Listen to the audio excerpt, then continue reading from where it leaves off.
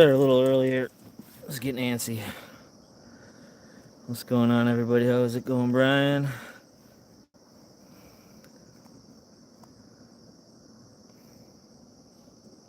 Caleb, what's up? See what happens here. I was gonna go to a different spot today, further down, and I kind of went over there, scoped it out, and it didn't feel right. So this is a decent spot for post spawn. From some friends I know that fish it. So we're gonna try it here. Probably not gonna bounce around too much tonight. I'm gonna probably stick around. There's a couple spots down here. That tree over there. I was kind of eyeing that up, and then just right over here there's like a nice rock point and then a drop off on it. It's just really hard to anchor up with my boat. And then there's another log just down, but I'm gonna give it some good time here, and hopefully we can get an early one before it gets dark. But oh well if we don't.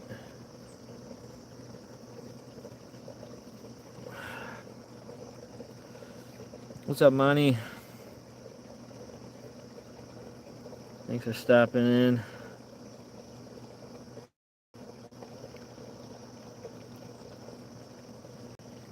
I got the guard dog on the middle rod with the FOA rod. Chadwick Fields actually donated or gave my son Finley that rod, and I believe that's a 6 foot, and then this one is like a 5 foot rod.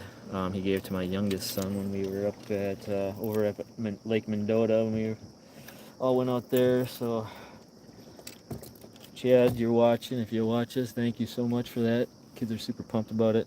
We've not landed a flatty on that yet, but we're hooking it up with the dog today. Gonna have some fun. If you check out in the description, I got a hold of Hog Leg to get some the KP's daughter's Cash App and PayPal for donations for KP. Greatly appreciate it. What the heck's going on over there?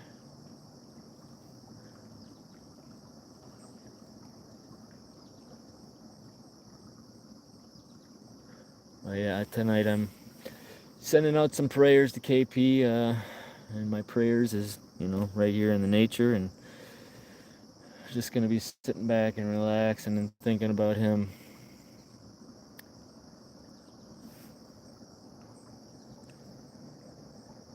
Yeah, I saw that. Those fish you caught in the morning. It was pretty nice. Our water's still pretty low, but it did raise up a little bit. We got some rain in the last couple days.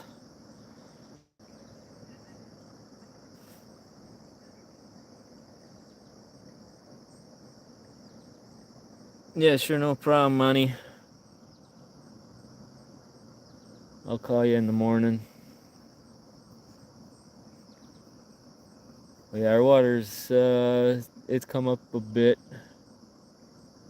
and I haven't fished it since it's been this high since probably May. So it's kind of a little bit different playing field. I've been used to the lower water,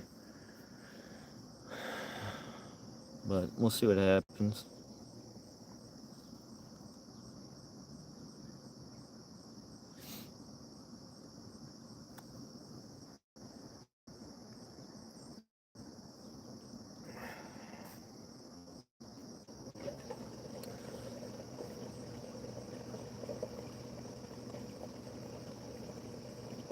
Oh, the water's that low you can't get on a boat.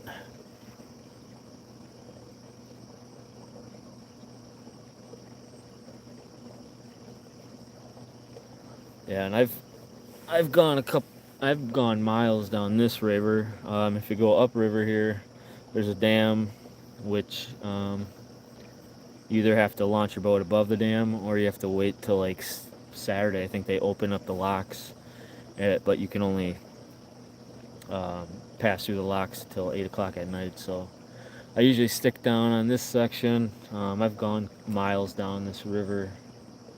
Found a few holes, but nothing like too crazy. And I don't know, this section where I fish a lot is just one of the better sections I've seen throughout, probably a 10-mile radius. There is a good spot above the dam here. There are actually a couple spots, but usually when I come up here, I camp at the campground, which is just down the river here, and so I don't really ever launch my boat above the dam, as I fish pretty late, and I don't really want to have the hassle of taking my boat out at night when I can just bank it up on the shore by the campground.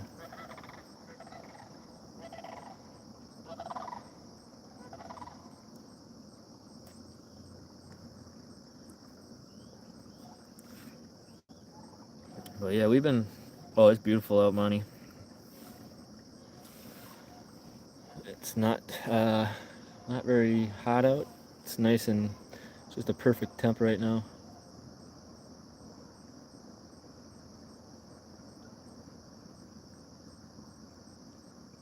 Hopefully the bugs stay away. When we were up here 2 weeks ago, there was a mayfly hatch and the mosquitoes were horrendous, and the mayflies were even worse. But the night my wife caught her PB, that night when her rod went down, I quickly grabbed it.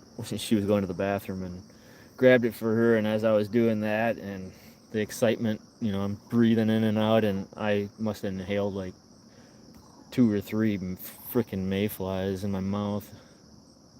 Got some protein, and then bringing my boat home, I probably had a pound of mayflies just jammed up behind by my motor there.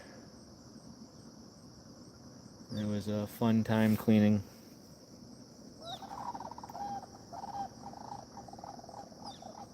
But yep, right now we're running this front rod here, the first one here, with the pink rod holder. What is that? That's just a bluegill. And then the middle rod with the guard dog, that's running a pumpkin seed. And on the outside we got a rock bass. And the last two times we fished, the rock bass were the ticket. I could unfortunately only find 3, I believe. I think I got 3 or 4 rock bass, so I really want to kind of use those sparingly. But we got an assortment of baits out. We'll see what the ticket is tonight, and hopefully we get some kind of takedown.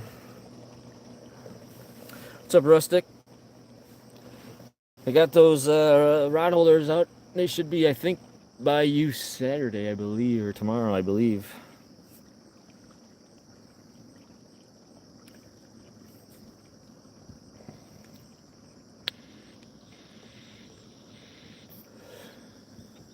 Yep, my buddy was supposed to come out, or he was planning on trying to get up, but work took over for him, so I was hoping to get a couple more rods out on the boat here. Wisconsin, it's a 3-line limit, so I'm just kind of spread out the middle rod here. I'm just kind of a little off to the left of it, and then this left rod here, there's a log kind of going across a little bit this way, and I'm right on the tail end of that current seam of it. And then on this one here on the right side is just on the outside of these tree branches.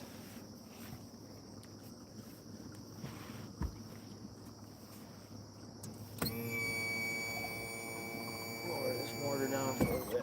I always get sketched out when my motor's down. especially if you have big fish. That thing will get under your boat quick.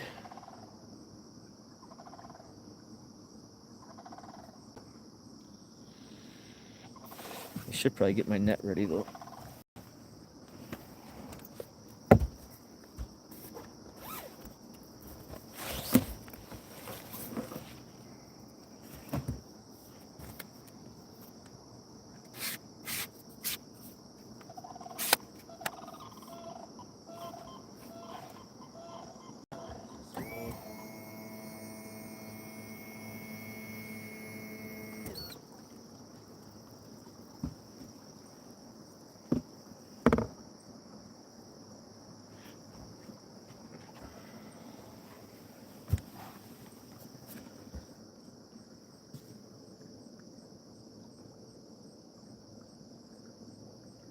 John Euler, YouTube Angler of the Year. Nice.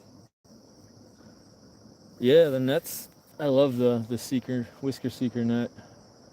I know that this is just the medium size, but it's plenty. Got some, pretty much my wife, she just landed almost it was a 39-pound flatty in it, and worked out great. And it also had, on the bottom, it's got another button you can push and you can extend it even further out, but we'll leave it at that extension.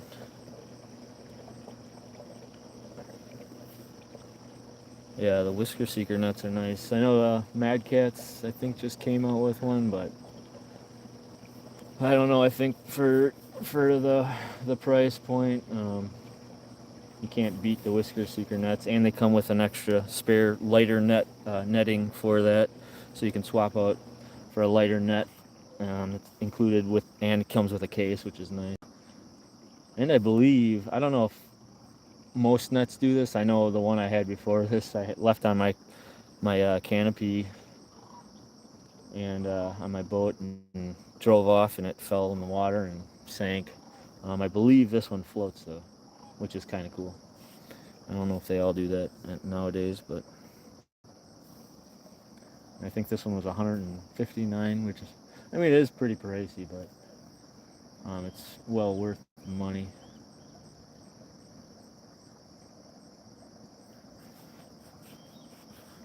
I was gonna run I just got my my whisker seeker rods, and then my son's FOA rod, but I was gonna run Mad Catz tonight, the green signature series, but I left them at home, so my wife's bringing those tomorrow. That's actually her rod, but I always like to run an assortment of rods. What's up, Dink?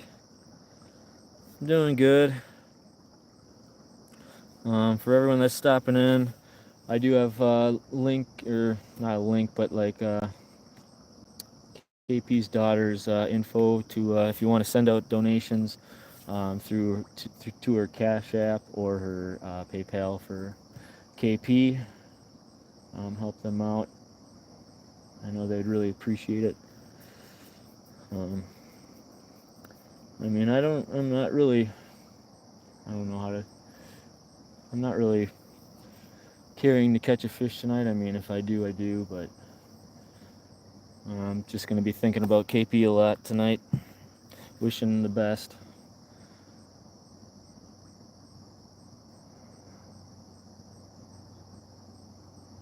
And he's always been on my side and supporting me and giving me some tips, and always pushing me to go.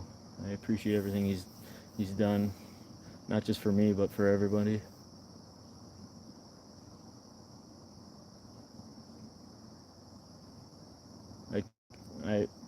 My favorite thing to do in the morning when I woke up to go to work was listening to Hogleg and KP in the morning, and it just made my day a lot better. Driving to work and put it on when I'm at work and listen to it, and it always made me smile.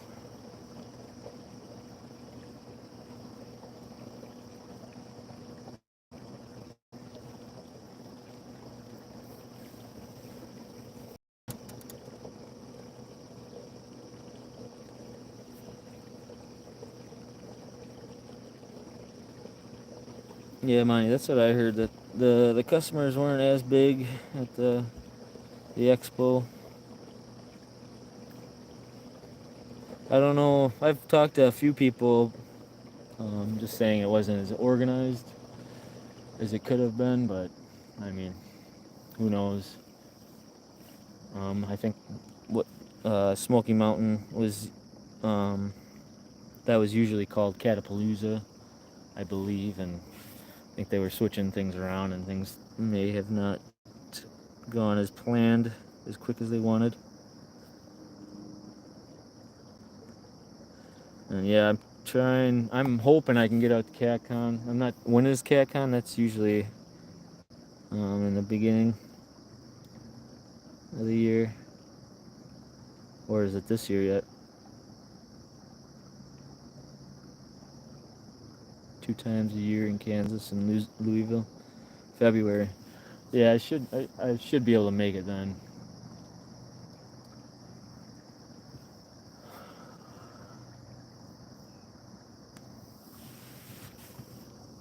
But I'm planning to, kick it on the river here for quite some time tonight. I do have a campsite. Um, Not the campsite I wanted for bank fishing. I'm on a really big, steep hill, lots of rocks and lots of trees and tall grass, since everything's kind of overgrown now. So I'll probably just stick it on the. Oh, go get it. That's the bluegill. I think it's just the bluegill doing that. But he could be getting nervous. But yeah, I'm going to probably stick it on the boat for the most of the night. But we'll see. I could just kind of. I don't have no pier to bank off of, and I'm banking off a bunch of, like, a rock wall, so I'm not a big fan of boat or banking on rocks, but that's what I got to deal with. Usually I like to go down on a different campsite for my bank fishing, and I've only got to do that like twice this year. And the start of the year, when we go there, it was super slow. We caught a few flatheads, but compared to last year, we came out with on Memorial Weekend, we came for 4 days, and I think we got, I want to say 36 flatheads in 4 days. It was insane. Nothing giant. I think the biggest was I caught a 25.5 pound flathead, which is weird. It was in the morning at like 9 o'clock in the morning, but so that was kind of cool. But yeah, I think we put up like 35 flatheads, and then the next week me and my buddies came up and we got about 30 flatheads. So last year was a totally different game. This year we put up a lot of bigger flatheads, especially for this river. If you catch anything over a 30-pound flathead, it's pretty rare.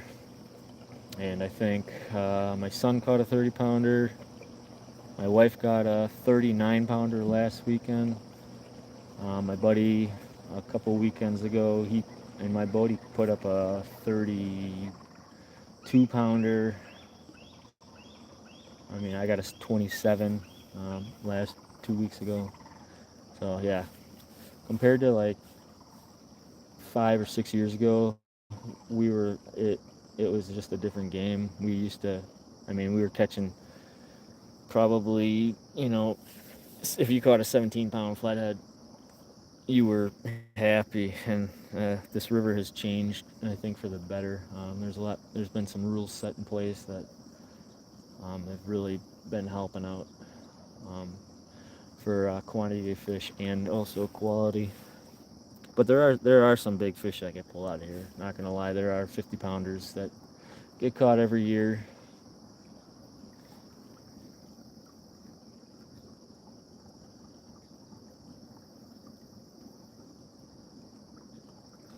Yeah, I'm not looking forward. The season for me is winding down. September, I think the last weekend in September is the closer. The season closes for flathead. So got about a little over a month, and I don't really have too many trips more planned for flathead fishing, but I'll probably get out once or twice. And Probably do a little bit of channel catfishing after that in the fall, a little bit. Last year we did pretty good on channels in the fall.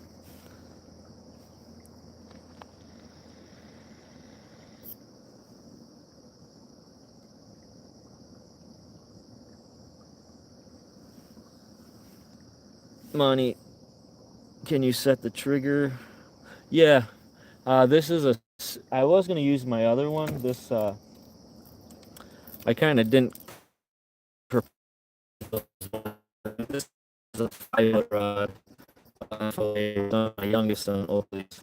I was gonna use this one, or I was gonna use my Finley's rod. He's got a Meat Hunter Flex rod. That's a 5.6, I believe, or maybe these are. Yeah, this is a 5.6 rod. For the boat, these rods are awesome. The shorter ones for the dogs, especially on my boat, because I'm kind of tippy toeing if I'm using my 7 foot rods to get the guard dog on. I've done it, but I've also almost fallen in the water putting it on. But these 5 foot and that's a 6 foot that's on it right now. It was pretty easy to get on there.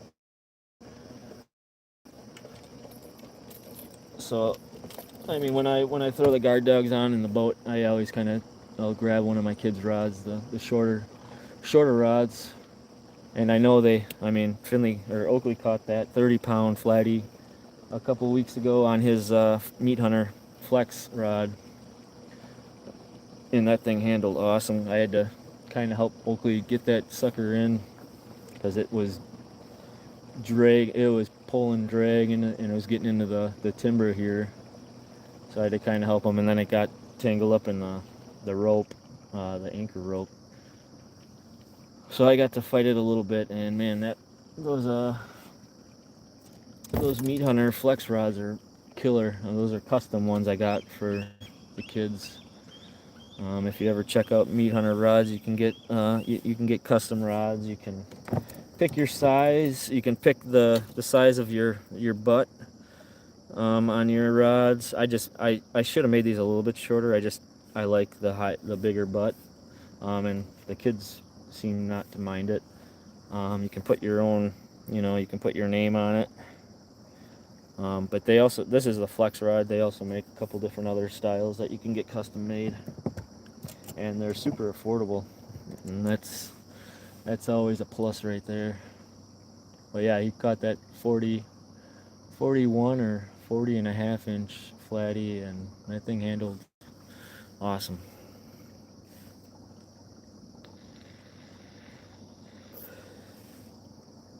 Yeah, Dink, I've been wanting to get some of those catfish and carp and catfish rods for a while, but it's gonna be a while. And with the kids rods having these shorter ones and the flex rods, um, usually when I'm channel catfishing, I'm always with my boys. So, and these just the medium heavy whisker seekers, they still they still ooh, they still perform pretty good with even the channel, like a smaller channel. It's got some great flex. But yeah, those catfish and carp, I really wish I could afford them, but I really don't need them. Fix my rod a little bit. I got the 2-piece whisker seekers just for portability.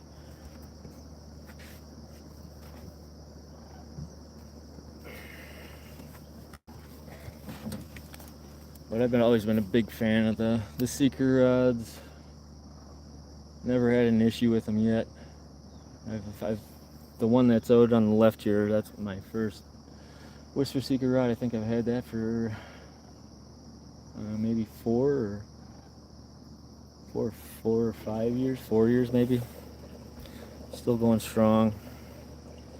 I actually just closed my garage door, or the door slammed the door shut on the rod tip of this one yesterday, and I was freaking out, but it's fine. Nothing happened.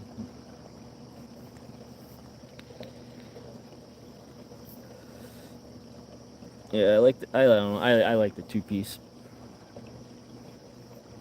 And it's nice because I don't really like carry. I don't have compartments in my boat that even fit rods, or the 7-foot rods. Well, I don't even think the 6-foot. Maybe a 6-foot rod might fit in these side ones, but it's so small you can probably only fit like 1 or 2 rods with the bigger baitcaster reels. And so I always just put my rods and the boys' rods in my truck, and kind of keep them more. I've left my wife has the Mad Cats, and I have to leave hers in here because hers, like, I don't like putting it in the back of my truck because it bounces around everywhere. So I put it right on the side on my armrest, and it goes all the way up to the window. But one year I put it in the boat here, and somehow the clicker, or the button got released, and then the hook came off, and then we got all the way to Mississippi and found out that all the line got stripped off of it, so it must have got tangled up in the highways on someone's car. Sorry about that. So yeah, I kind of try to jam everything in the truck. Try to take care of the reels and rods as much as I can. Because honestly, as the years go on, it just seems, well, everything is just raising in prices. So when I bought my first Whisker Seeker, I think it was $89.99, and now I think it's over $100 now, or $99.99.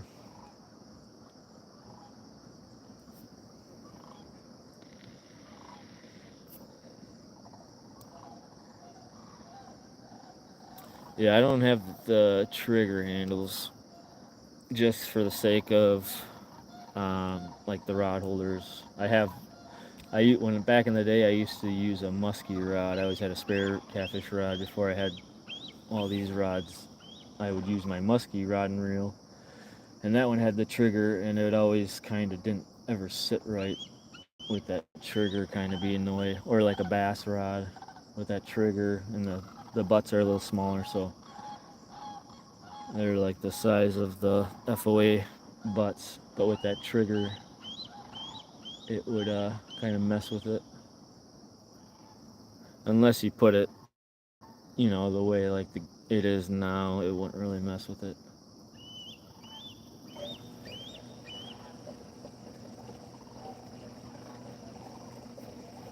Man, it's beautiful out here. We got hawks flying, there's eagles.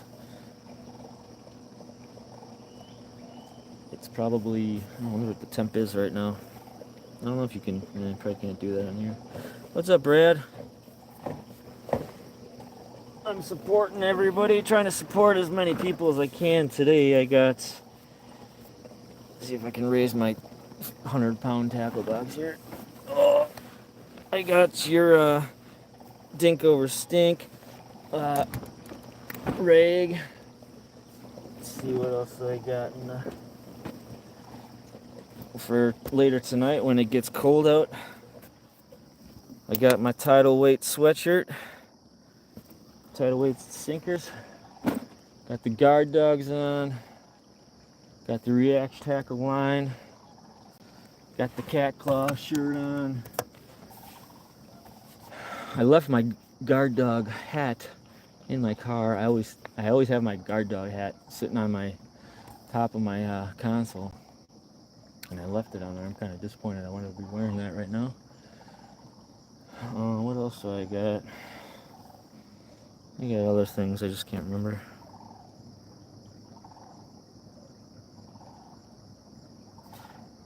Brad's out fishing. Well, good luck, Brad. Hope you get on some big ones.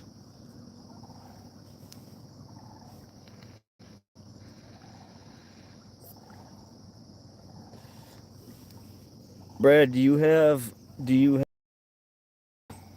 like StreamYard or something?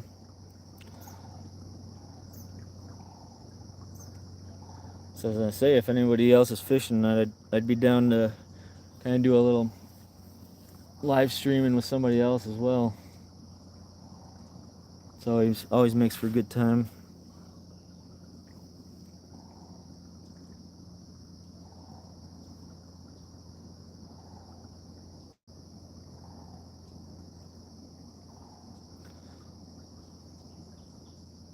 What's up, Avid?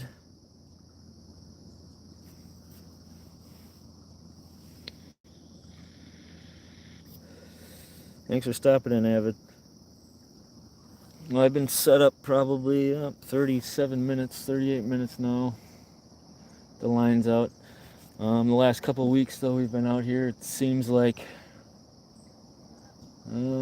just pretty much right when it's getting dark is kind of the golden hour. But literally the last couple times we've been out, I think the first night it was about 35 minutes or 40 minutes, and then we got that 27 pounder, and then the next night it was probably 30 minutes, and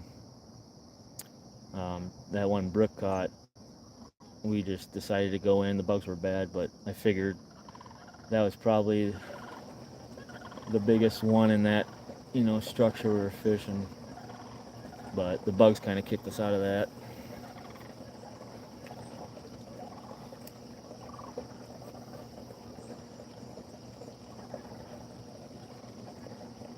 But yeah, if anyone is going live tonight, let me know.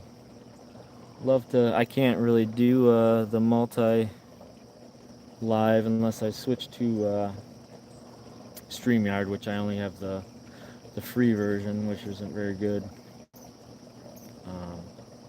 But I'd love to get on that. We can collaborate. Wanted to share out some of KP's prayers for people and help him out and his family tonight as well. So, but I'd love to. If anyone's going live, let me know, and I'll join up on yours, and we can kind of collaborate. It doesn't matter. It doesn't bother me to go on somebody else's tonight.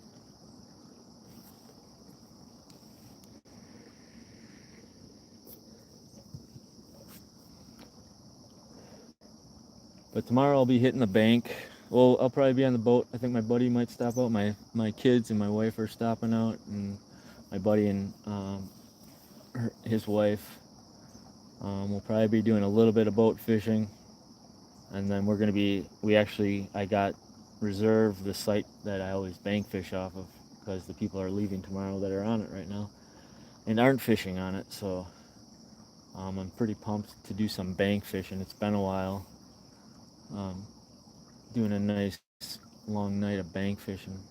I brought along. I didn't bring along the first version extender, which is pretty much just the same rod holder as the Stomper here. It's just taller. I did not bring that one along. I don't know why I didn't, but I made up a what I call the high riser, which is just an add-on for the your handle of your rod will be about 34 inches off the ground, which is easy access, no bending. So I painted that all up last night, and I brought that along for tomorrow. Unless I decide to go in a little earlier tonight and try to bank fish, but when I drove by the campground, because I went a couple miles downriver, checked some spots out, and then decided just to come back closer to camp, and drove by the camp, and when I got here, there was 2 cars, camping on the river, and there's about 6 sites that you can camp right on the river, and when I drove by it, it was packed. Every site was occupied with people on it besides mine.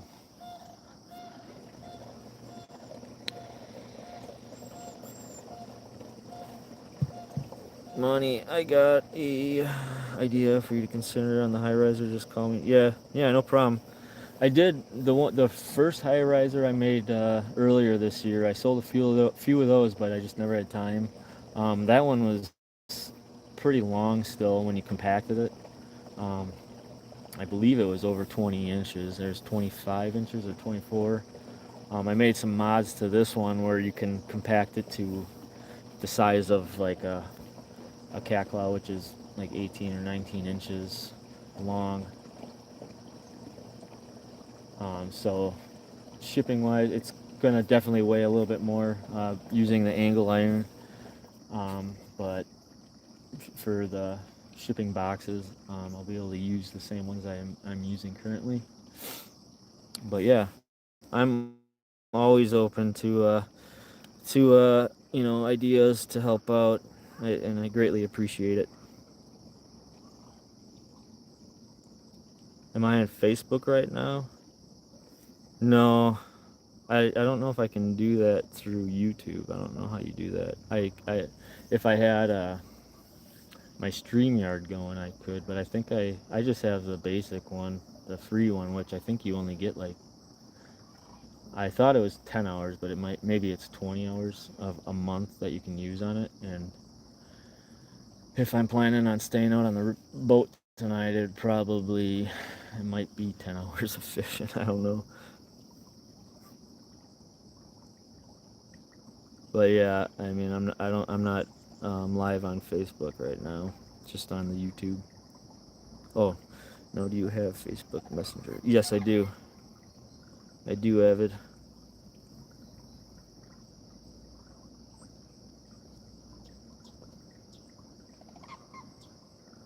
Yep.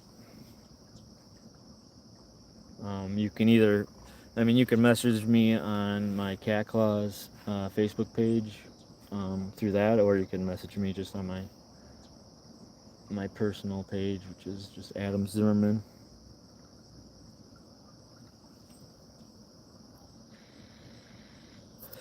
But yeah, I always am willing to get ideas from if people have ideas for different styles, or just different mods on them, on the rod holders. I'm always willing to take those into note, and I love when people ask about if I can try this or that. Sometimes it doesn't always work out, but I mean, I appreciate it all. I love it. Right now, I mean, I just, a lot of the stuff I still do at work besides the welding. I'm trying to figure out a way to do more of the bending at my house, because I still have my work bending it. Um, and I mean, more of the reason, I wish I had it more at my house is, saving cost, so I can lower the cost of the rod holders for you guys. And this is, I still need to make some profit, but when I started doing this, it was just always about, just trying to do something that was just the most affordable way for other people, and it wasn't to make giant amounts of money ever. And that's how I'm gonna kind of just stay with it. I do have to make some money on it just to keep going. I do get stressed out a lot about it, and worried sometimes, but this year, before I before I had my work do it, and I was just doing everything on pretty much myself, and having a couple other people, willing to chip in for nothing. You know, I was super grateful for that, and I did a donation to the Canines for Warriors, which is a vet program for dogs and veterans. And my goal was to raise, I think, 600. I think I was just shy of it, but I was super proud to be able to donate. I think I donated like $500 to them.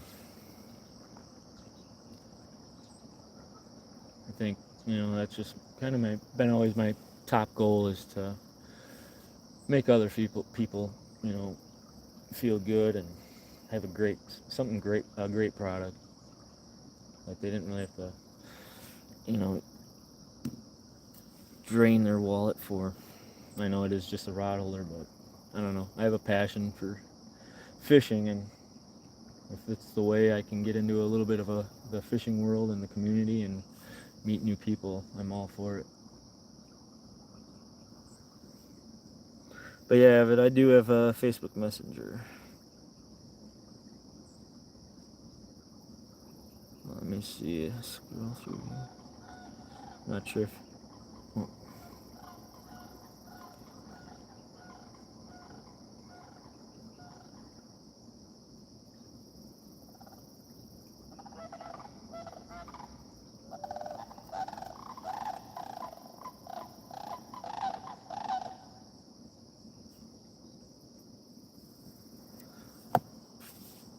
Yeah, it is definitely a good price. I mean, you don't really see too many rod holders that are, TIG welded, um, and have, the detail that I taken in with mine.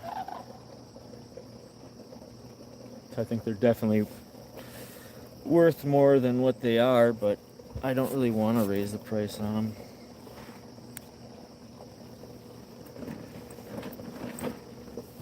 I don't know. I like where it's at, but I'm gonna still strive to do what I can to get more of the stuff at my house so I can afford to make them a little bit cheaper if I can. Eventually, it might take a year or two, but I'll get there if we can keep on trucking.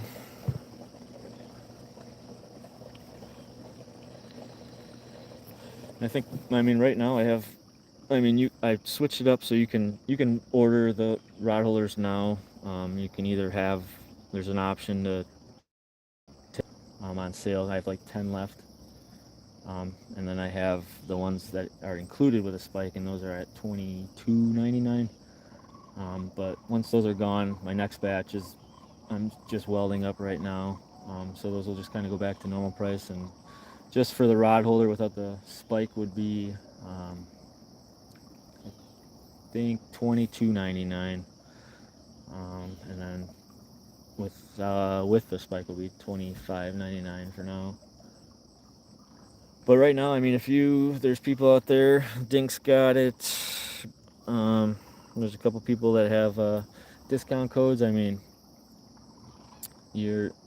my rod holders are still pretty much going to be cheaper than pretty much most rod holders, or if all that are within the quality and the strength of mine.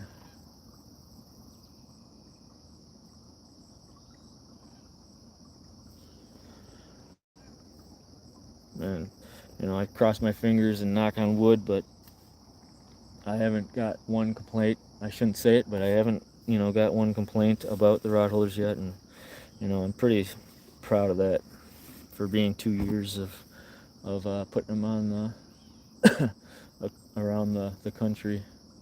And it's pretty crazy. I have a map of where all my rod holders, where I've all sent them, and I think I got a couple more states to go yet.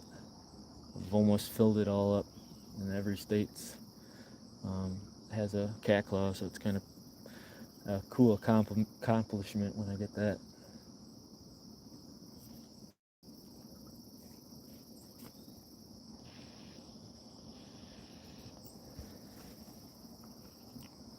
But I know last time I went live, I kind of fished quicker and hit different a bunch of spots. I'm gonna probably, I don't know, keep it to like one or between 2 or 3 different spots. I'm gonna probably fish a spot for a good time. I know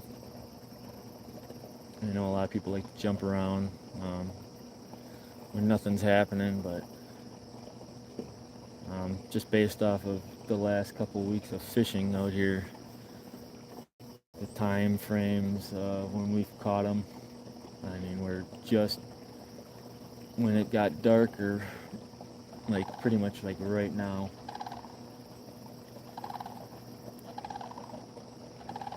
But we'll see what happens.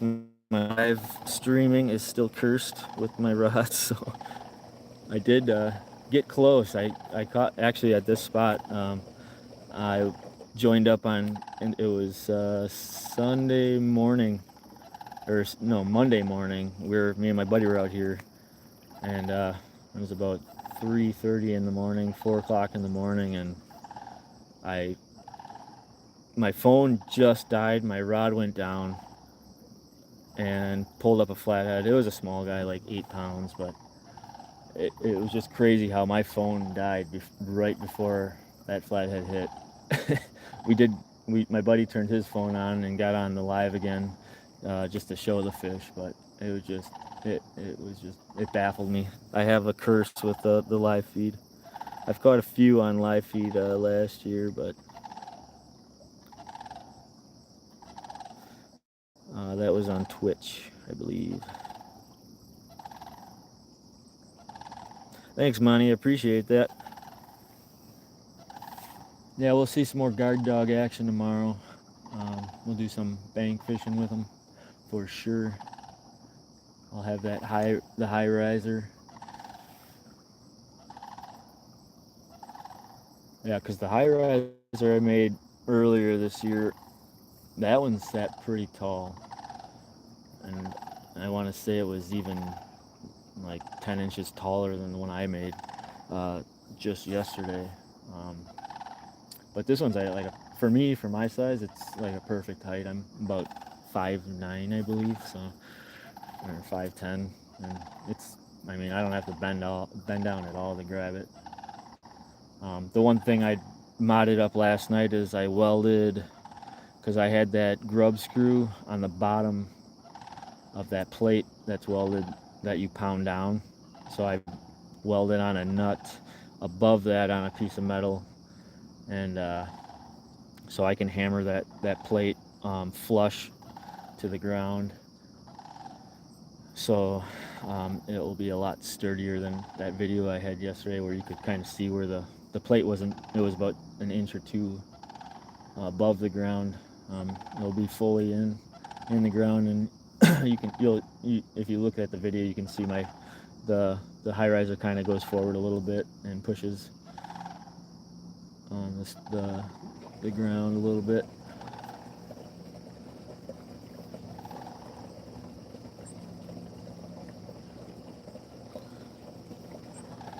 What's up, Corey? I'll break it one of these days.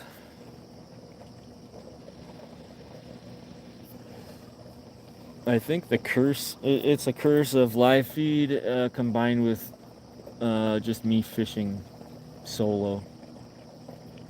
I don't know what it is. When I have somebody else in my boat, there's a decent fish caught. Oakley, Nick, Brooke, my wife, yeah. There's three over 30-pound fish caught this year, which is, pretty cool for this river to see that. Last year was numbers game with the flatheads. We caught a ton of them. One over 30, which was actually a PB for Nick on the cat claws last year. It still is his PB. But yeah, this year we didn't think we were gonna ever catch a PB for the crew. I'm saying we have like a little tournament going for the biggest flathead. So his was the biggest caught, and then that was 33. And then this year, our buddy Andy from our crew caught a 35, I want to say, pounder. Then his became the biggest, and then my wife just pulled up a 39, so now she's in the lead for the river here.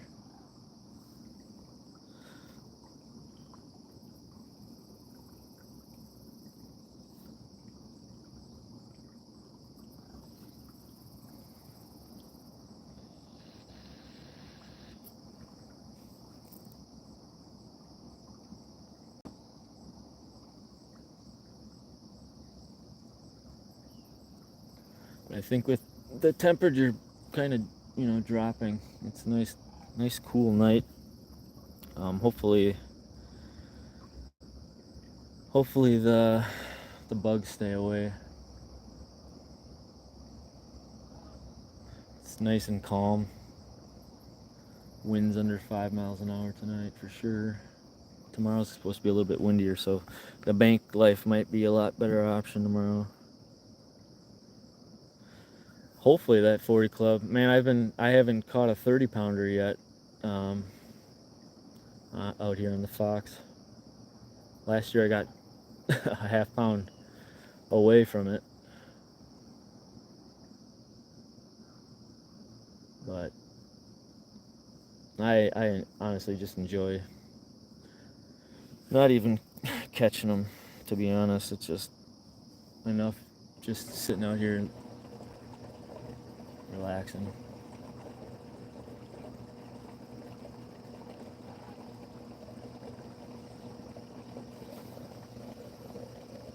It's always a bonus. What's up, Lance?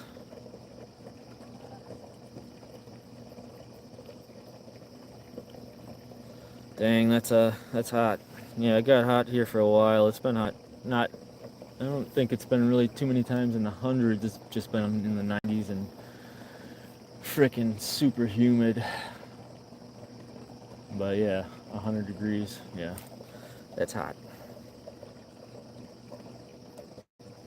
Green Bay, nice. Yeah, there's get on the flatties out there too. What's up, Bug?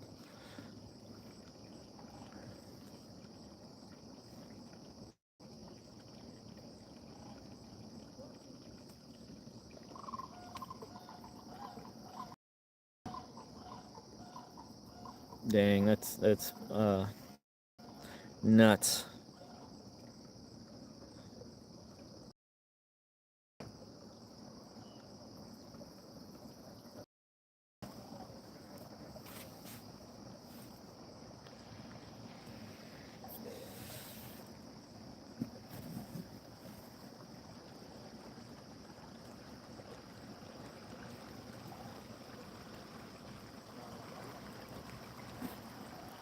Any luck?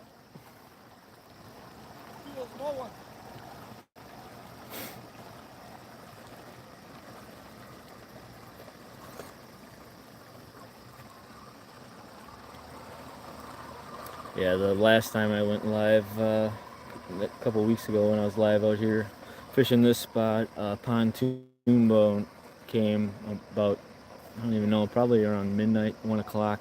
Came flying through here, and the dam is just right behind me here, and it gets shallow, like a foot, and the water was pretty low as it was. And he smacked into that rock hard and came drifting towards me. I thought he was gonna drift into me, and then he anchored his boat and trying to get he got his motor started and wouldn't get in drive, and somehow finally he did something and his motor grabbed and he scooted out of here. But yeah, I don't know, people, you gotta be careful on rivers, especially if you don't know where you're going or what you're going into. I think some people think if you're going up to a dam, it's always going to be deep. It's not the case.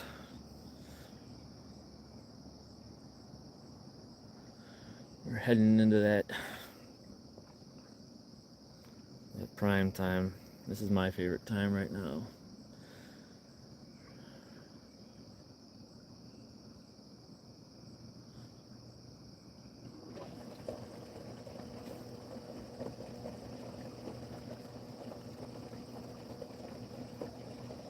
Lance, you been out at all fishing?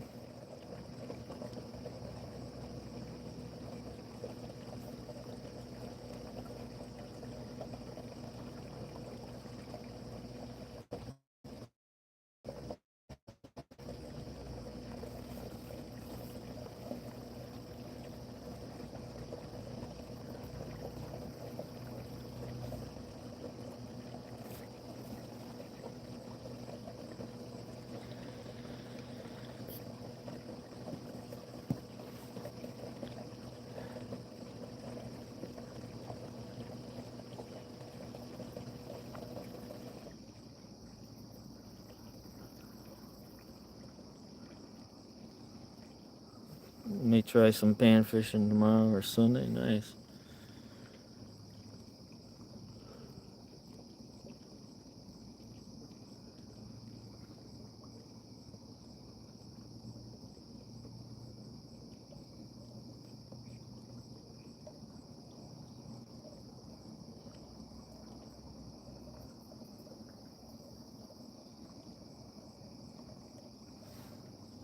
For anyone that's just jumping on, the first rod here, that's got just a bluegill on it. And this FOA rod right here in the middle, that's got a pumpkin seed. And then on the far right here, we got a nice size rocky rock bass on it. You're going on the boat, nice. Have you taken out your boat yet?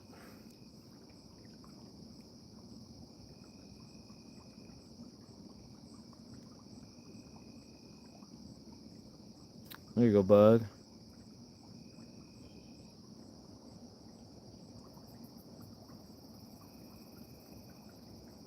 Or are you going to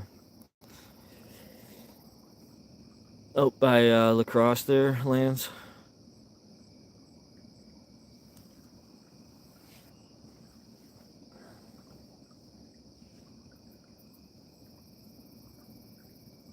I missed the Mississippi.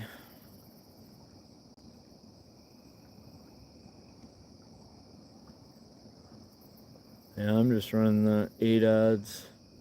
I've used 10 odds, but I prefer like I don't really prefer giant baits unless it's a a bluegill, a bigger bluegill. But even then, I'll still use oh, well, that's Rocky Rococo getting crazy. But even with a big bluegill, still like a giant bluegill, I'll still use like a 8 odd. Just hook it a little bit higher up on the dorsal fin. Make sure you get some clearance on the hook.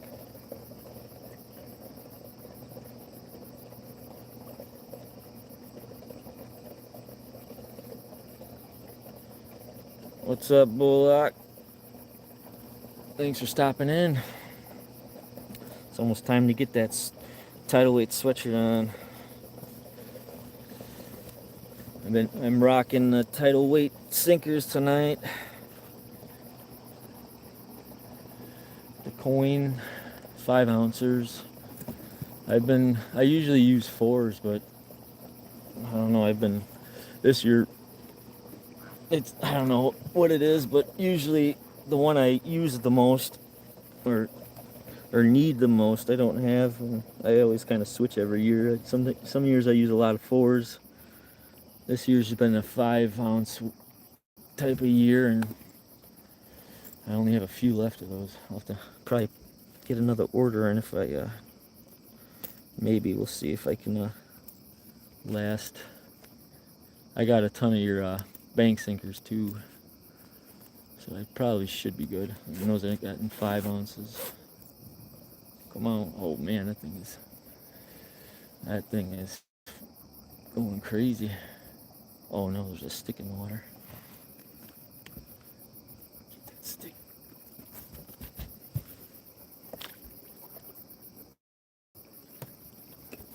Don't need that messing up my lines.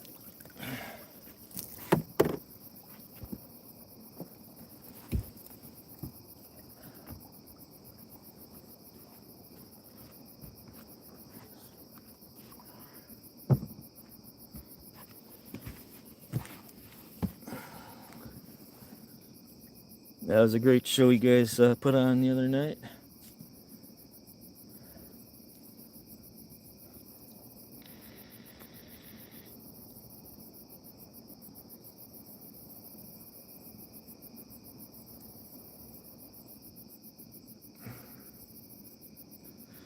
Alright, take her easy, Bug. See you in a little while.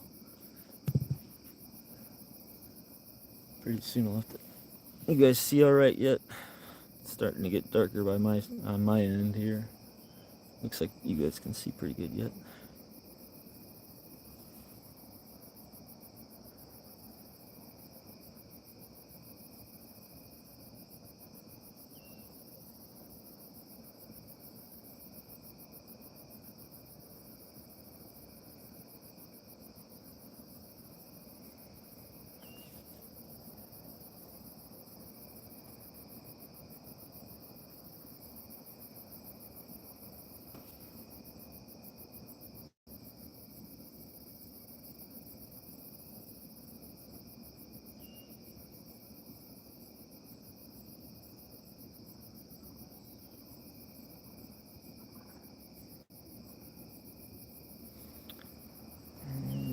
some mosquitoes out. I kind of came prepared. I brought my muck boots to cover my ankles and some pants. Last time I was out here live, it was a battle with the mosquitoes.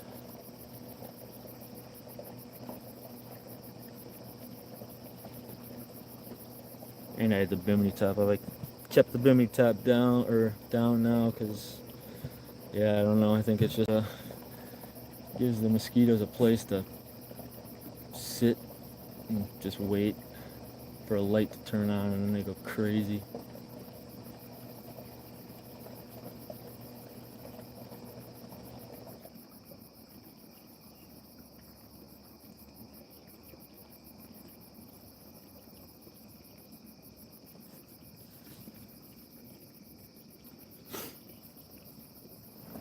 What's everybody else got planned for the weekend? Anybody else going out fishing? Brad, you're fishing right now?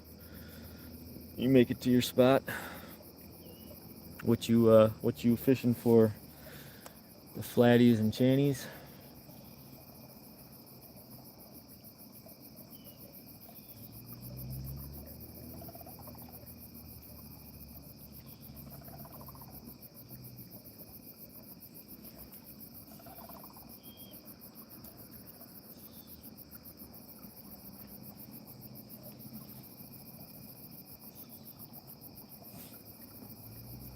"40 minutes away." Nice. You hitting that on a bunch of flatties? That looks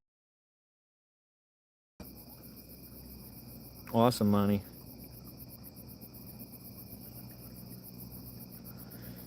I've always wanted fishing just for the thrill and the fight of them, but I don't know what it is. I just suck at fishing for carp. I'll catch them once in a while, but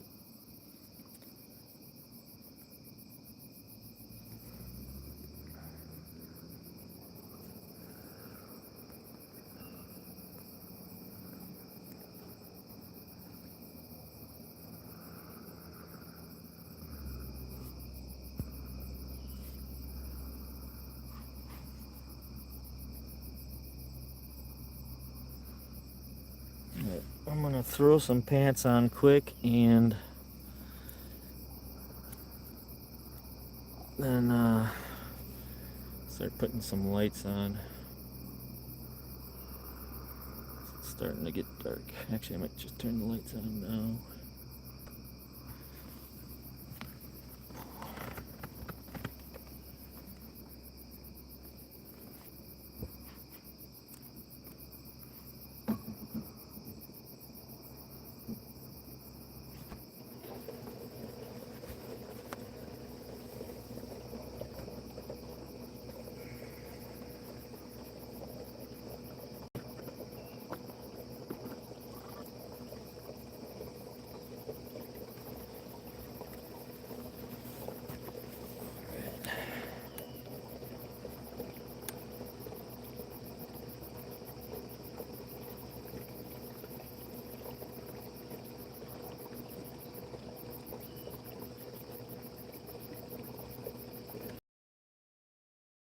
I'm gonna do this winter is put some new lighting in the boat,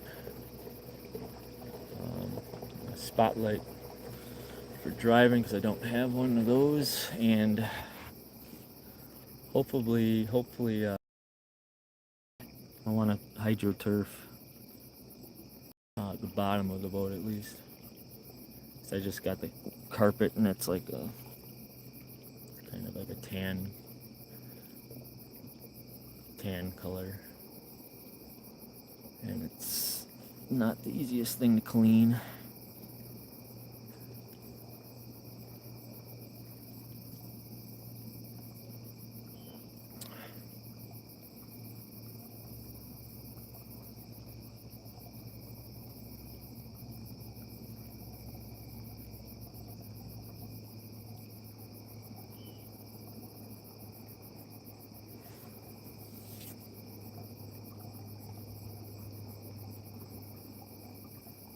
baits are still lively, so they're kicking.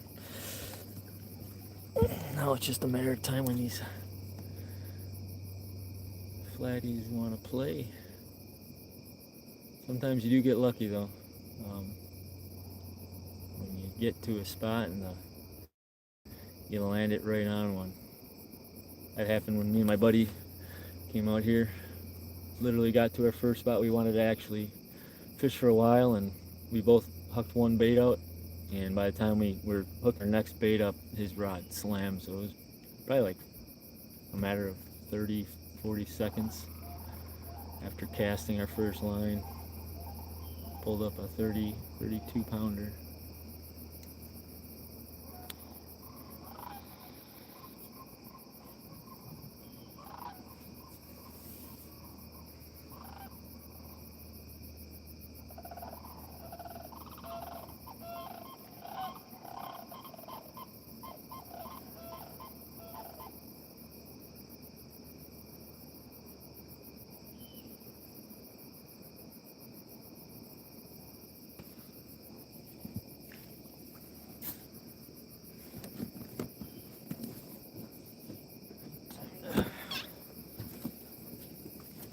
Time to get into some mosquito repellent.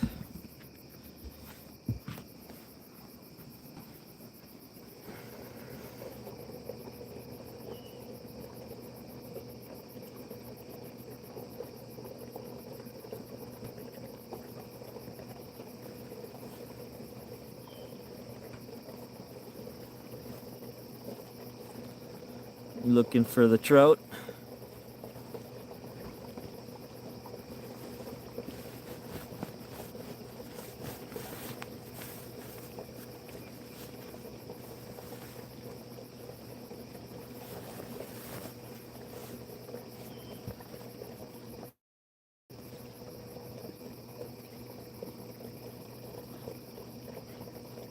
Sounds good, Brad.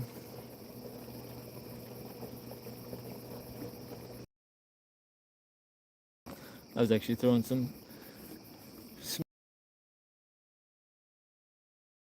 like a 0 last week. Didn't catch anything worth stream, but then I had my fly rod and brought that out and caught a nice brown trout and a rainbow. Unfortunately, I was by myself. Well, I was with my family.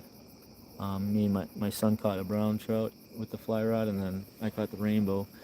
But my phone was I did not have a phone then, because 2 weeks ago my phone went into this river. So I could not get any pictures of that, but that was kind of cool. Now my kids are addicted to fly fishing.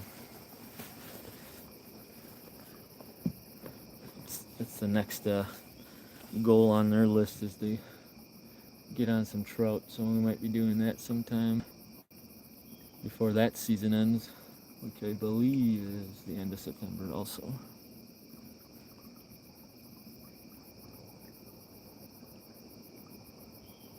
Yeah, smallmouth are awesome to catch. I love catching smallmouth. Caught a couple here on the campsite where I'll be bank fishing tomorrow. Usually in the morning, there's a couple smallmouth there. I'll come up to the shallows and swipe at the bait fish, and that's when I'll throw on like a little Katelyn minnow or something, or a plastic, and get into a couple of them.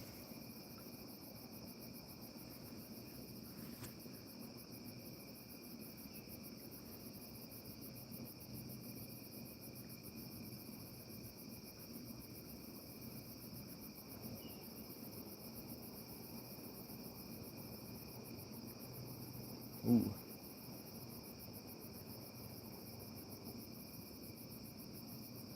Pumpkin seed.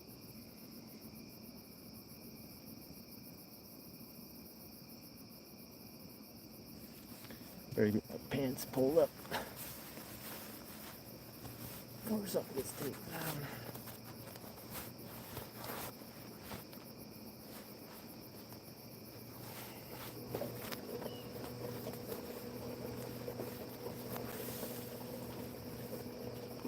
down.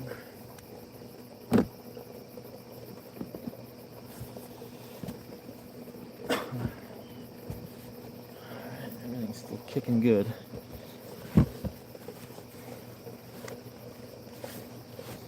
It's like the hardest thing for me to do is reel a pole to recast it. Especially not so much on the bank, unless it's a lot of structure, but when I'm on the boat fishing structure, it's always almost a 50-50. You're gonna get snagged if you reel it in, and if your bait's still kicking, might as well just leave it.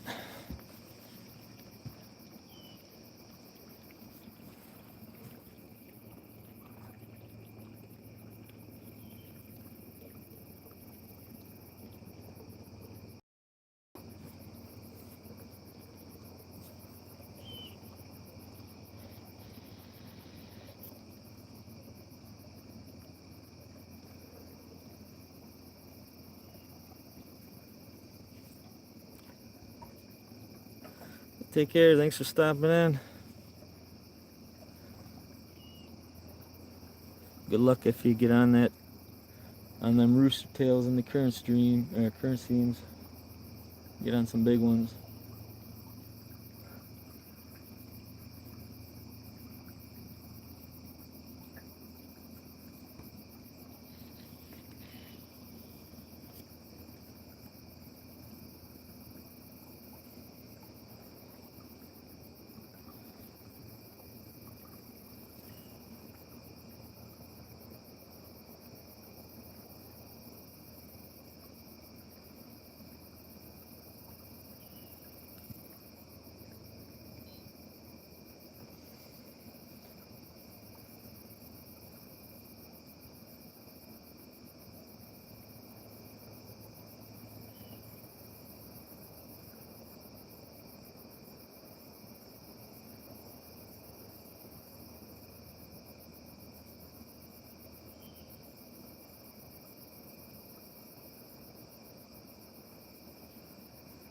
Hey, I've been trying to figure out more of the post spawn more and more each year.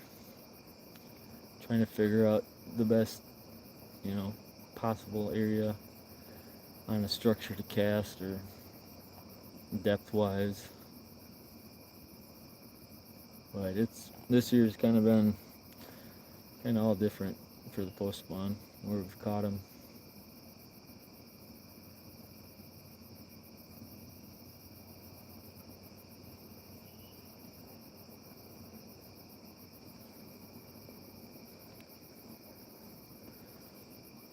It's a tricky fish to figure out and understand. A lot of flatheads, once post spawn starts, they start feeding, and then once that water starts dropping a little bit, little by little, they start moving more towards their wintering holes, which are into the lakes and stuff like that. I'm sure some probably stay in the river, but I know a lot travel back to the lakes and winter there.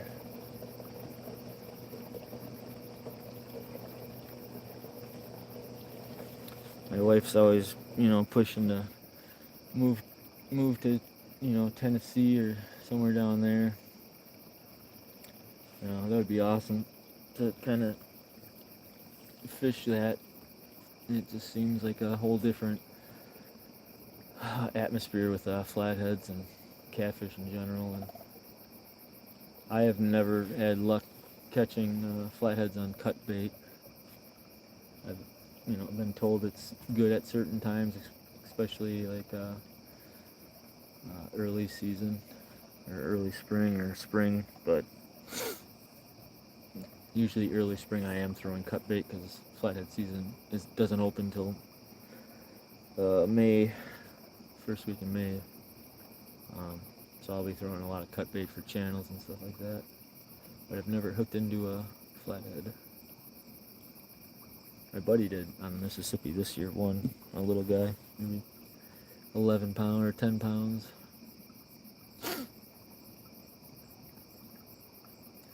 Come on, let's go.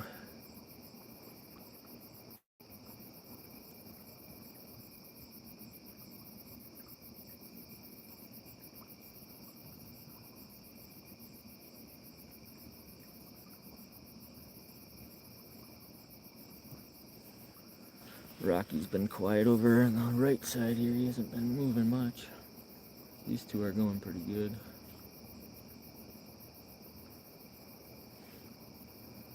Pumpkin seed's going at it.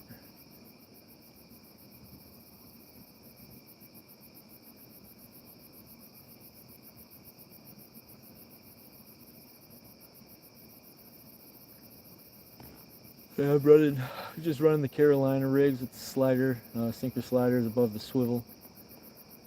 And then I got rattles. I always just put a rattle on. I got the kind of the two balls or a ball on each side rattle that just spin. And then this middle one, I got one of the Whisker Seeker Versa rattle, the version 2, like the kind of like the rocket looking torpedo shaped ones, which are more for like a river with current. But these little, what is that? These little the little ball ones, I really like those. They're nice and loud. They're small. I've had some like just rattles that you put on there and they're just kind of giant and heavy. I don't really like something that weighs the fish down on your leader.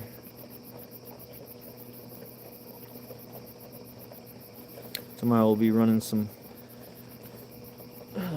put some of the lightweight spooks on. I got a couple glow in the dark ones. Probably put that one on, like an orange or green one on. Jeepers creepers. Come on. Got plenty of lively bait out there, that's for sure.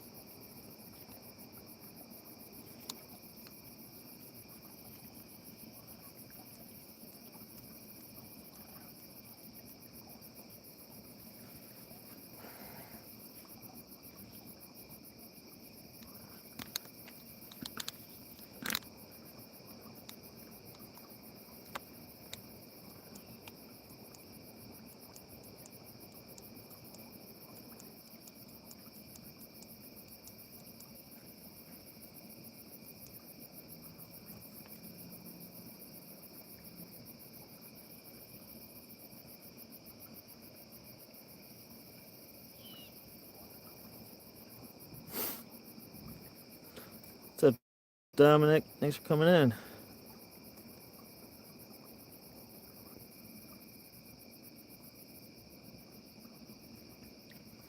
Yeah, Monty, neither have I.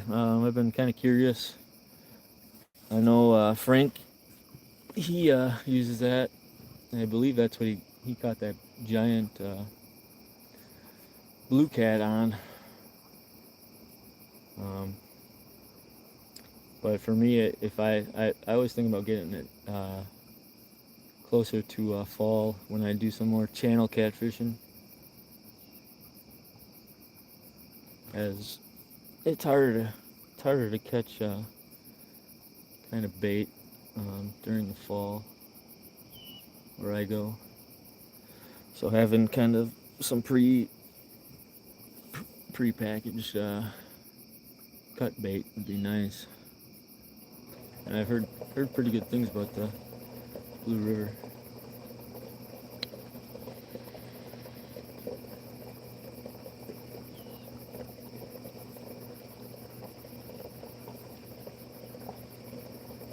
Heck yeah, Dominic.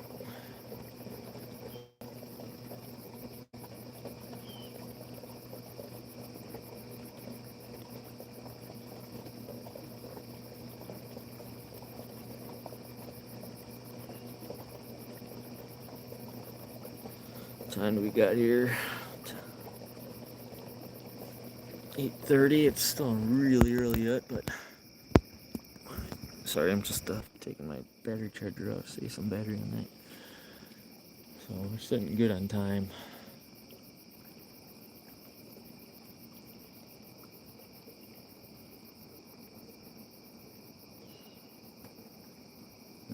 That's how it goes with flathead fishing.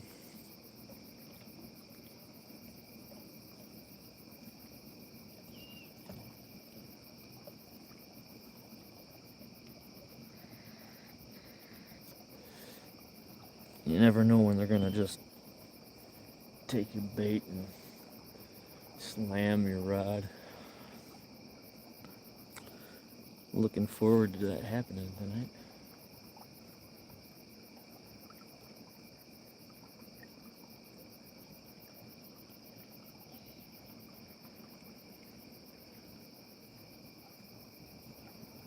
Oh, whoa. Come on.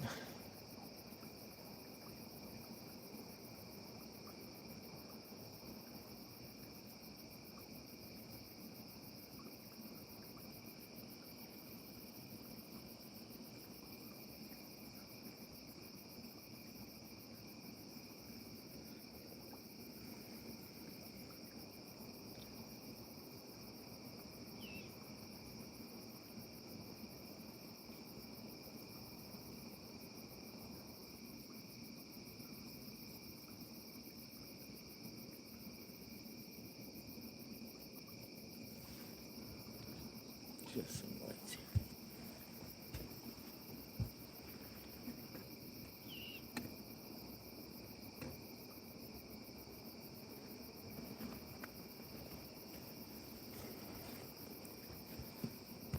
I couldn't ask for a better night though. This whole weekend's I think tomorrow's supposed to get a little hotter out, but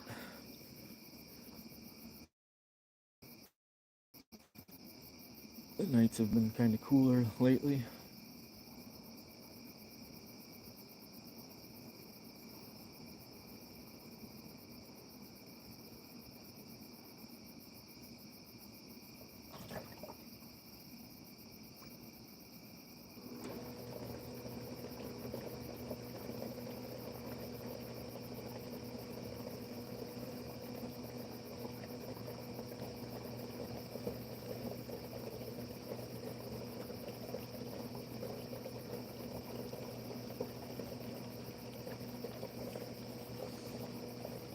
That is correct, Brad.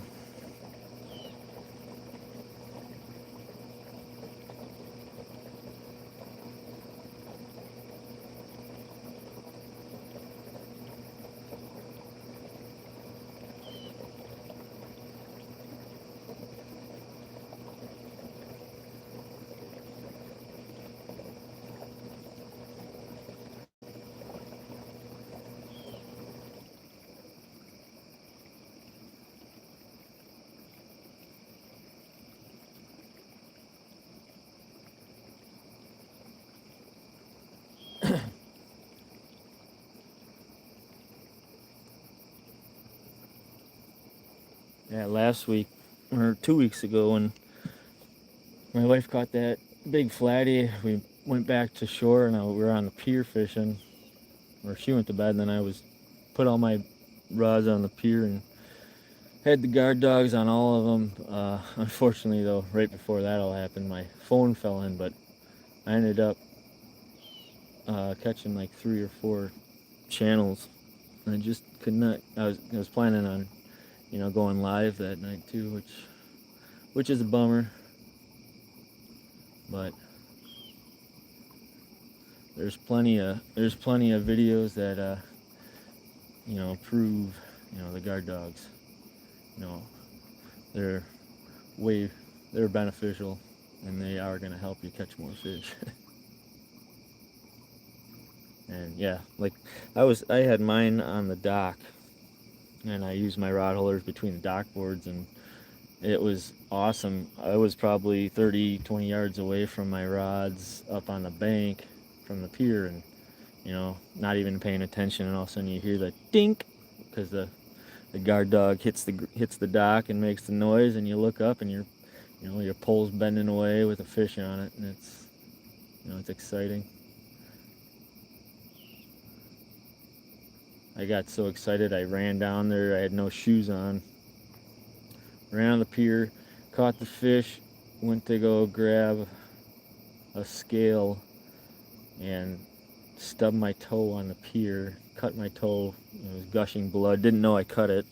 I thought it was the catfish, just bleeding from the mouth, and I touched my toe and then felt a big flap of skin on it. Oh, that's where the blood's coming from.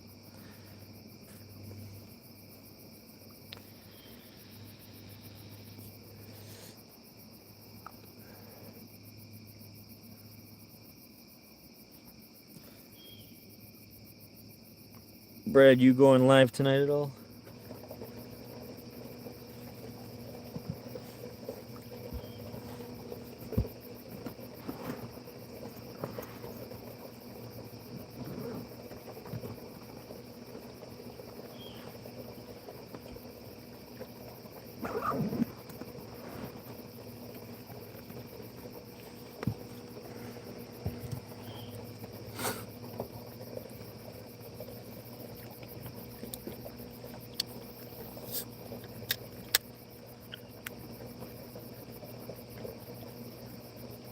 That's probably what I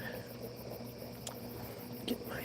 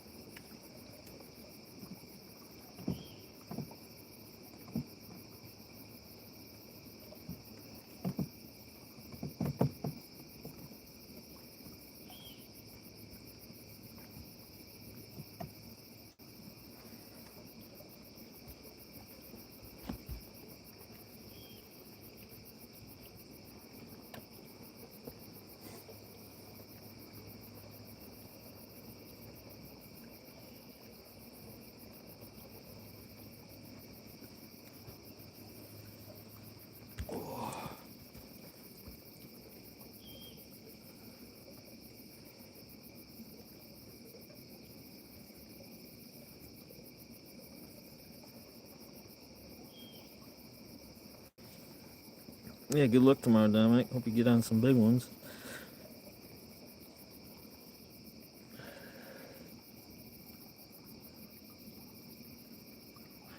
Brad, do you have? Well, if you do go live, let me know. I don't know if you have like StreamYard, or if you have a way to do the kind of the multi-stream.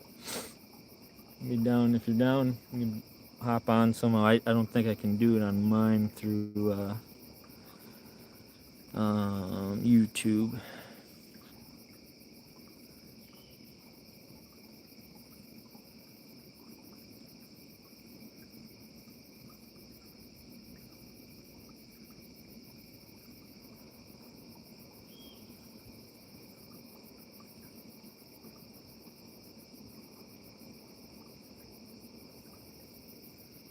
I do have StreamYard, but it's the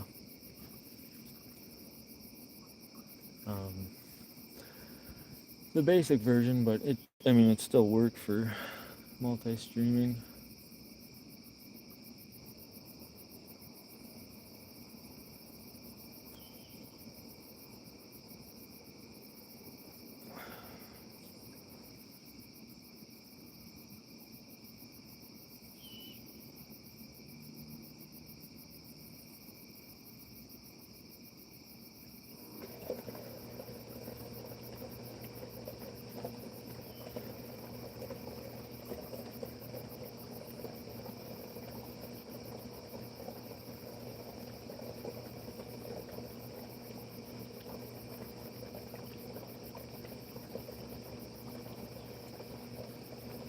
I do know that it's been very slow here on the river, but from people I've seen fishing it, there's a lot of factors that may or may not get one tonight, but we'll see what happens.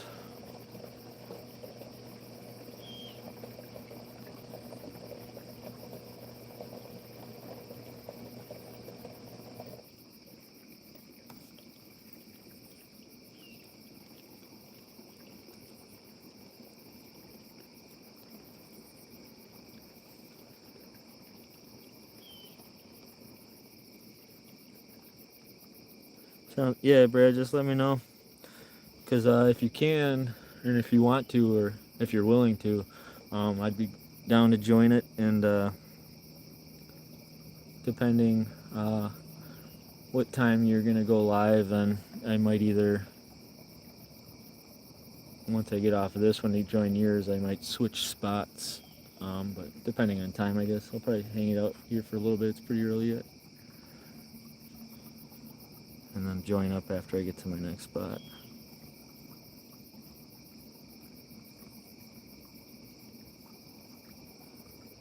Yeah, Monty.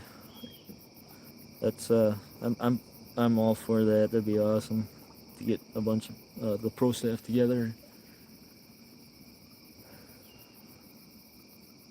I got till the end of September. That's when the last weekend in September is when flatty season in Wisconsin closes. But after that, I can the channel catfish is still open. That's open all year. So I'll be on that if it came down to fishing after September. Actually, last year when we fishing in the fall, we ended up channel catfishing, me and my boys, and on probably the windiest, nastiest day in October, and a little wet and super windy, and ended up catching like 4 or 5 channels and a nice like 22-inch walleye. That was awesome.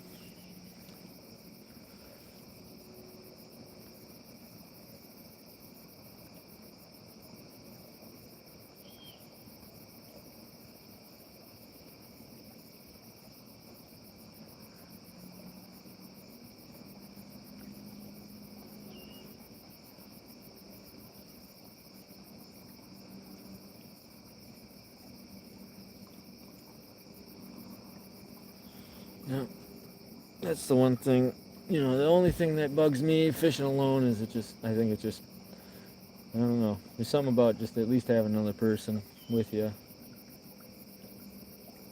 Keep your mind off the rods and always just seem to have more luck when you're not paying attention to your stuff. But when you're alone,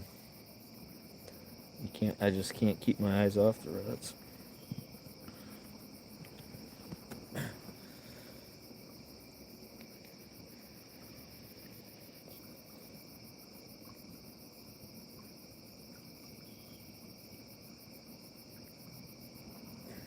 I might have to reel these guys in a little bit. They're not really moving too much.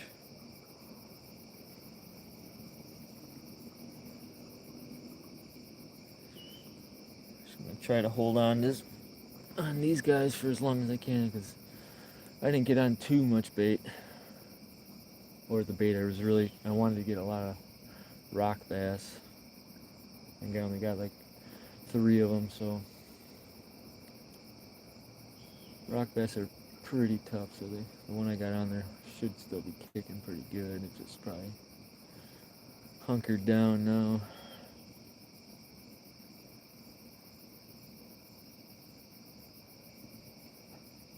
I've never caught a flathead on a pumpkin seed, but I've heard they work really well around here. Earlier, before spawn, they were working well.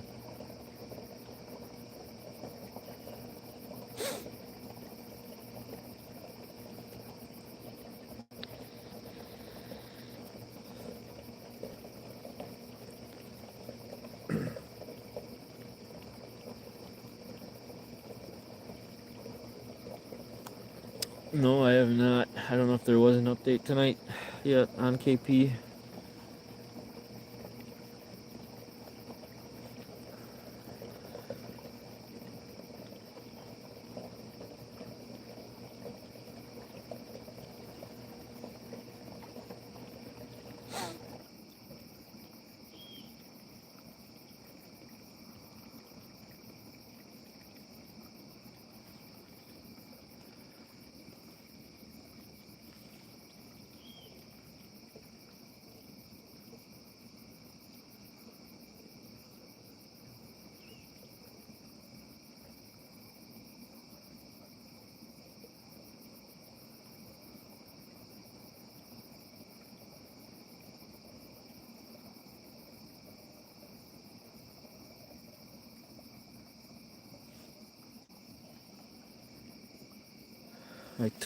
I messaged Hogleg earlier today. I just wanted to get some of the links for their for KP's donations, but he didn't mention anything about any updates yet.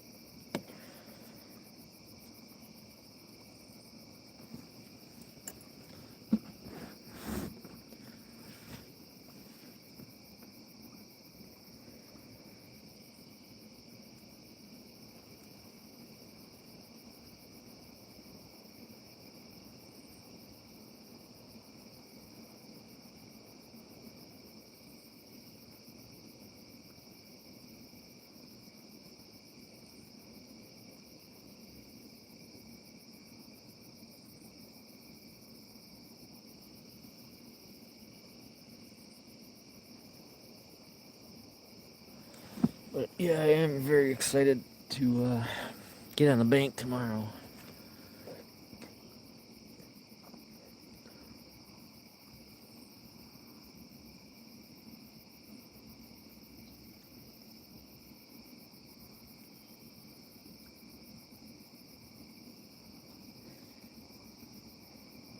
I might try to do some early morning bank fishing on the site I'm at.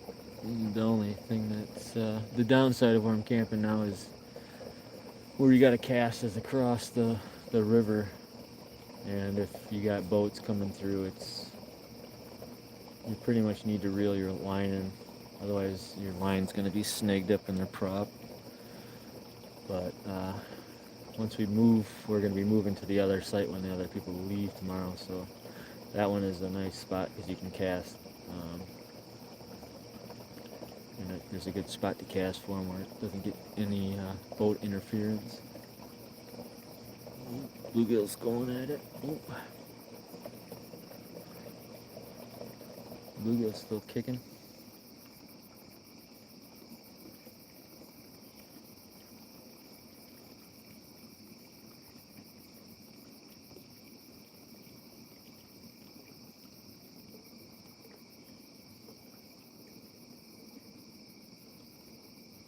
Wish I could just get a camera of why your fish is just darting. It's got to be some kind of fish down there spooking it. Sometimes I think there's just flatheads down there that just don't want to eat, and they just mosey on by it.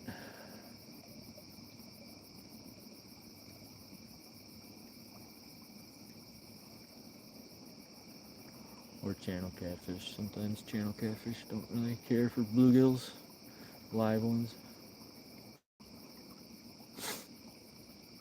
This year's been crazy for live bait, live bluegills. The channels have been mowing them down.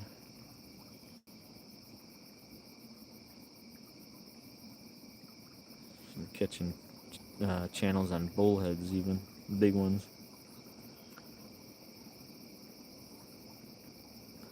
Yeah, that's what I thought, money. I've learned, I get excited still, but when I don't know, this year it's always been that, you just get that thump and you can feel it in the boat. That's when you know your pole is gonna go for a ride.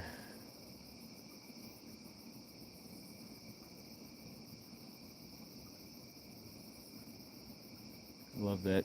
That sound is super exciting.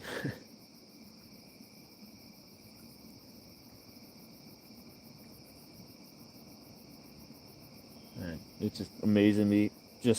That's just the flathead grabbing that bait or sucking it in. And it's just crazy how much power they got.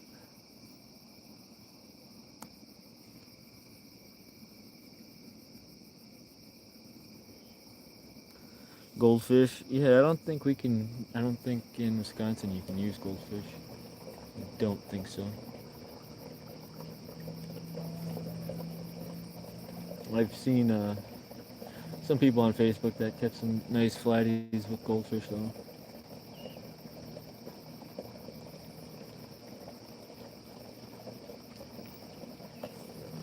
More in the southern states.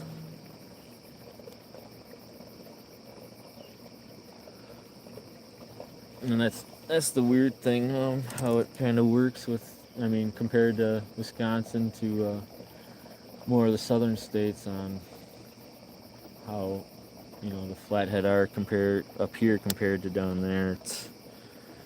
It's almost like a completely different ball game in some aspects.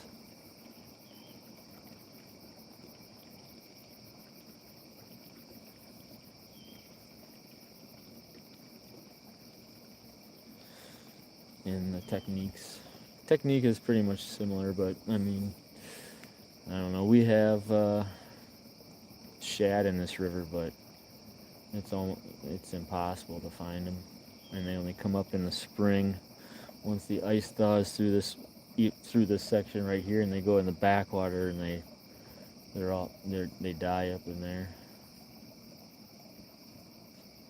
And then the ones that survive, they all move to the lakes, and I've never heard of anyone using live shad around here.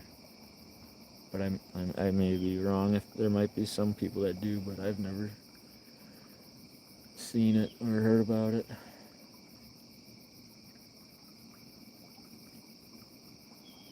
And I don't think you can't use cast nets out here, so everything's kind of catching your bait on. You have to catch your bait on the water uh, that you're fishing. You can't transport live bait, like you can't transport any panfish or any fish legal to use for flatheads. So you have to catch it on the water or the body of water you're fishing and use that. Or you can, you can go to a bait shop and get like they call it like a river mix, which is kind of like almost like a like a green sunfish type of mix with a rock bass almost kind of fish, and then they got like little bullheads. You can get those and suckers, but that gets expensive. It's like over 20 bucks to get like a dozen. I did it last 2 weeks ago, and I pretty much just ended up using the suckers as cut bait for channels. I tried a couple suckers on that were live, but they don't last very long.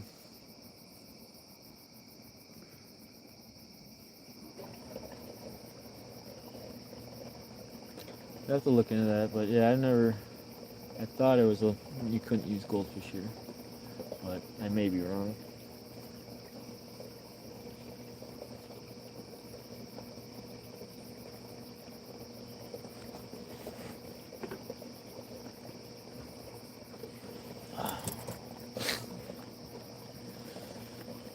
We need a takedown.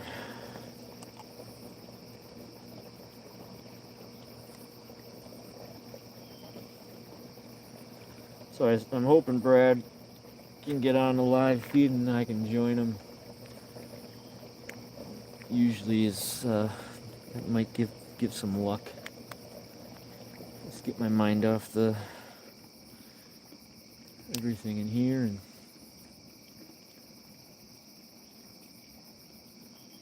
it's like when I start cooking food when I'm fishing. That's usually when you get cooking the food or eating the food. That's usually when you have to drop everything and sprint to your rod.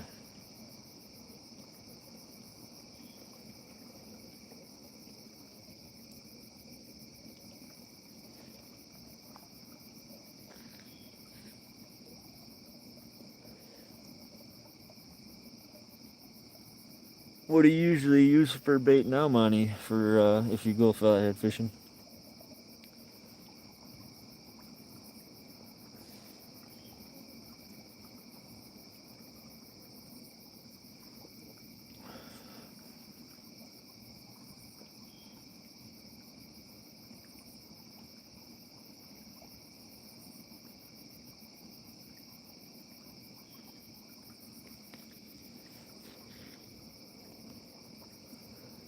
Bluegill. Yeah, it's normally my go-to is always, bluegill or green sunfish.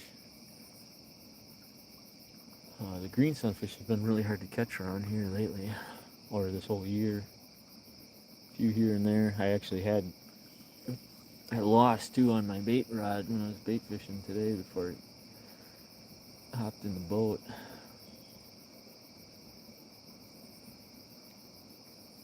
So I might have one in there, but I think it's small.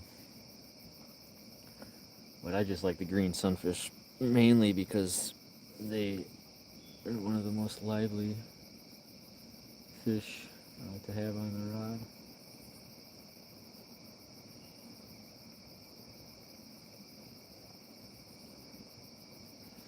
I don't know if you can see the flashes in the background. Probably not. No, probably not. We got a big kind of like firework display out by Oshkosh. I forgot what they call it.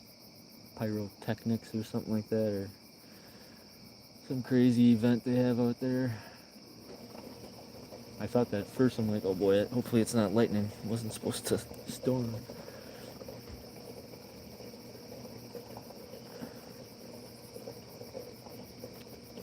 Bluegill heads for flatheads. I mean, we've gone days where we'd only have like a like a handful of bait that were live that we had to split with our crew, and we'd, have to use, cut bait and bluegill heads, but every time we'd get something on a bluegill head, it would be a big channel catfish.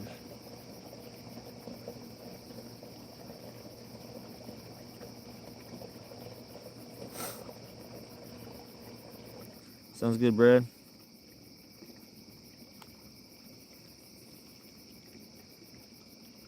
Everything's still kicking yet on the poles. Well, Mr. Rocky isn't. Haven't for a while.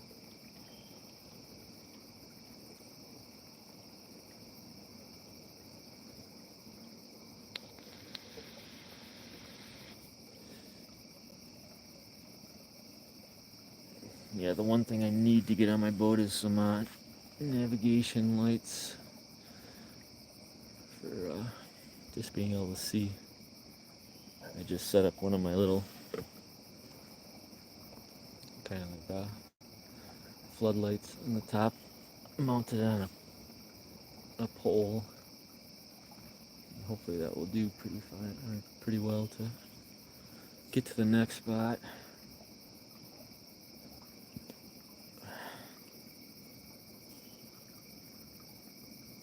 Yep. The bluegill was going for a little bit. Rock bass is still kicking. You see the pole moving a little bit.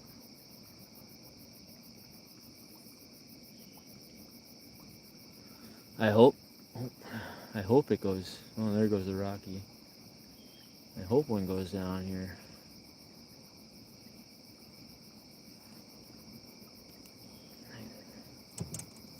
Turn off this back light for a while.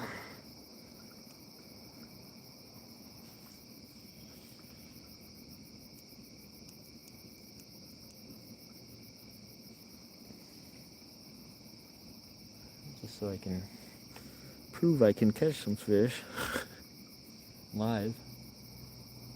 Break the curse. Once the curse is broken, it's game on.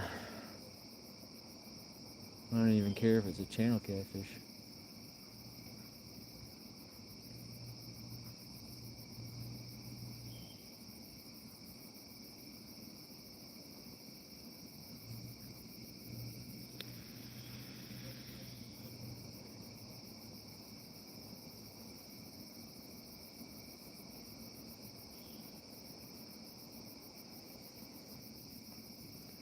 Come on, pumpkin seed.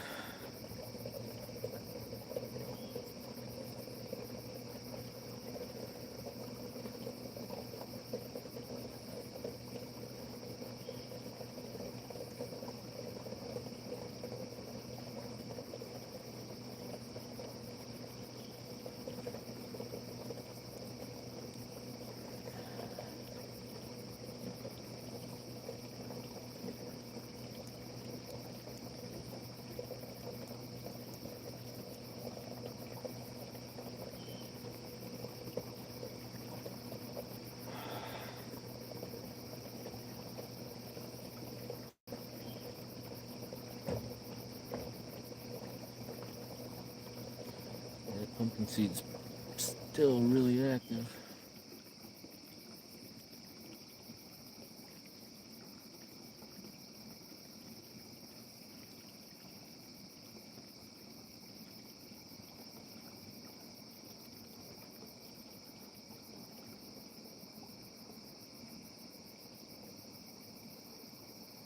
Yeah, this year. What's up, Ryan? You back? How was dinner? Yeah, Monty, this motor's awesome. I've never really had an issue with it from I don't even know how many years I've owned this boat.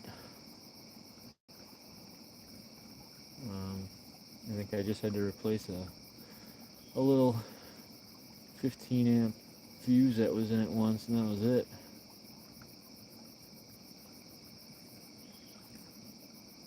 I do have like a small, I don't know why I still have it, but I replaced the the little rubber for the hydraulic, the O-rings on it, because if sometimes it will tend to, once you have it up, it'll tend to drop down slowly, but it's sticking up there now. But sometimes I don't know if it maybe has some sand or something in that O-ring or something, it will tend to drop a little bit. But yeah, this motor's been awesome. 2-stroke. It's got me to a lot of places. Homemade beef and broccoli. Oh man, that sounds good. I had got on the boat and then I drove down on the boat to a little or it's actually a newer bar, restaurant, pub downriver. Docked up and got a fish fry. That was really good.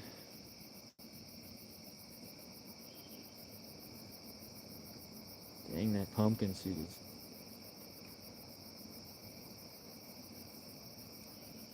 talking to the bartender, or the owner of the bar there, and he was showing me, or he was saying that he was trying to catch some flatty this year for to cook up, but he couldn't catch anything legal size. And I think legal limit to keep on this is, I believe, 30. If it's a slot. Oh, that's just food. Slot, I think, is 32 to 36, and then you can keep one of that side in between that slot, and then if you catch a 40-inch, 40 or over, you can keep one of those, but you can only keep one. You can't have, a 34 and a 40. You can only keep one a day, and you can only have at your house you can only have double the limit or bag. But like me, I haven't. Oh! God dang, that scared me. That got me pumped. Rocky's back. But yeah, like me, I've never kept a flatty.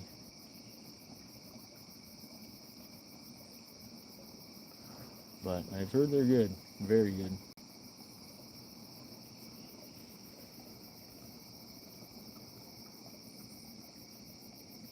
Oh, nice, Brian.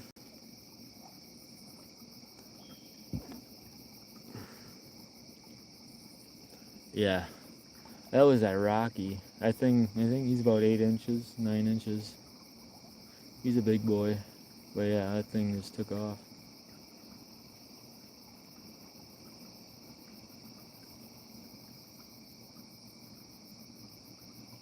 Did you get the stickers? And I sent you some cards and stuff. If you feel free to hand them out, you don't have to.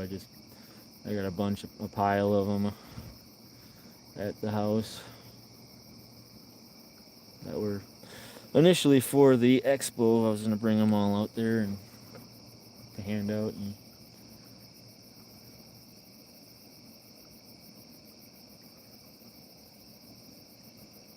I know my boat is swaying just a little bit. Probably because my motor's up, so kind of swaying a little bit. It could have made them. Jeez, that was a good tug on the rock bass right there. That might be making them move a little bit with that sway. But it's pretty calm out though, not moving too much. I feel like I did kind of drift over a little bit.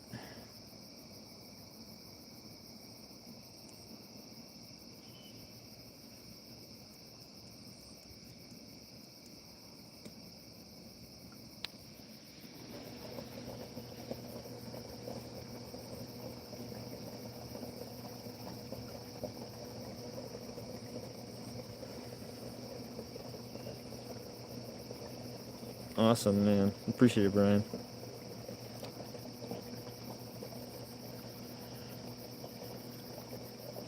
I mean, as long as my baits are kicking pretty good, I'm always content with just leaving them sit. I know a lot of people say that if you fish a spot for 30 minutes and you don't get a bite, move or recast or something, but I'm not really super close into the structure. I'm just on the outside, so I'm kind of waiting for the flatheads to make their first move and kind of start hunting. I'm not really a big fan of fishing in the structure because I feel like that's more of a daytime tactic to do that.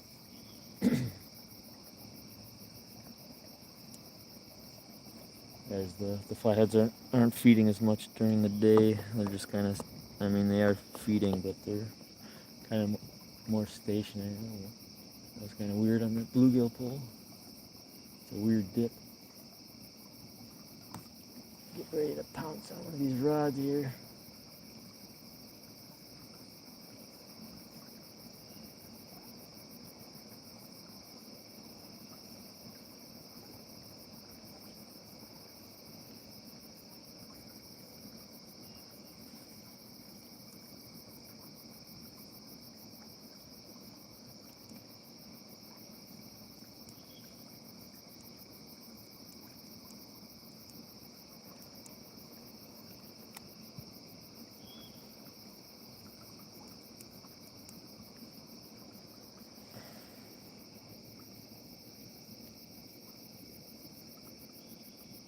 Awesome, Brad. Yeah, Brad makes some great weights. And a great assortment. He's got a ton of different styles. And if you're ever interested, check out his spooks. If you ever use the rattle spooks or the floats that got the rattles in them.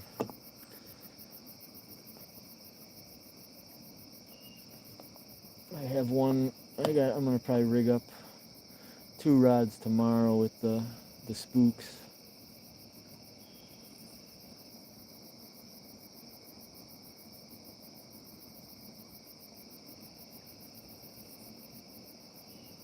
When I hit the bank,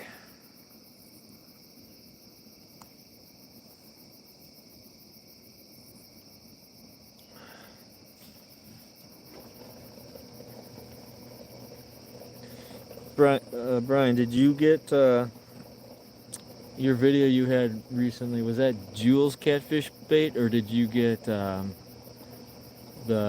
blue carp, the blue river carp bait? Can't remember. I was trying to think of what you got in the mail.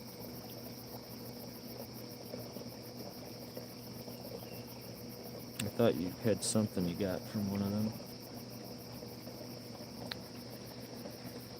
Unless I'm thinking of a different video or somebody else.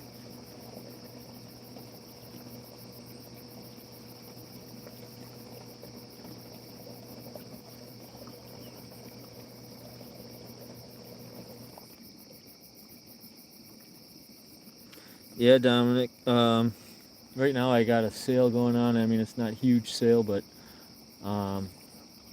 Brian here, he's got a code.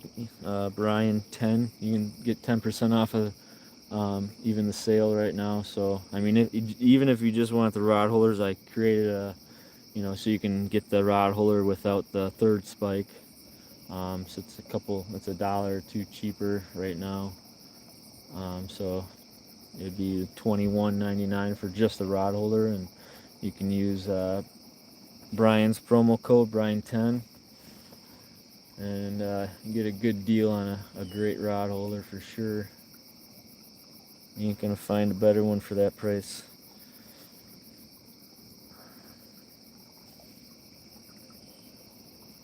No worries, man. But yeah. There's only 10 left though in stock for that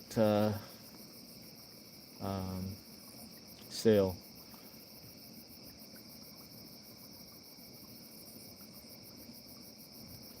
And then I just started welding the next batch. I got 50. I'm started welding on, but I will have you can either choose if you want the third spike with it, so it'd be $25.99, or without it, it's $22.99. But even at those prices with the promo codes, I mean, still a great price.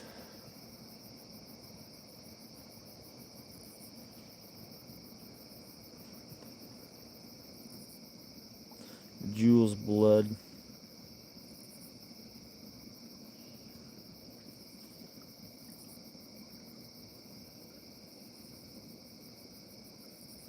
Yeah. I've never tried like is that like the dip bait pretty much, Ronnie? But the Blue River, they make, I think, yeah, they make they take the Asian carp, and because there's such a problem with it in some states where it's just overabundant, and they use that, and they make fillets and package it, air seal it, and scent it and everything like that. And I mean, they're doing a good cause for the rivers, and it sounds like it would definitely be something worth trying. I don't know about like the dip baits and stuff like that. I don't like. I've never tried it, but I don't really like the mess. I could just picture it being messy, and my hands. I mean, my hands smell like fish right now, but I can't really imagine my hands smelling like, you know, cheese and all sorts of different scents, and all over your, kind of touching yourself all over your pants and your clothes smelling like it. But yeah, that Blue River carp, I'm definitely going to be getting on some of that eventually here. I know the Frank, he's got a promo for that. I think it's Cat Daddy 10 or Cat Daddy 15, I believe. So you can save some money on getting that Blue River carp.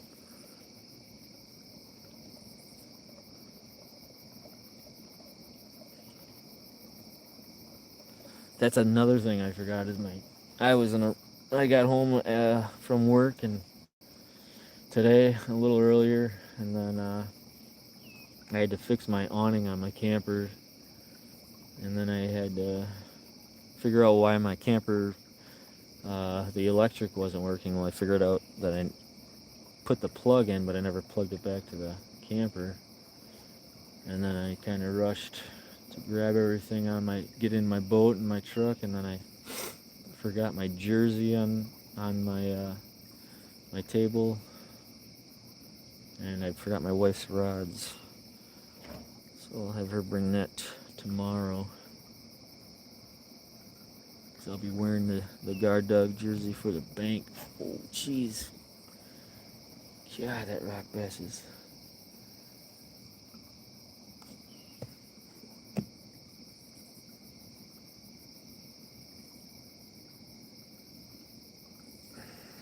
Yeah, Monty, it's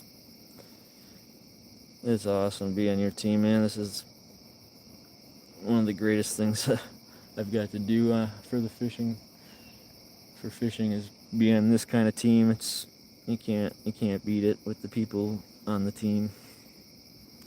Everyone's awesome.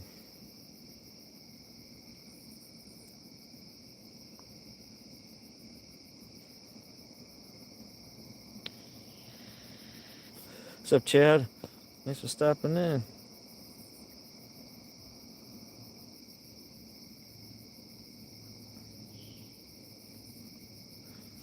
Bluegill or chicken is probably what 90% of the time that you use.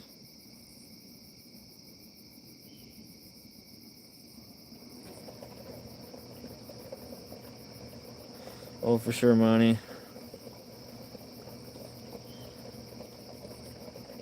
I've never used chicken.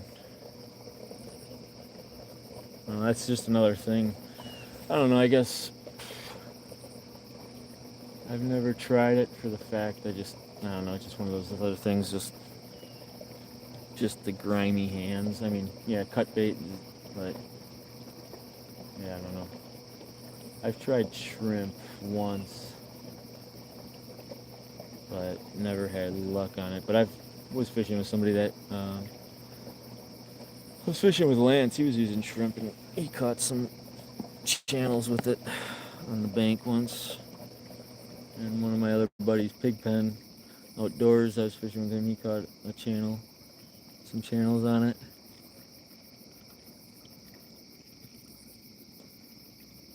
Yeah, garlic and shad scent.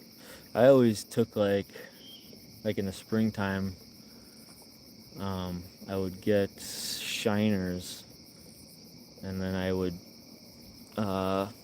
put like garlic inside the bag and let that sit in the fridge overnight, and then I'd use that for cut bait, and I had pretty good success for channels in the early spring. But usually, I mean, everything I've used, night crawlers probably 90% of the time worked the best out of all that. This year, night crawlers were killing it.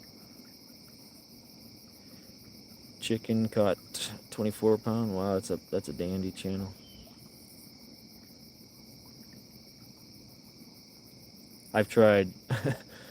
I've tried. My son watched a video. I forgot who it was. What's his name? Catfish and Carp, or Carp and Catfish on YouTube. I believe he's sponsored by Whisker Seekers, or used to be maybe. He's got the Catfish and Carp rod, I believe. That's what his rod is. But my kids were watching his channel, and he was using Jello hot dogs. So just cut up hot dogs and put a packet of Jello in it, and then they soak up the hot dog in the hot dog and make it really firm. And so we tried that one day, me and the kids, but we never had any success.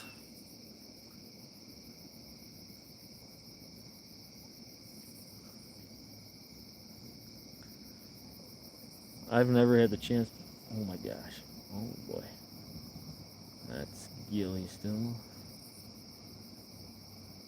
I've never got the chance. Like, I've seen people use like live carp, but I've never caught. I just can't. I've never caught a small enough carp. If I catch carp, it's usually like close to 8 pounds. I don't know if I'd. Maybe a fly that would eat an 8-pound carp. I'm sure it's been done.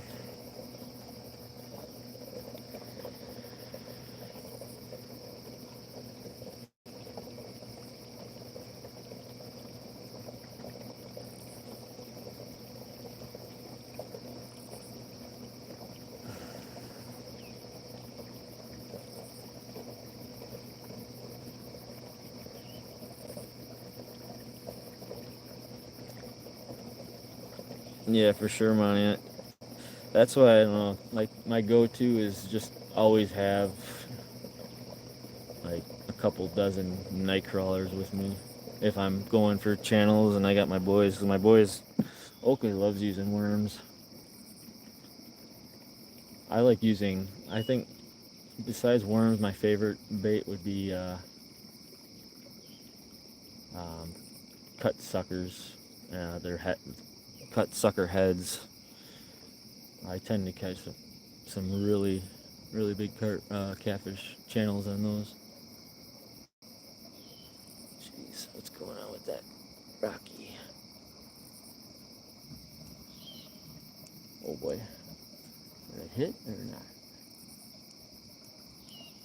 Got some action on the left and right rods here. It's got to be something down there. That bluegill isn't that big, I don't think. I can't remember, but I mean, I felt that one rock the boat a little bit.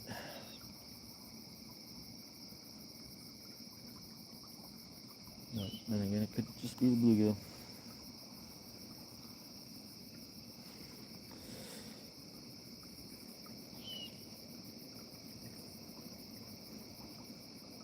A French fry.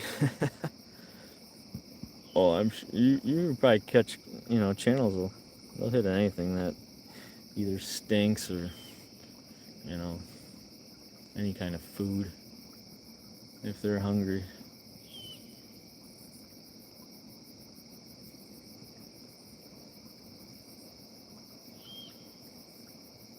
Oh, you're not allowed to put a lot of carp back.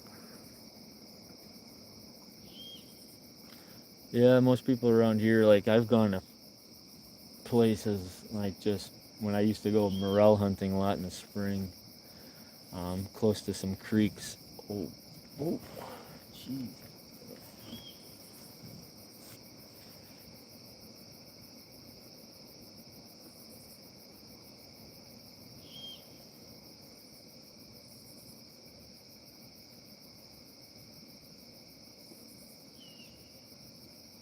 Rocky.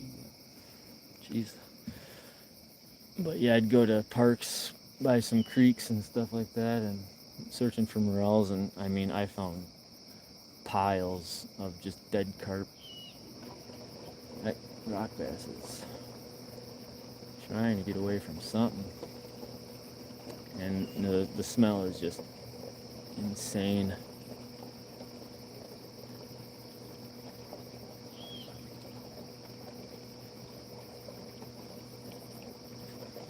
I don't feel like if you're gonna, you want to get rid of that, I feel like you should do it a different way. That's my only outlook on some areas that have a lot of carp. I mean, I don't think the best way to do it is throw them right in a parking lot.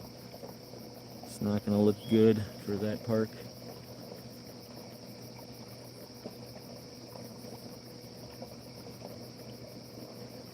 I mean, I'd rather throw it in the water than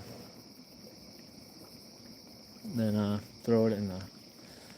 Yeah, I mean, I've been at, it was just in a parking lot, and it just, there's 20 carp laying in a pile. It's like, well, nobody really wants to come to a park that smells like that. But at least you throw it in the water. I mean, you providing some kind of food.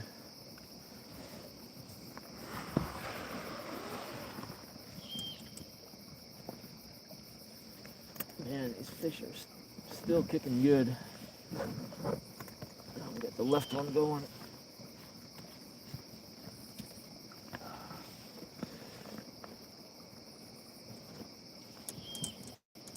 The pumpkin seed's been quiet though for a little bit.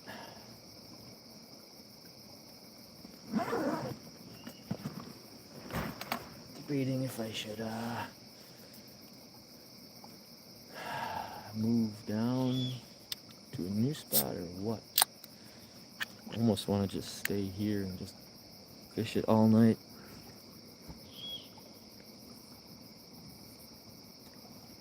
Oh, that was definitely, that almost seemed like a channel catfish. Something's still on it though.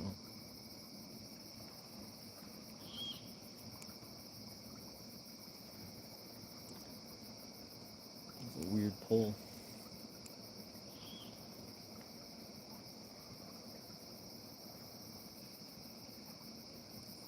Pumpkin seed's moving a little bit.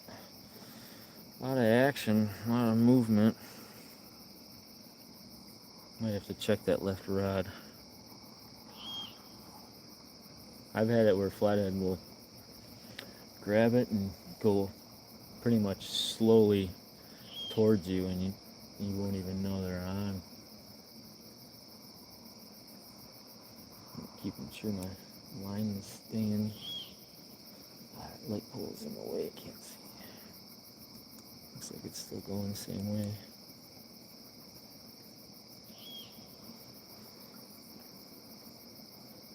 Sorry, I missed probably a lot of comments here.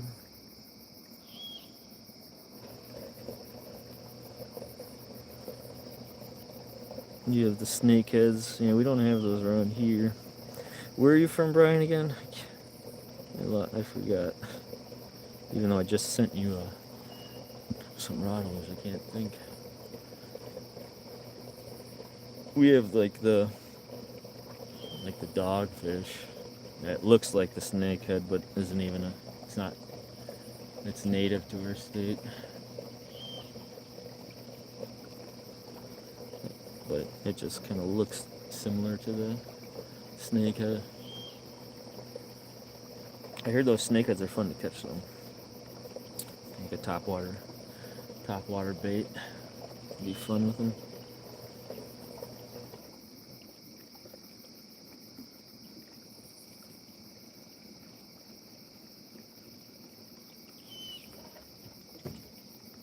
Oh, that's cool.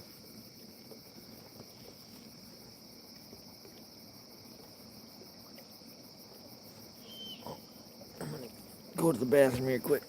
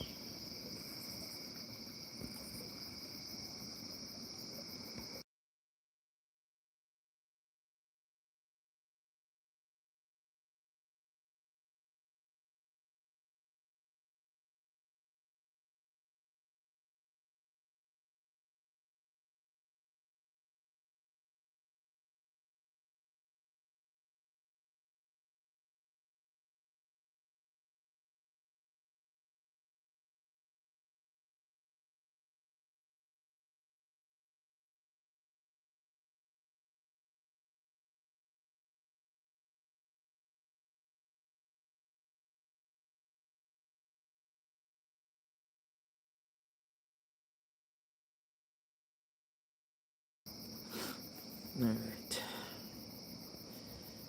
Yeah, bowfin, yeah. Dogfish bowfin.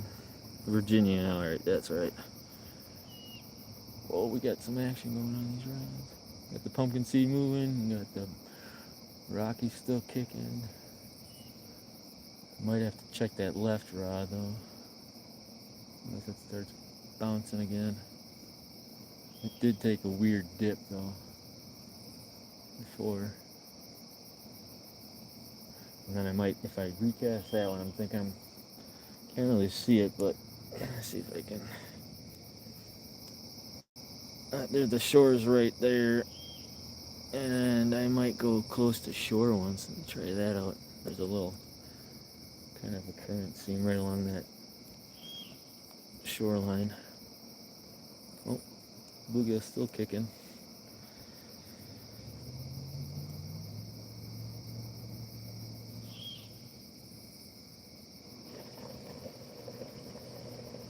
Yeah, I've heard that term for the bowfin.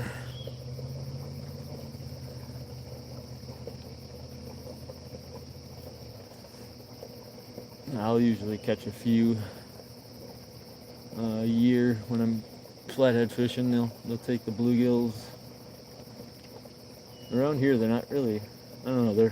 It's a weird fish to catch when you're flathead fishing because most of the time they don't even really do much with your rod. It's just more they grab the bait and they just slowly kind of, you just see your line kind of moving around. I caught a handful on the Mississippi this year, small ones.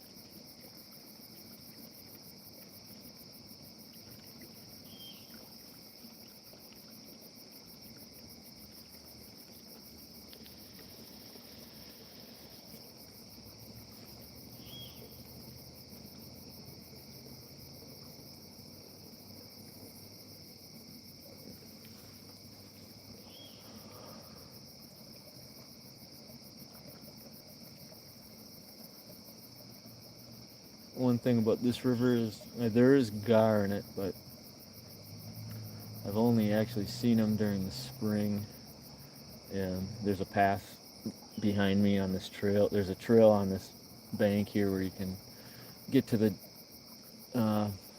dam, and they'll kind of bunch up right by the dam, and you can kind of see them swimming around. And I think it was this year earlier, I caught one, a small, really small one, and then it flopped off back in the water. But that's one fish I do not like catching, actually,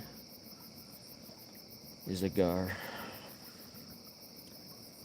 Mississippi, where we fish, that can get bad, because you could get ready and get all your camp set up on an island, and that island it's just covered. Sometimes they'll come in packs of 30 of them, and just, you can't do nothing. You can't fish because it's just constant gars everywhere, grabbing your bait and running with it. And it does get if you can't do anything else, it kind of gets fun trying to catch them or mess around with them, because you can throw cut bait right up on the shore, and they'll fly into a half a foot of water and grab that bait and run back into the deep.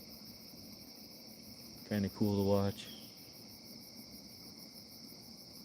Or just it looks like you're looking at shooting stars in the water when you put a light up to it, because their eyes glow.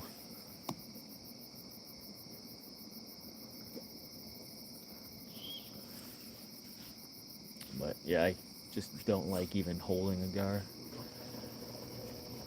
Super slimy, and the teeth are just ridiculous. I've got cut by them a few times.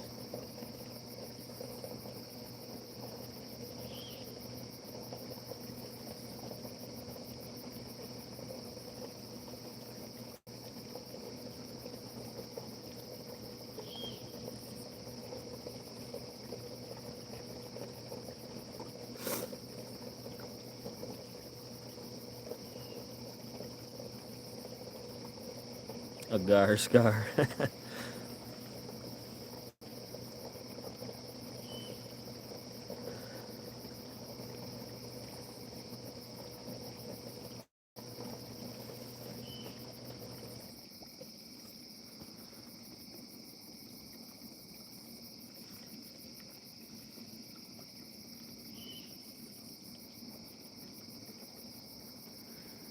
I don't know. Trying to figure out if I want to move or not. Been here for quite some time. Yeah, that's how mine was, Brian. Just barely. It like nicked I think it was the side of my thumb, and it just would not stop bleeding. I think it hit my leg too.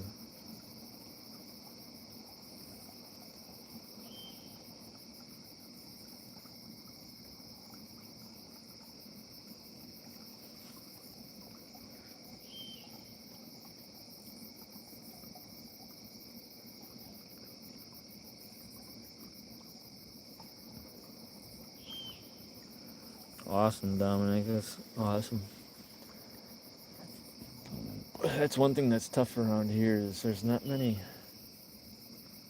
like catfishing or any kind of. I mean, there's bank fishing. There's a lot of bank fishing here, but I sell some rod holders at one of the areas near this river, and tons of bank fishermen, but he's just not interested in the guard dogs. But next time I come up there, I'm gonna give him a better spiel. But there's not really too many big bait shops around here. Catfishing isn't like, it's big around here, but it's not like, I don't know. It's hard to explain. It's not like down south.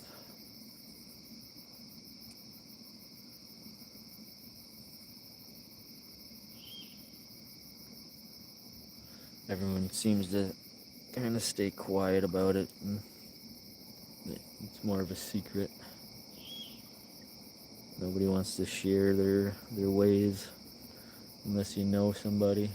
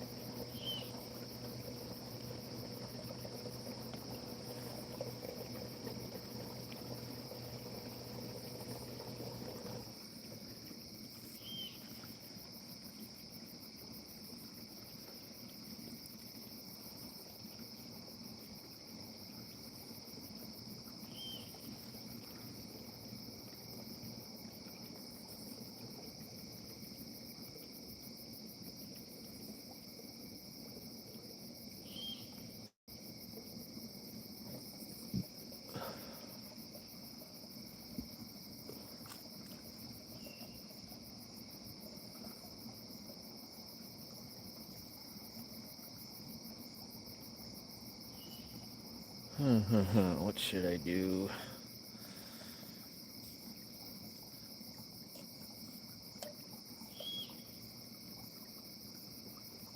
There's a spot though I know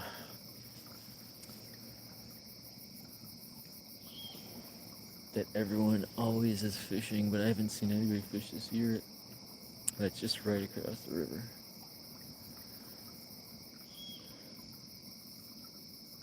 There's like an old abandoned bus on the other side of this riverbank here that got like a nice, it's like a rock point and then some structure and a big deep hole, but it just, last year I tried anchoring on it and I couldn't anchor on it because the way the current goes is it gets deeper as you, with the current, and my anchors are not good enough to hold it, but I could try it, or just bank up on the shore. That could be an option, but it's, I don't know, it might be tough to do that. It's under a tree.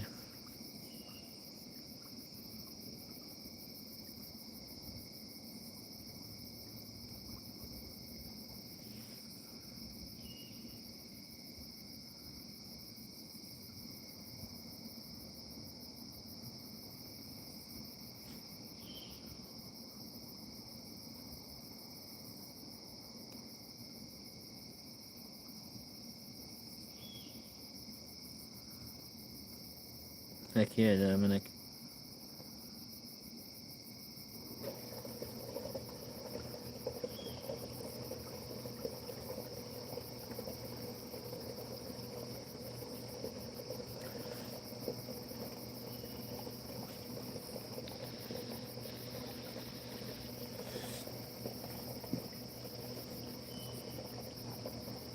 I don't know, I feel like this spot should be good though. I mean, in front of me it goes, I'm in like 7 feet of water right now, and then behind, or in front of me, or behind me actually, goes up to like 2 feet, and then in front of this structure where I'm casted, if you go past that, it comes back up to like 3.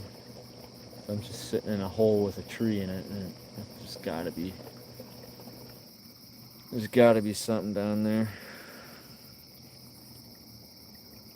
And that's the one thing I don't have, is I don't have any really electronics to kind of see more of the structure underneath, like the down imaging and the side imaging, so I can't really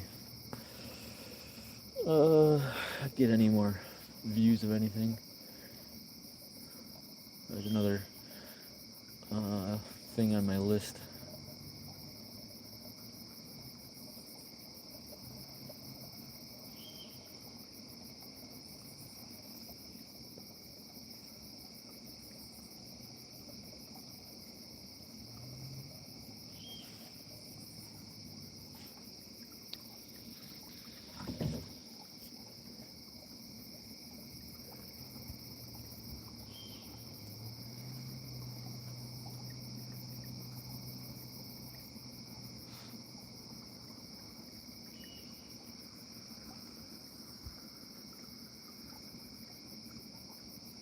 Yeah, that's the one thing with like catfishing. I mean, I typically don't really, when I buy stuff for catfishing, whether it be tools or tackle and stuff like that, you know, I always do my research. I check videos. I study up on stuff, and I've never really bought something that, well, besides like maybe like the old rod holder, like the spring ones, but when starting out catfishing. But ever since then, I aim to improve my fishing, like just with like the guard dogs, and I mean, it's literally $20, and you're not gonna be disappointed, and it definitely improves your fishing in all sorts of ways. And it's you can do it on the boat, you can do it on the bank, you can pretty much do it anywhere when you're fishing. So it makes it just an essential thing to have. And like me, it's like when I have my kids around, my kids love using them. Um, Families around, and you got so many things going on. It's just something, something that you just need to have.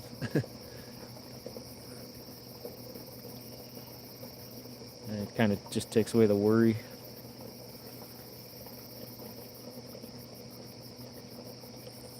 Oh yeah, man. Monty, it was awesome seeing that earlier this year when he that was a great day. I had to go to the store to get some propane for the camp or our grill, and came back, and I mean, I have a certain way of where I cast at our bank spot, and you got to walk over a bridge over this creek and then you cast it on this log, and then you walk all the way over with your rod in your hand. You walk back over the bridge. You got to switch your hands to get around poles, and you put it back in the rod holder and hook up. I was hooking up the guard dog. He watched me the whole time, and all of a sudden I come back from fishing, and it's all set up. I'm like, who did that, Mom? And no, I did it. And then all of a sudden he catches a fish, and yeah, sure enough, he went over the bridge and did it again, and I think he caught about 7 or 6 flatties or channels, and the last one he caught, he pulled up like a 13-pounder. That was awesome.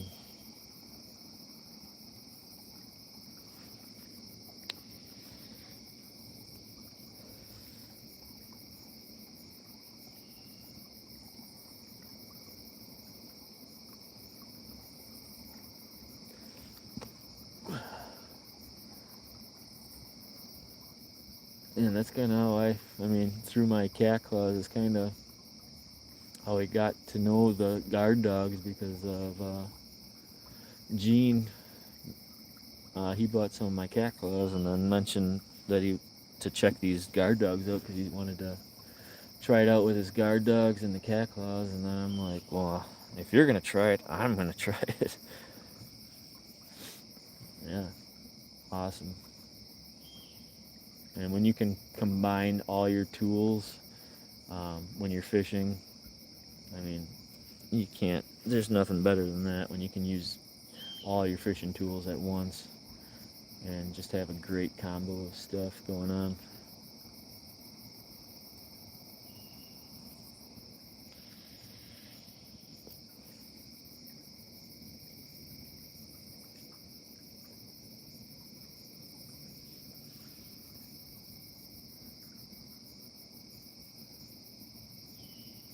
And kind of off topic, but like for my tackle, it's like I always put rattles, whether it's the little ball rattles or spooks on there, or the little torpedo rattles. I used to run like one or two and then have my other line just a plain leader, but it's just one of those things. It's like, I don't think it's gonna hurt you just having the rattle on. I don't think it's gonna scare the fish. I think it's gonna attract fish. I think the noise helps out when they're moving around. Um, and it's just one of those things. It's like, it ain't gonna hurt fishing. It's only gonna help improve it. That's just my aspect of how I look at catfishing, is, and how I think that you're gonna catch more fish. I mean, everyone's got their own opinion. Some of my friends think you don't need them on there. It's a waste of money, a waste of time. But I mean, if you're catching fish and you're doing it more than once, you're doing something right. That goes for the guard dogs too. If you're catching fish with it, and more than you're catching fish without it, I mean, why not? Why steer away from it? But it's hard. Sometimes it's hard to change people's mind, in their tactics. But once you set the guard dog up and get it all set up, which takes not very long to, tie the loops on it and get it mounted and put it on your rod. I mean, like mine are just always on my couple of my rod holders. So it's unwind it. usually set for, you know, what rod I'm using it for, and, you know, cast your rod out, put it on there, and you're done. It takes about 5 extra seconds to put it on and fish. But the more you use it, the more it just becomes a part of fishing. And people will get to know it. It'll be there.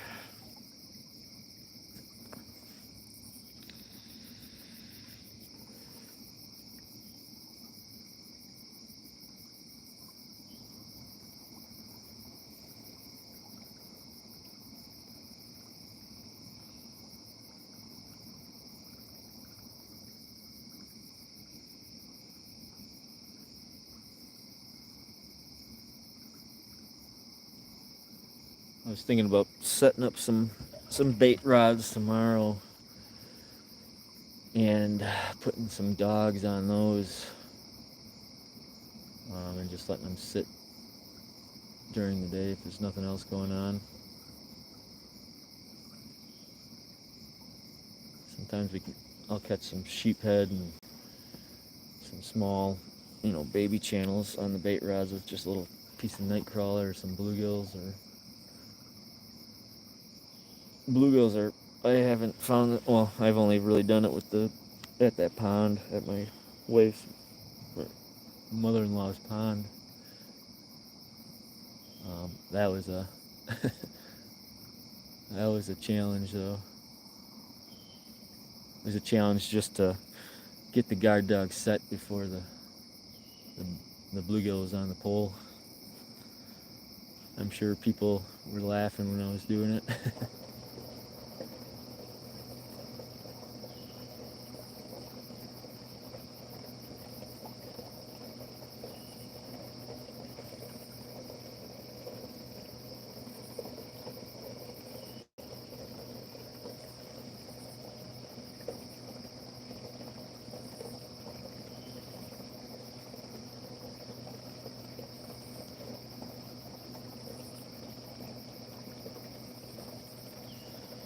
Oh yeah, that's awesome. 12-foot rod, yeah. I don't own any 12-foot rods. I've always just stuck with the 7-foot just for bank and boat.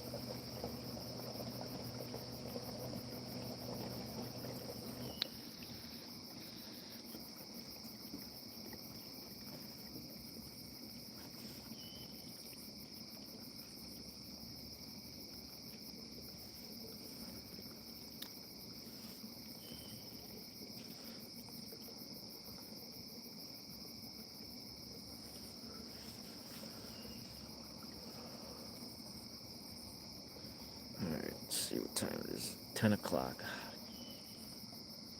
I don't know if I should make the move. I might have to make the move.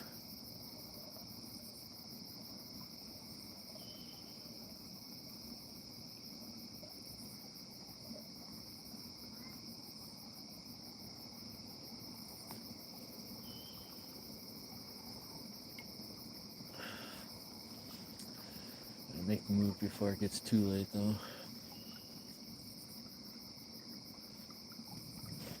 God.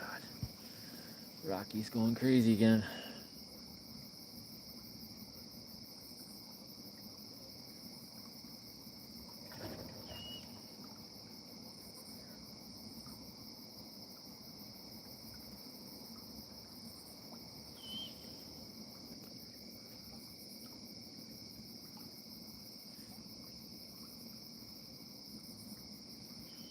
I don't know about you guys, but when you're bank fishing and you got, I don't know how many rods you guys can run, but normally when with like a bunch of people fishing, we'll have maybe 12 rods out, 3 a piece or 2 a piece, and you can have a rod that's, you know, 30 yards away from one other rod, and one rod will kind of go off, like, you know, the bluegill or whatever you got on their bait will start kicking really hard. And then you'll get one that's 20 yards away, then that one will start kicking really hard. Then you'll get the middle of those rods will be kicking really hard. Does that ever happen to you guys? Like, there's just, it's almost like when when you do catch a fish, like they all, or there's one fish around, they all know that it's there. It's weird. Like it's something weird. Or there's multiple around, or they're coming in schools, or what.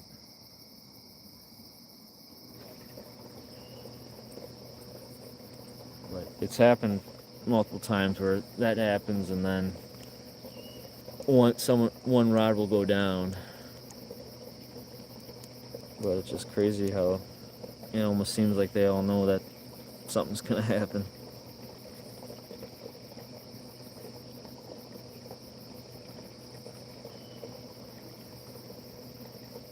That Rocky's going nuts.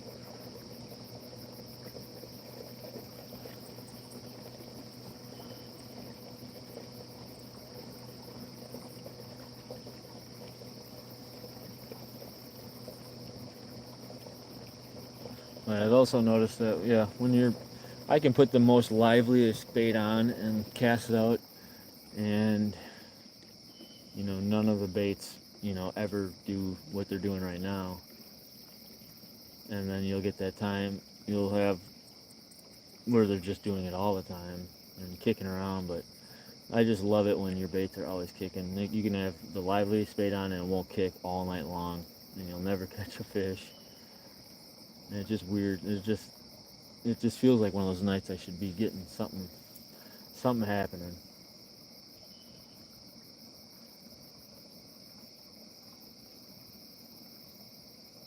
Normally, I don't know. Normally, my baits don't really last this long where they're kicking like this.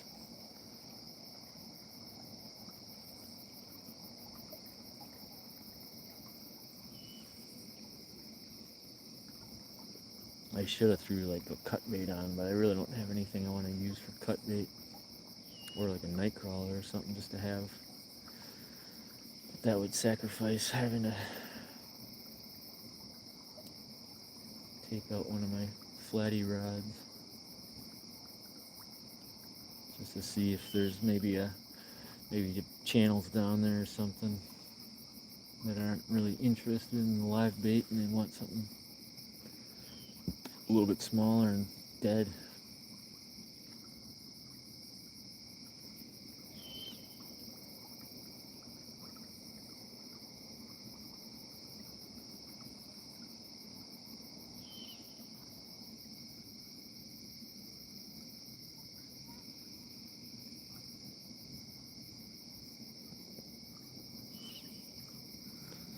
Yeah, that's how mine work. The only time I notice it if I have my tensioner set heavy and I'm trying to get on a bigger fish. I'll notice it moving around when I'm running cut bait. But usually, yeah, it's usually when you're walking away or you're busy doing something else and you're not paying attention to it. That's usually how fishing goes in general for me. When I stop paying attention to all my fishing stuff, that's when something happens. And usually, that's how I feel like when I got a buddy in my boat. We're just kind of hanging out, talking, and not really paying attention to the poles. And that's when we'll get the bites or the fish.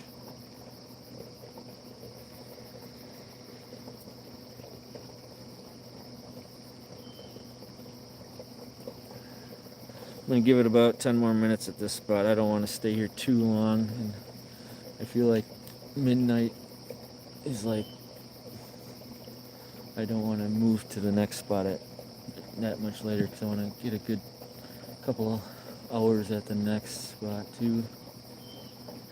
Sometimes I feel like midnight they shut down and they come back, or they might come back around 2-ish, 2:30. I don't know if I'm gonna make it that long tonight. I possibly will, but I might not be talkative at that point.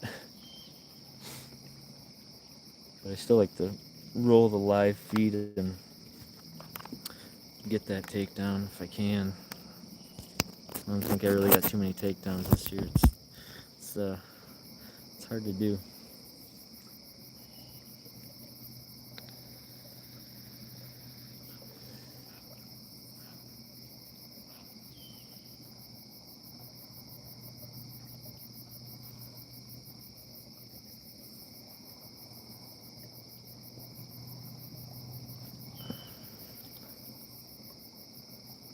Yep, that's how mine works. And by turning off my camera would be not my fault. It'd be my battery died. Like the one time I was sitting in the exact same spot, my battery died. I was live on uh, Hogleg and KP's show, and then right as my battery died, about 2 seconds later, my pole dropped and caught a flatty.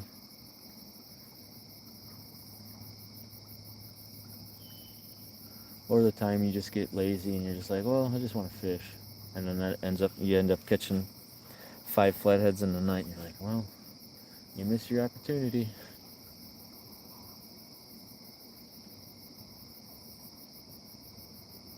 But I got enough battery packs. I got 2 battery packs with me to keep my phone rolling.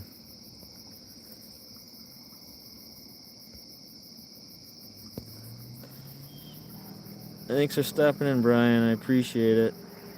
And thanks. I hope we can get on something yet tonight. Have a good one, buddy.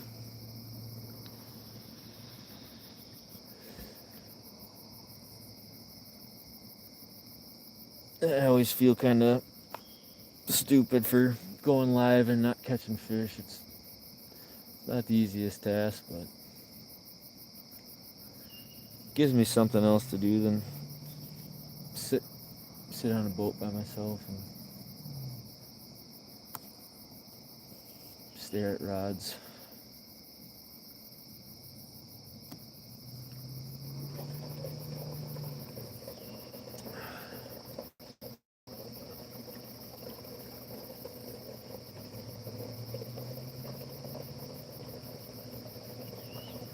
I just can't believe that. This should be a good spot.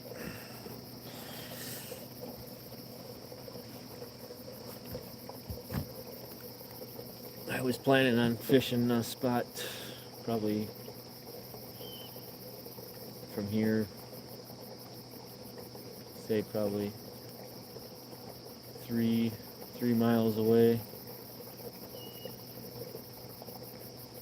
But I went over there and did a little bit of bait fishing over there on the boat, and kind of decided I didn't want to fish there. But it's a spot I've been wanting to just fish a whole night at, but it's, I don't know, didn't look very promising today.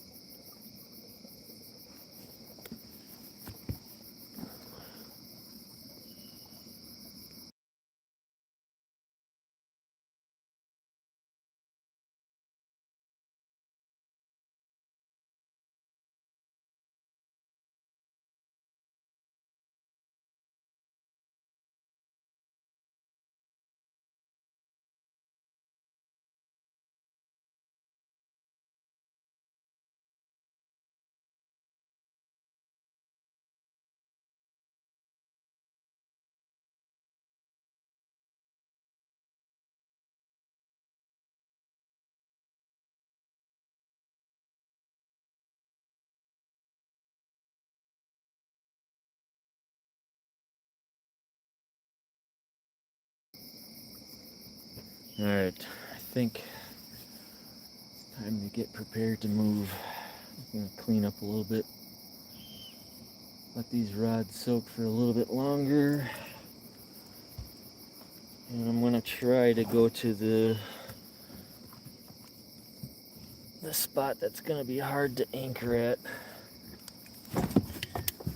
since I haven't fished it at all this year and only fished it one time.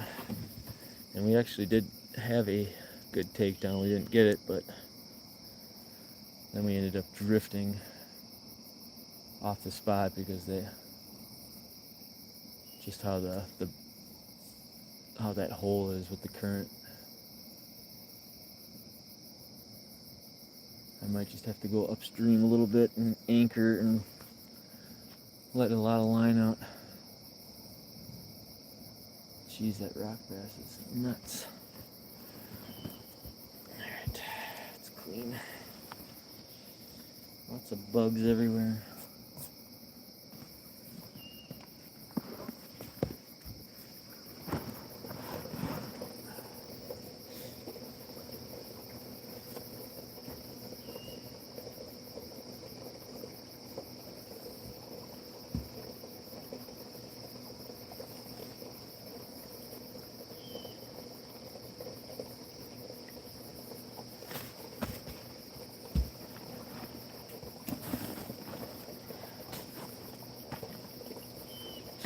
Mosquitoes are not bad.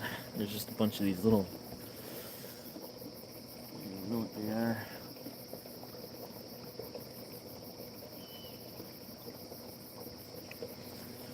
They're everywhere around every light.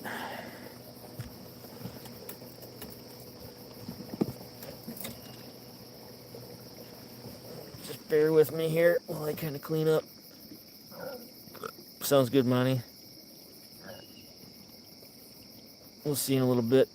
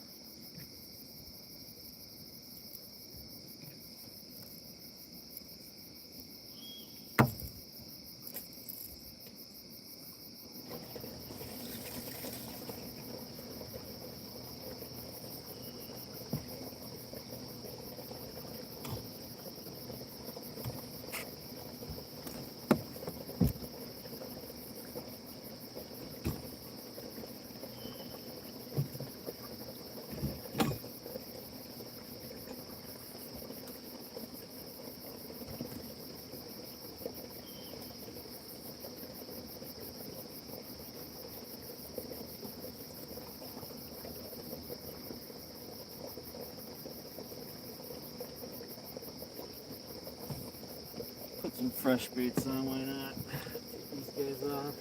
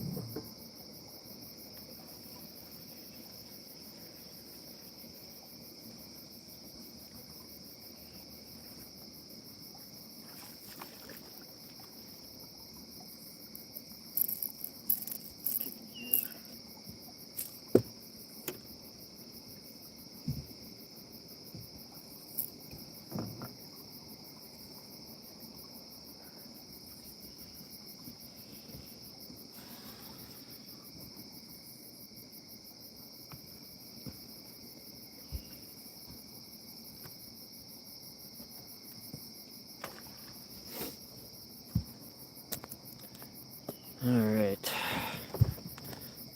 Let's see what we got going on. Alright, well, I'm gonna just drive us to this next spot up here.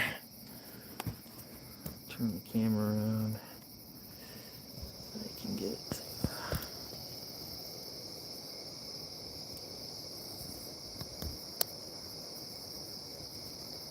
I won't be able to see much, but it's not very far away. See, I'm gonna put this down here because I gotta get the anchors yet.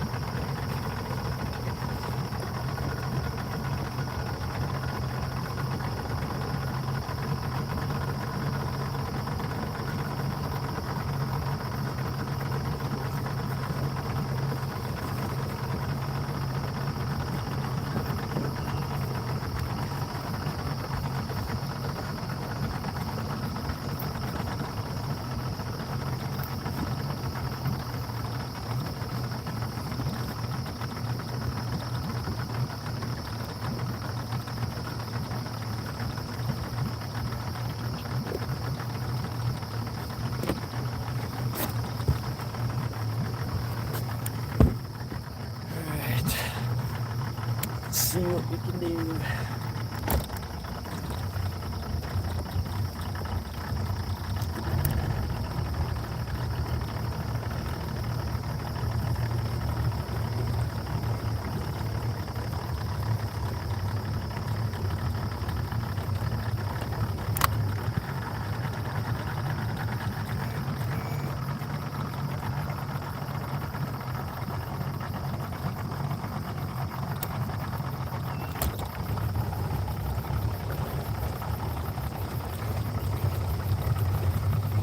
Just leaving that spot.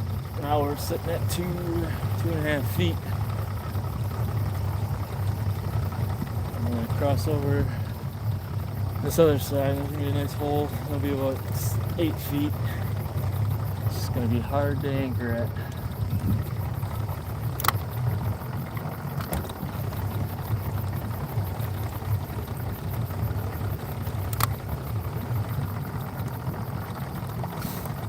Just give me a couple minutes here while I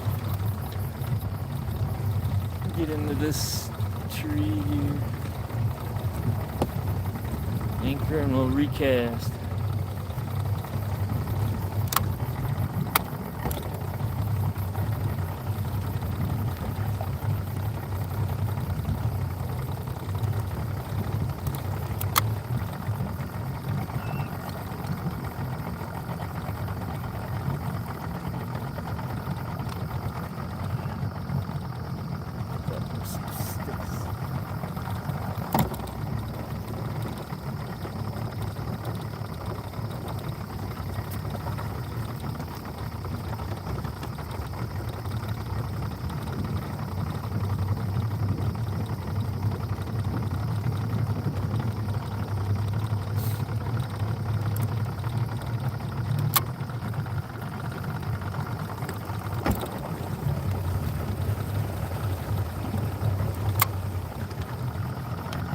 Don't know if we're gonna hold here, but I'll try.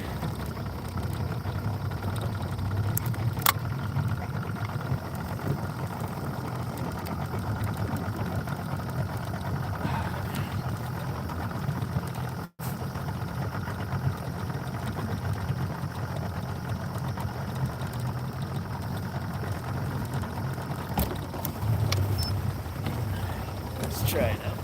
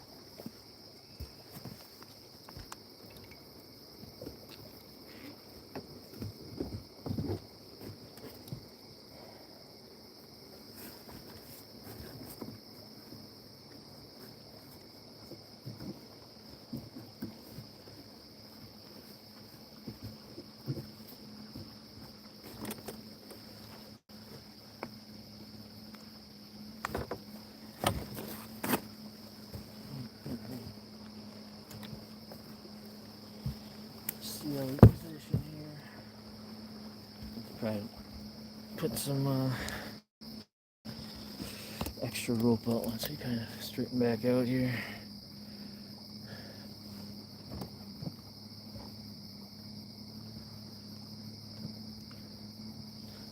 I'm sitting at 5 feet, and then it goes down. There's a nice hole. There's a tree in front of us. Or not even. There's just a tree overhanging, and I got a bunch of kind of like logs going off this little rock point, which is where that hole is. I'm gonna have to try to get us in there a little bit more because I don't want to like cast into that tree without getting like caught in that tree. Inches over there.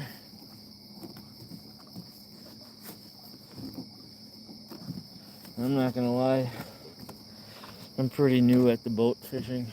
I really used to be. I've been a long time bank fisherman. Not super long, but about 8 years of bank fishing. And not much experience with the boat.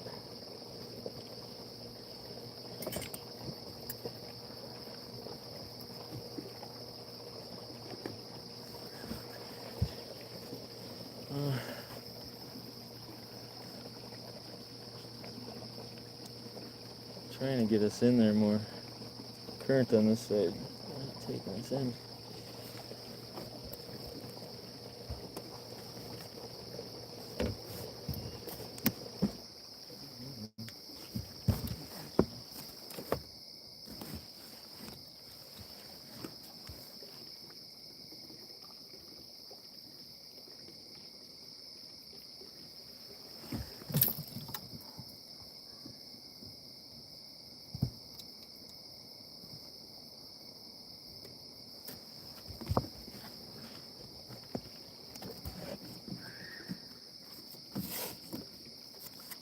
Bear with me here, we're still trying to get in there. This current is goofy here. We are holding.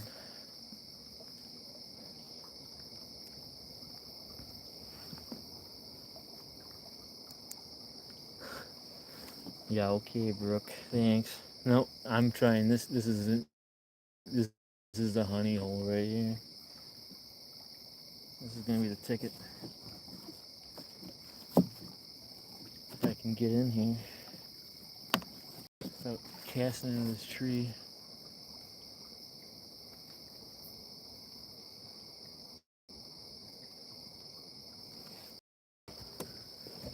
Current is not pushing us though.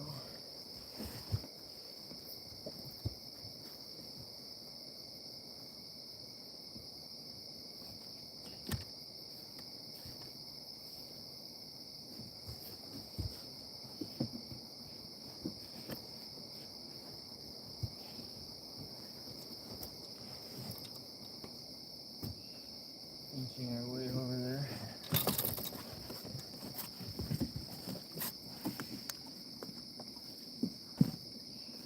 He's sitting right underneath it.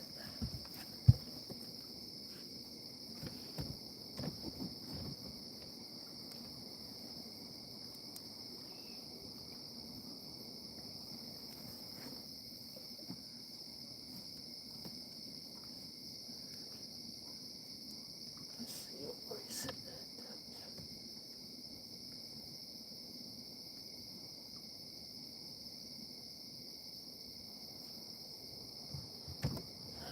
Come on, let's go here, Kurt.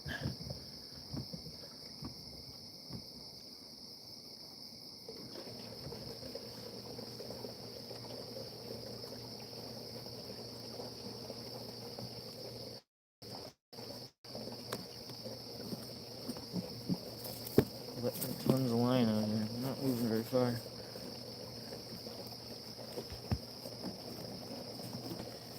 Keep letting it up.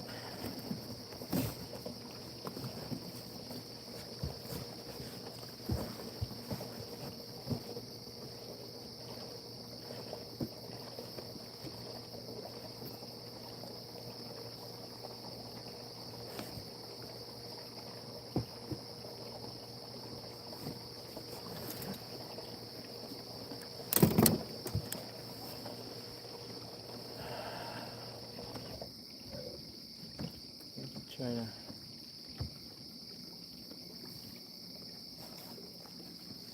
sneak it under this tree here, I guess.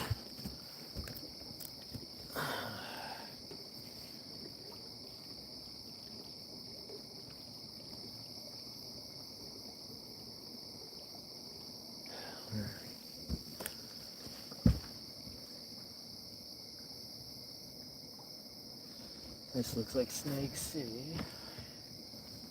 I'm gonna try to just move this back a little bit more here.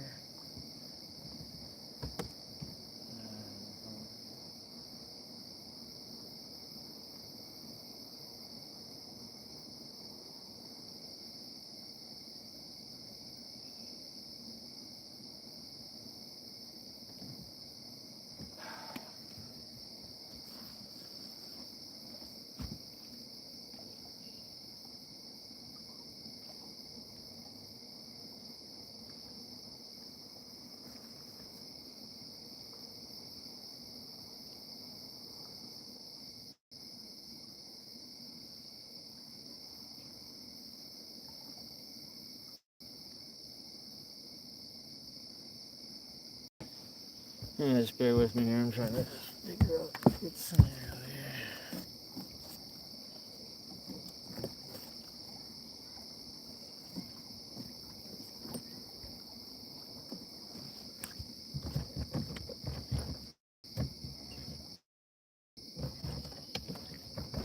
Without having to turn my motor back on.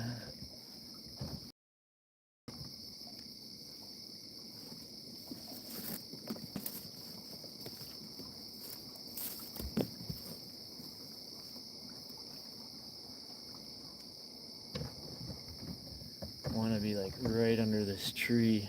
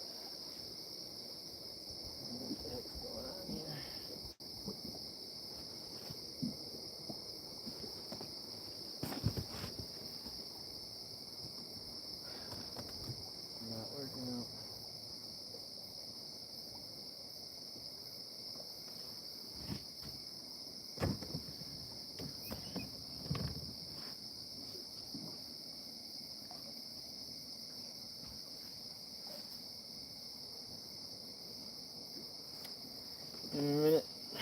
Give me some minutes.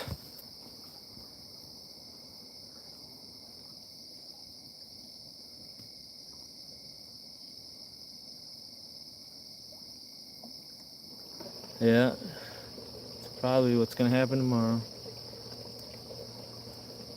You make it to your fishing spot, Brad?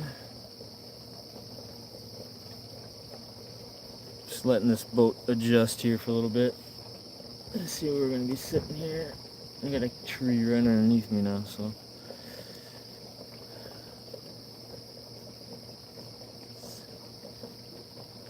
I'll try it here. I gotta get my baits out now.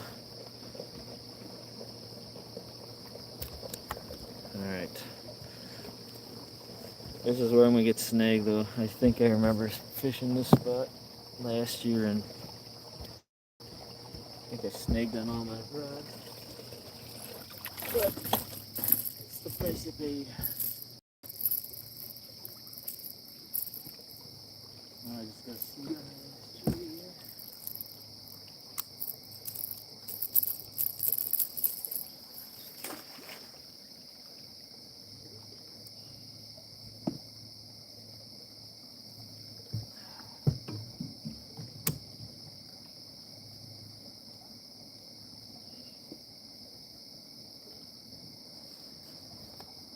Alright.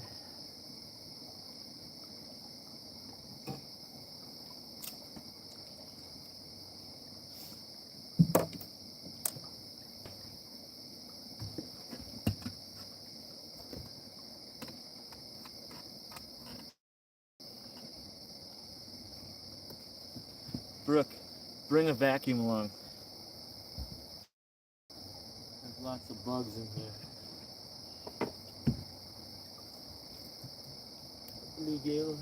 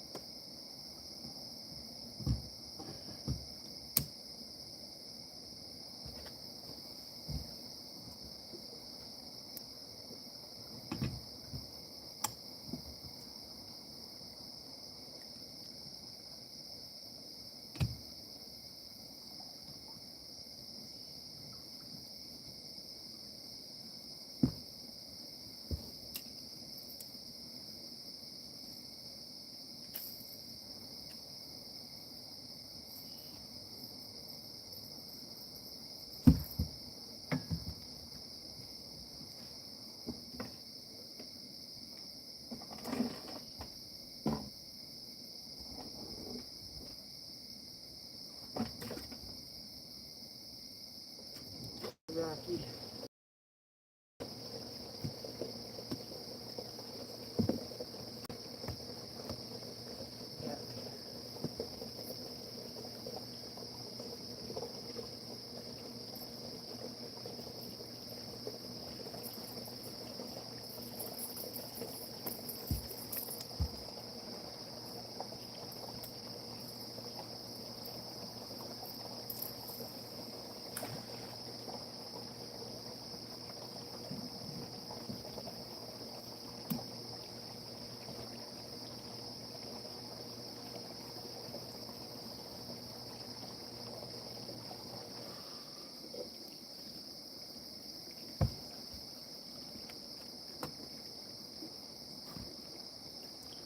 We're there.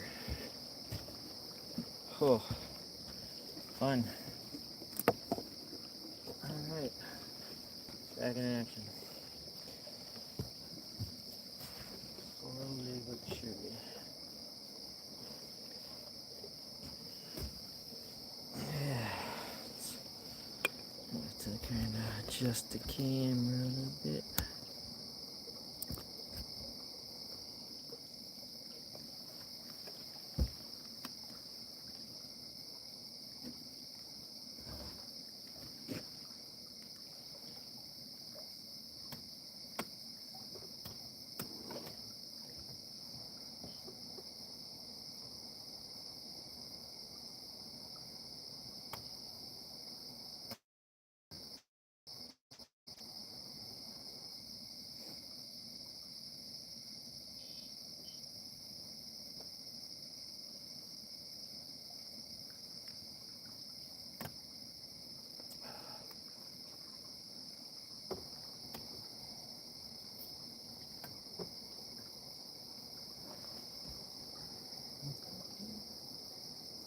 Alright.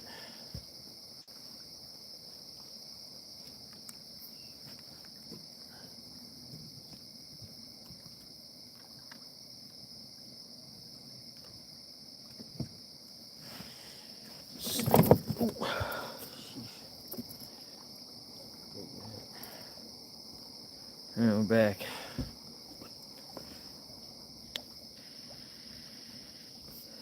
Barely any signal. No worries, Brad. It does, but I kind of wish I was up a little bit more. This tree's kind of in my way. I'm kind of angling my rods where I want, but we'll see how she goes. I got my anchors. They're like 20 feet in front of me just to keep us from not moving.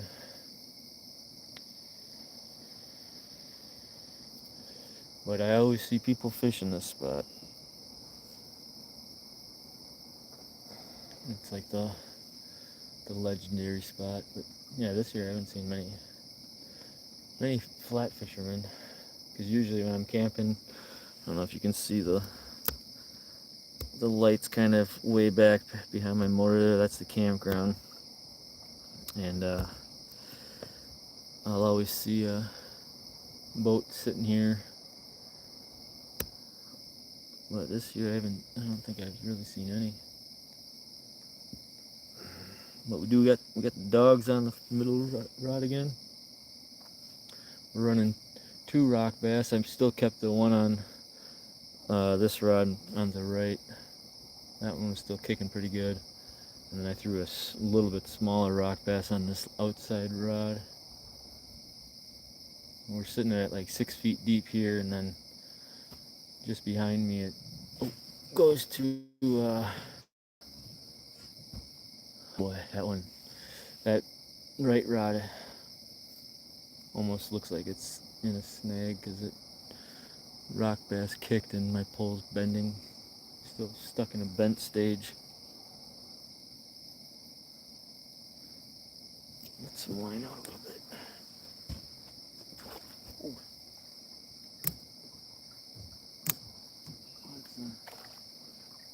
Thing's swirling right next to the boat here.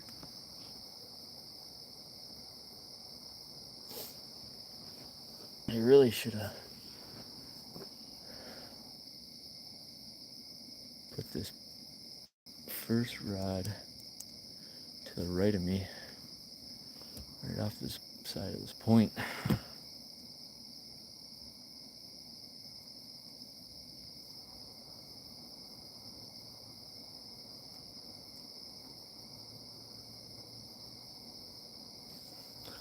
I'm gonna give her a go though. Never know unless you try.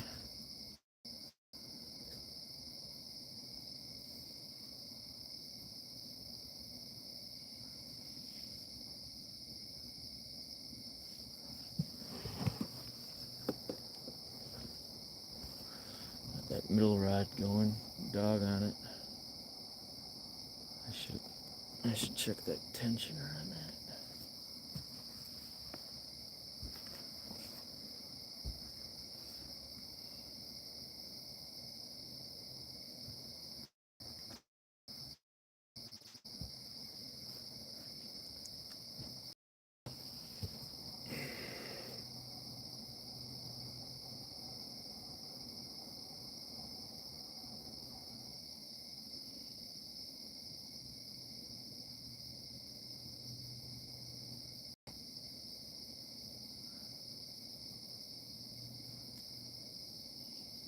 Yeah, the middle rod with the dog on it, the white FOA rod, that's got a bluegill on it, fresh bluegill, and a fresh rock bass on the outside left.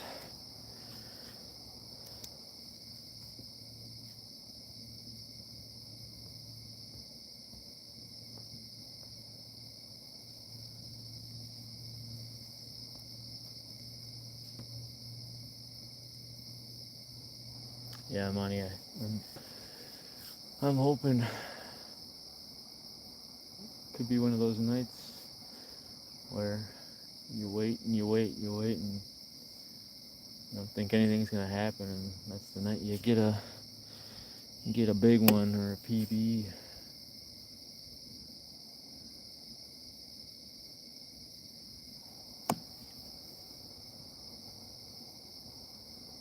But I haven't tried many spots, new spots. I've been hitting this year. I've been hitting most of our typical spots that we fish. It's kind of nice to kind of branch out now and get on something a little different territory.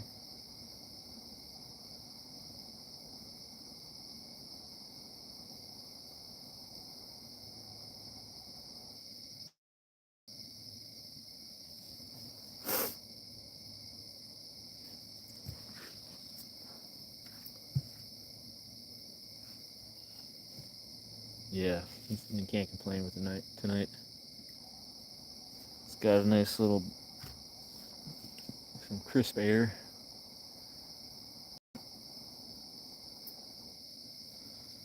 There's bugs out, but I don't really notice any mosquitoes. Just some like little tiny like mayfly type of bugs.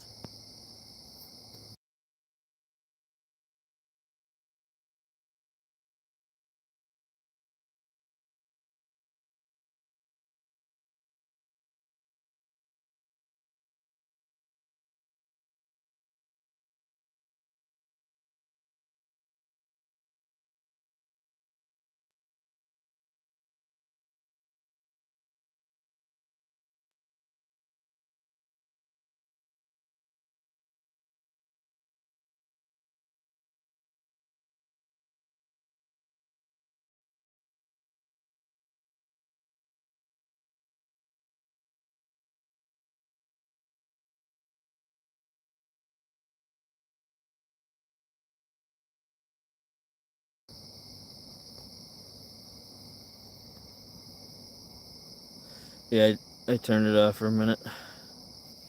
You hear me now? I was going to the bathroom.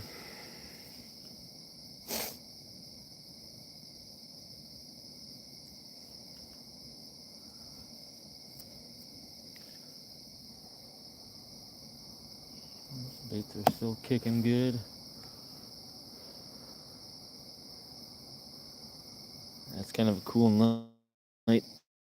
There's a nice little fog rolling across the river.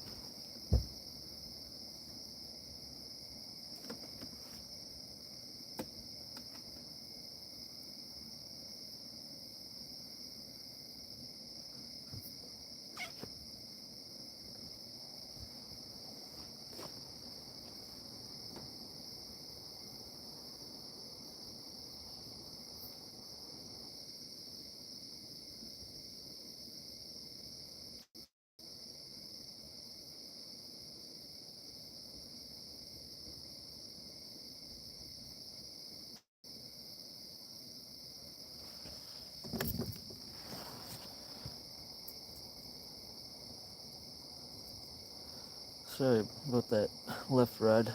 I think my boat light is kind of interfering with with the other light.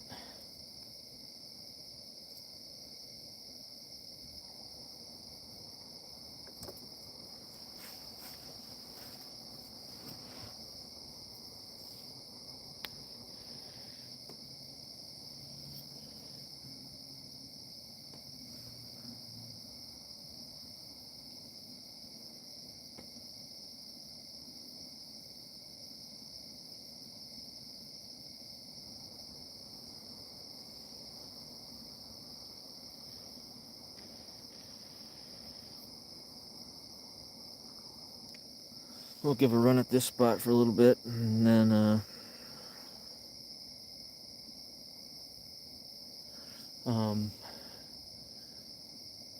maybe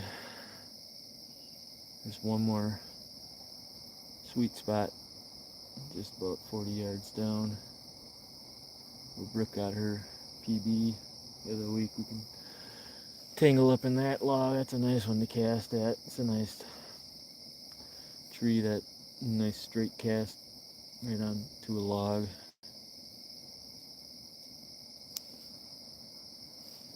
We'll give this spot a good run. Yeah, they should be feeding. I fear that 2 weeks ago when me and Brooke came out here was the time to go, the window. Because I mean, it was like within a half an hour. We hit 2 spots, 1 spot a night, and we fished maybe 45 minutes tops each spot we fished on the boat, and we ended up with two nice flatheads. And there was a ton of bugs in the air, a lot of the mayfly hatch. I don't know if that had stuff to do with it. More feeding going on.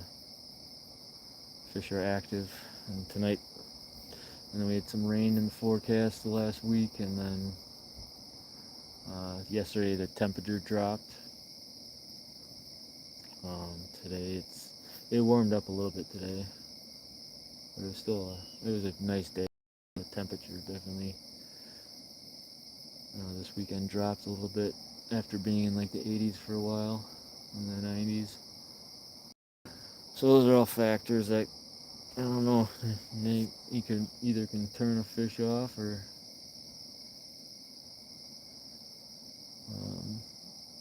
bring them in too.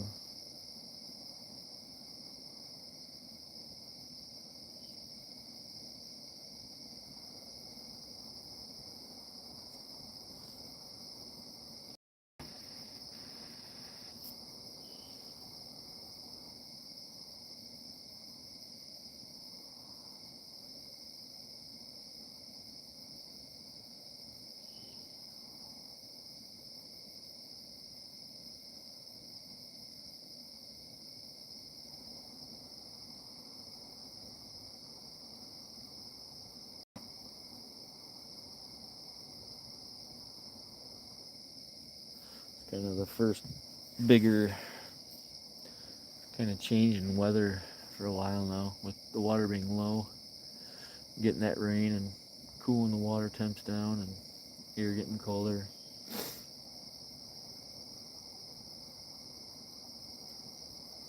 I was so used to fishing with low water and hot temperatures, and just zoning in on the deeper holes and the pockets.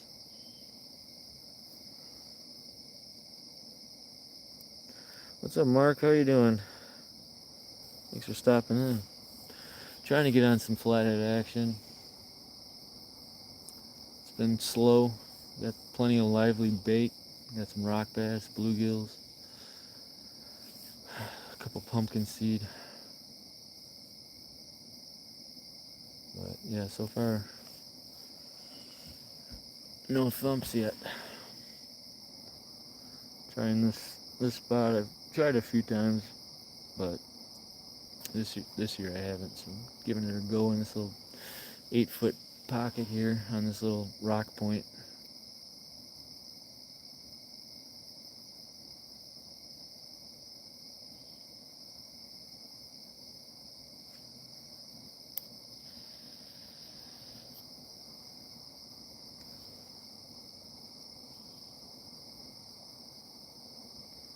Nice. You been out lately fishing at all, Mark?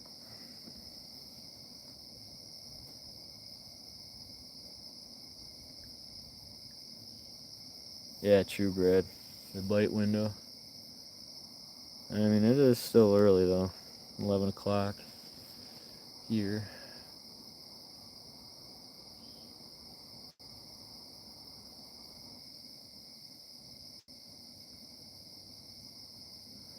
And typically, yeah, if you can plant a bait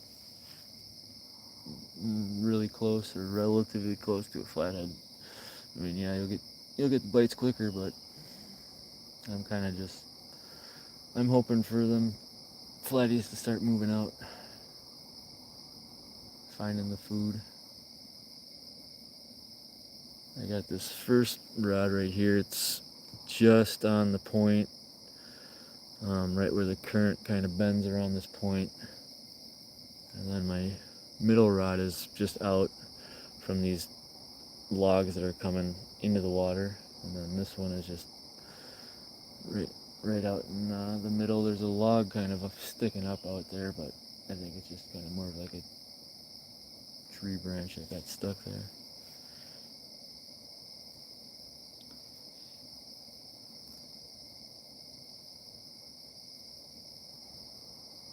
Oh, there you go.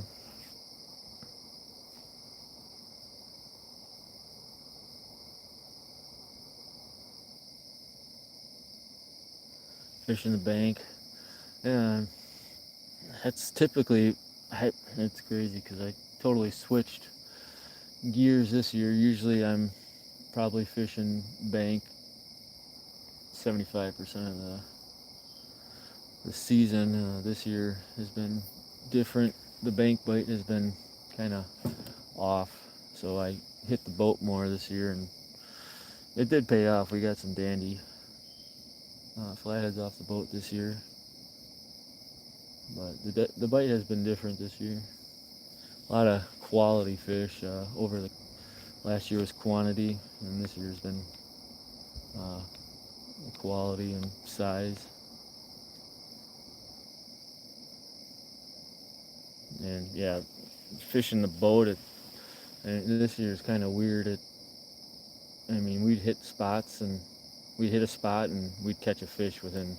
I mean, the fastest I've ever seen. I mean, we caught a fish in like 30 seconds. It was a 32 pounder, and it's kind of been like that all year on the boat, hitting spots and catching fish within 20 minutes or 15 minutes, 10 minutes, half an hour. As the night goes on, though, it kind of seems like you'll pick up some smaller guys when it gets, early morning. You'll get the smaller guys rolling around.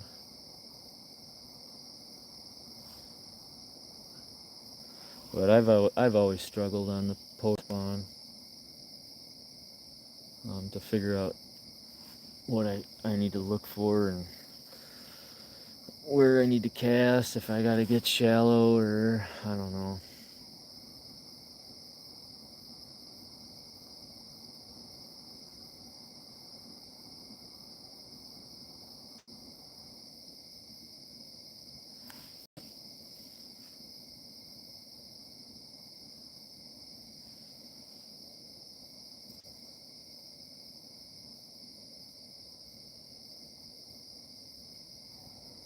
25 flatheads in 15 days. Awesome. That's awesome.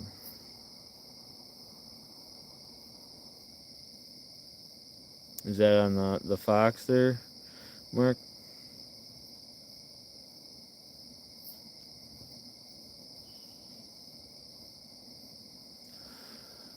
Unfortunately, there's not many weedy spots until you get. I'd have to drive. I'd have to go down like 6 miles, um, where I know a spot that has some weeds with some drop off and structure. There are some weedy spots, but it's 2 feet and it's 2 feet across.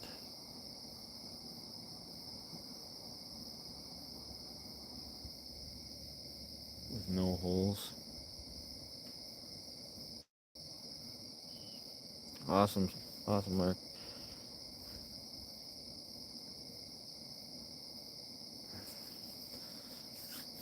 Yeah, that was like last year. Last year, our season was crazy for the bank. Memorial weekend, we came up here on the Fox where I'm fishing now, just downriver here. You can see the lights over there. It's the campground, and we pulled up, I think, 35 flatheads in 4 days of fishing. Off the bank we were fishing.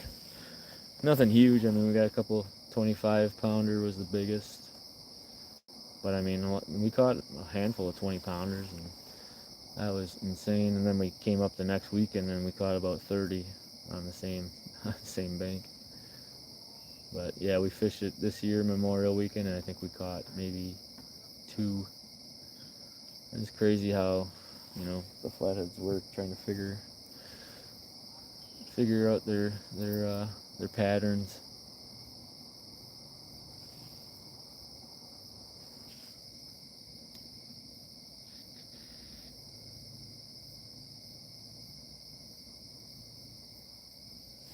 Oh, it's rolling in Lake Michigan. Sweet.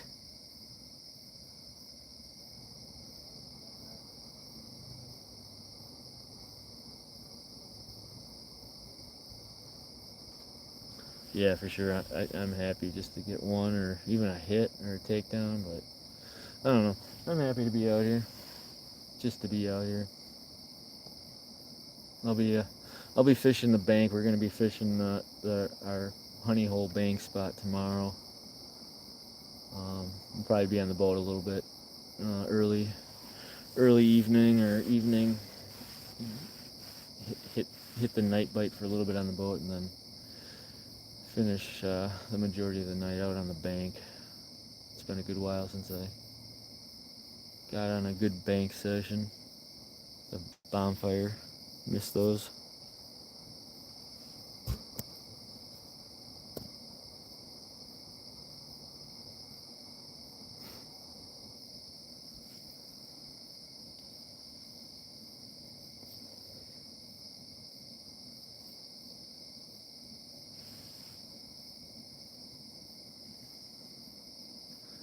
My baits are a lot quieter at this spot though. The last spot I was at, my baits were just going nuts. I think my right rod might be in some kind of snag, just the way it was looking like when it was bouncing around. I have to leave that one.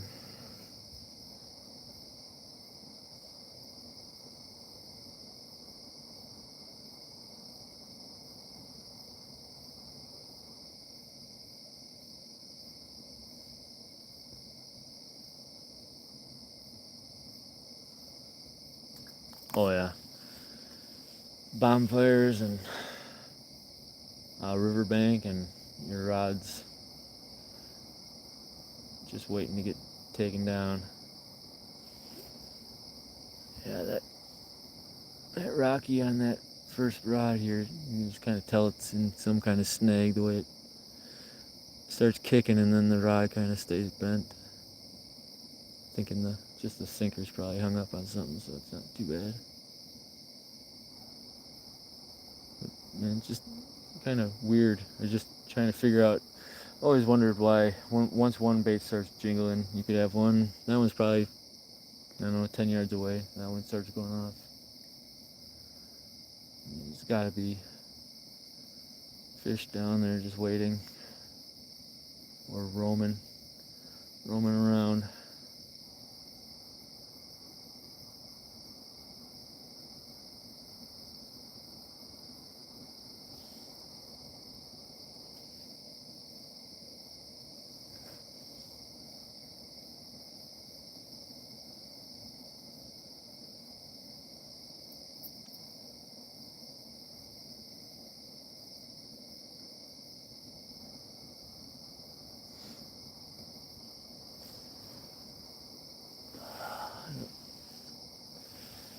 I don't think the moon's out either. Not sure. I haven't looked at them what kind of moon we have tonight. Usually when those moons are gone is a good time to go out flathead fishing.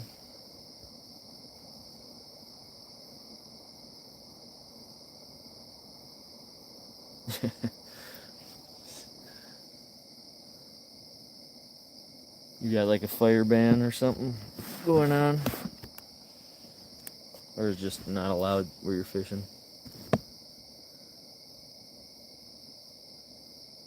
I'm sure if there's signs there, I'm sure it's because somebody did something they weren't supposed to do.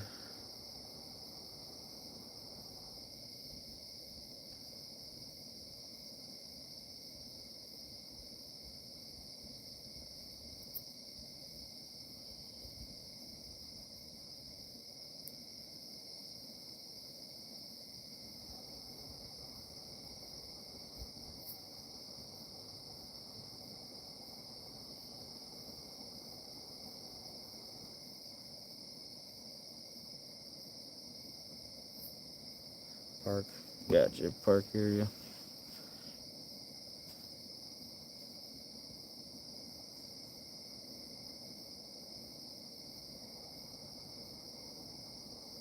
Oh, there you go. That's a good idea.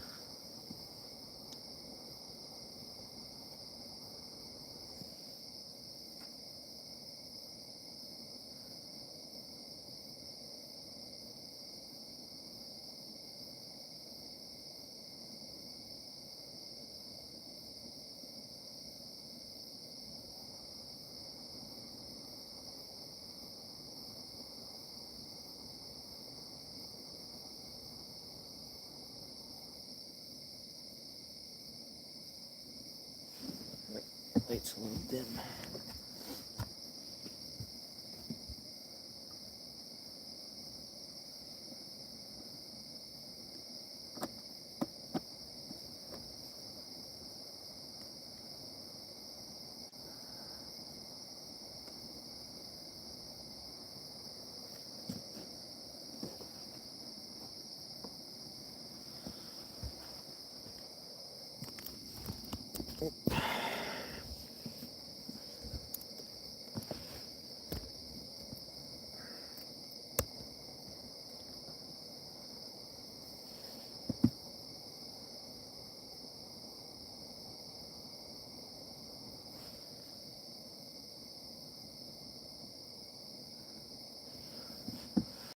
At 11 o'clock, I kind of took too much time getting on this spot.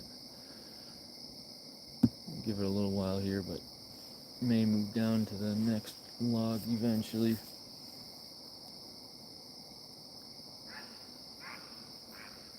That log's been pretty good to me.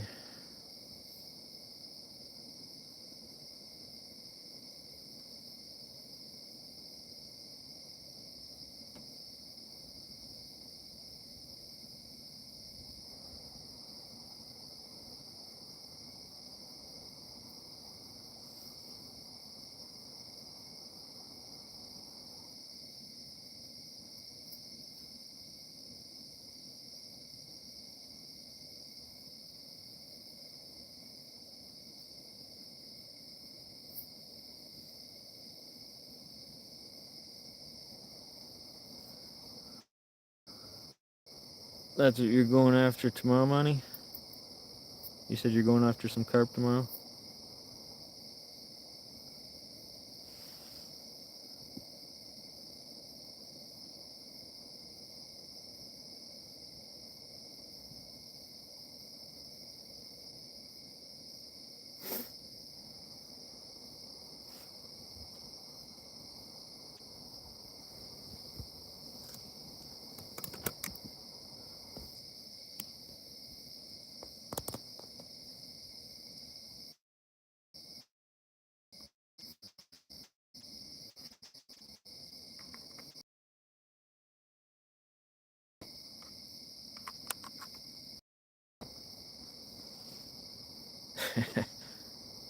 What's up, Dave? How you doing?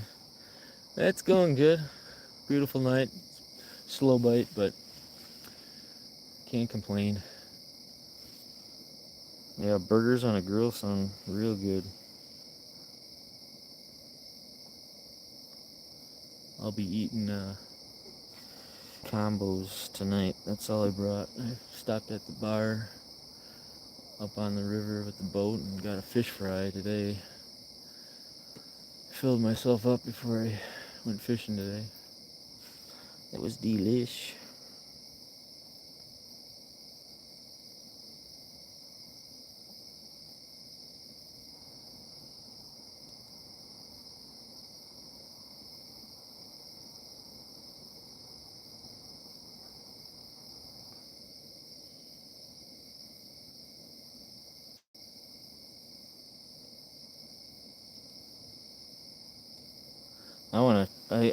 I've gotten into fly fishing a couple years ago, or actually probably over 10 years ago, and my goal is to get on some salmon with the fly rod and do some musky fishing with the fly rod.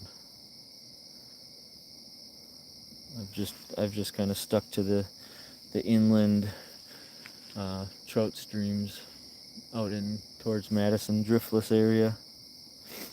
And there's a few kind of close to my house, about 45 minutes away, with some good waters, smaller creeks, but it's fun.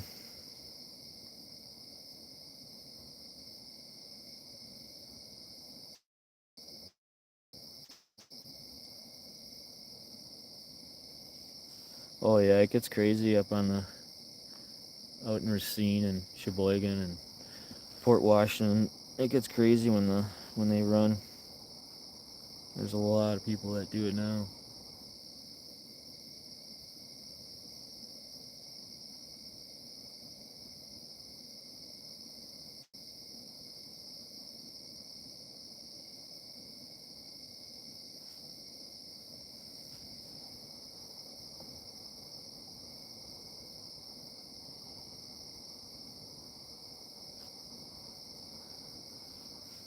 Get some pike, yeah, that'd be fun.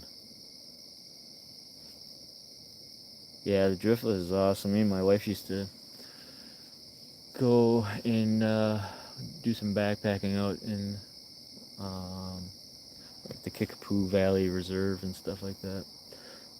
Do some trout fishing out there, and it is beautiful out there. We haven't done that for a couple of years now, but we've been kind of bringing it up more and more every year that we get back out there. We used to rent a canoe out there and canoe for the whole day down the river, and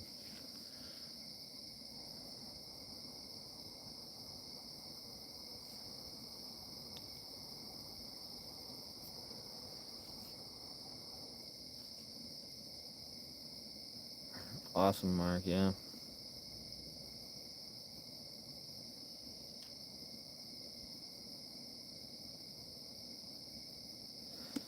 I lost my biggest brown trout out there. I thought it uh, fly fishing. I thought I hooked into a pike actually. I got it up at it. It was pushing 30 inches. It was insanely big. At least when I got up to our canoe, like it, it it looked close to 30 inches. It was just massive, and my line snapped, unfortunately, trying to get it in because I had no net. I was not planning on, usually plan on catching about like 12-inch to 16-inch trout, browns, or rainbows. But yeah, I was not ready for that fight.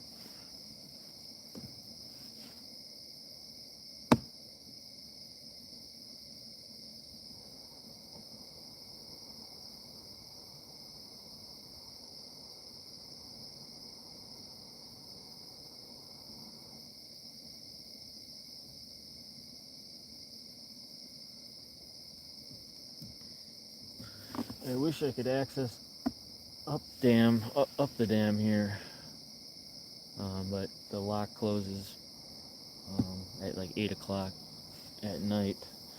So I wouldn't be able to get back down unless I trailered my boat over there, and um, there's a really good spot over there past the dam. It's a big drop off, a lot of timber structure and everything.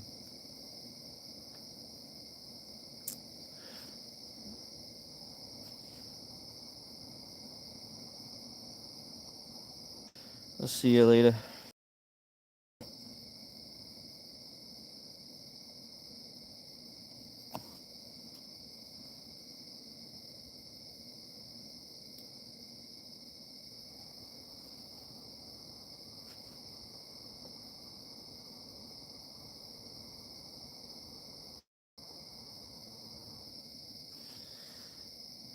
Yeah, money, run by us.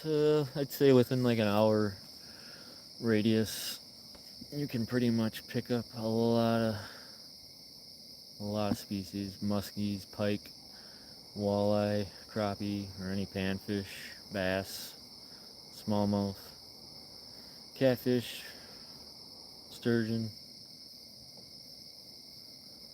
tons of different fish.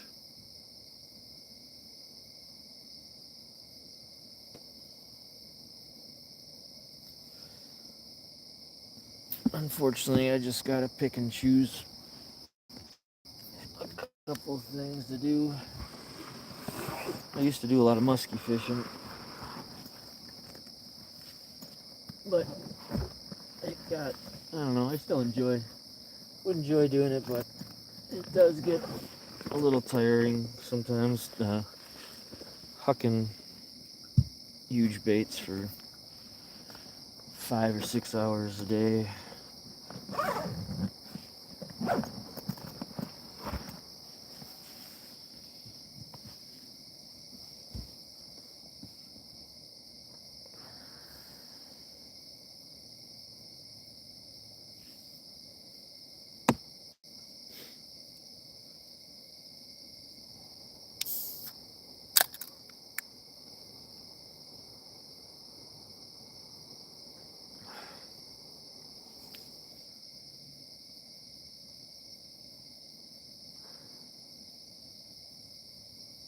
Yeah, walleyes really good.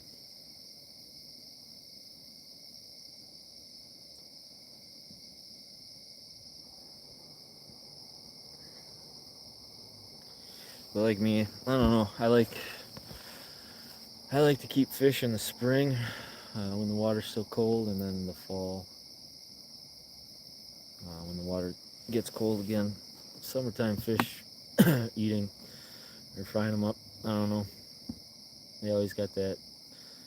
I don't know, more of a muddy taste, and like they're just more mushy, not flaky. We caught a mess of crappies midsummer this year. We cooked them up, and man, they were mushy.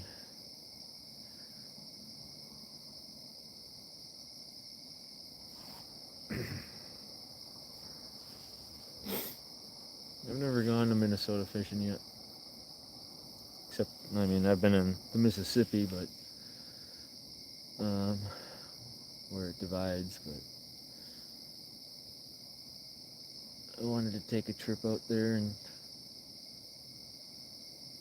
get on some of the rivers out there.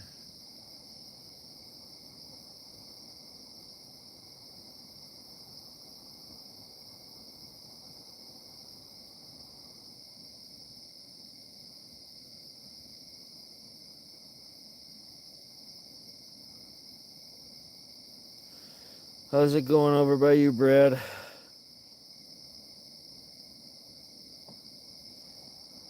Getting any takedowns, any hits?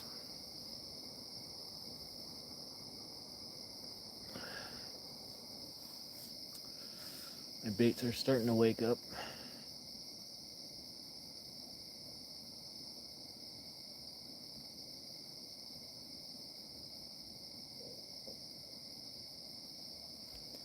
Nothing yet.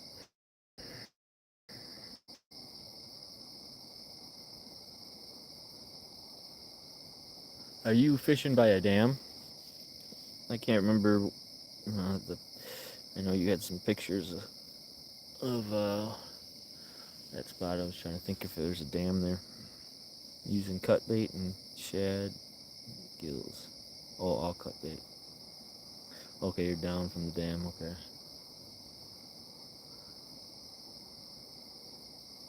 What's the depth kind of you're sitting at when you're casting out there? What are you sitting at?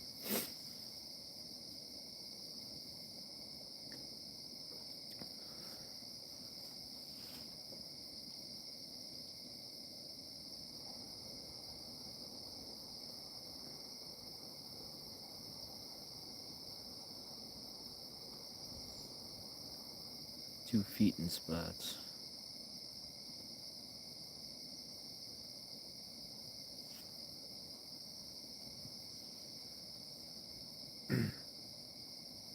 Wow, yeah.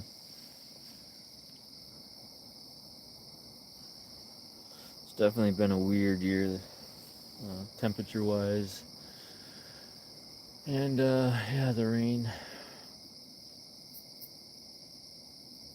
Last year, I don't know. It was like last year was like a perfect year as far as like how the weather went, I thought.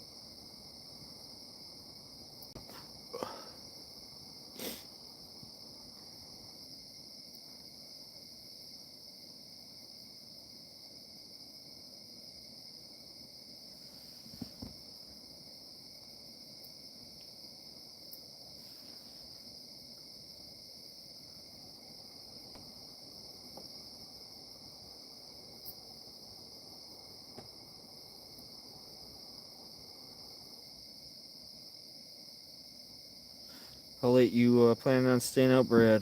Fishing?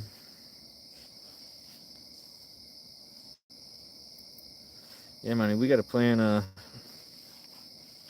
Yeah, try to get sometime get a group of us to meet up and go fish sometime, whether it be next year or the year after or whatever. It'd be awesome to get the crew together and.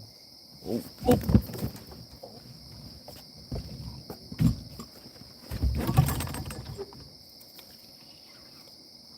Fish out.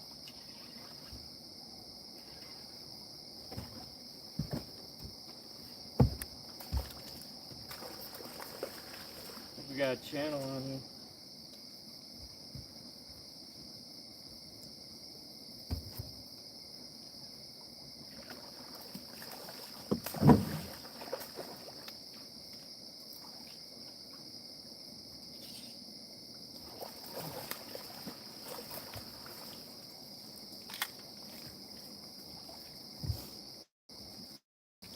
Yep, I think I had the guard dog set a little too heavy. She did pop though. Alright, well, we got a nice channel. Let me get the light on over here.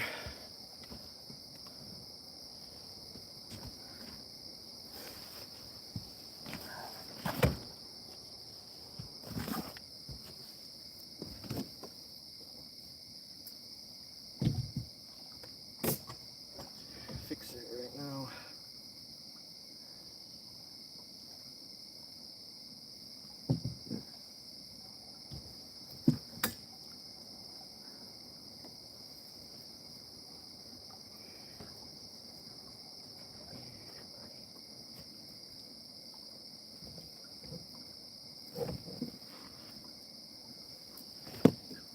But we got her hook set right in the side of the mouth.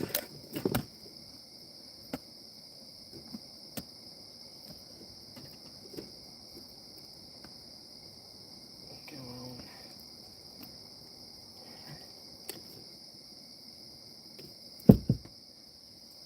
on. Alright.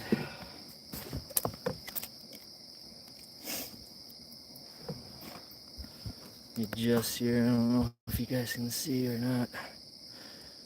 Alright. Get some of this stuff out of the way here. Show you fish. I'm not gonna weigh her. I'm not too worried about it. Oh, yeah. There we go. Nice little channy. Probably about 8 pounds, maybe 9. But I'm gonna let her go into the water. Oh, thank you, buddy.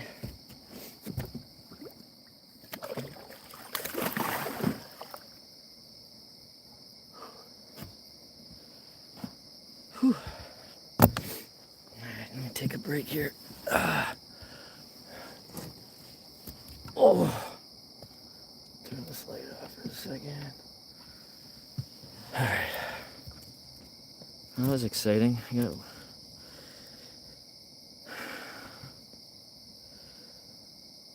Yeah, the guard dog. I could have swore I had it when I checked it. Double checked it when I put it on when I got over here, I thought. And I put it lighter than I usually do. That thing had to take that thing down. I just adjusted it now to pretty much halfway from the medium to light now, so.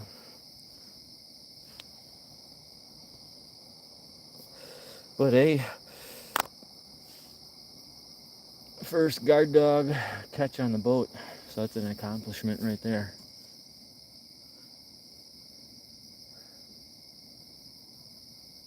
But all right, just thinking now. Sometimes when I catch a channel, it's not a good sign that the flathead are going to be on this spot. But I'm going to stick it out for a while here.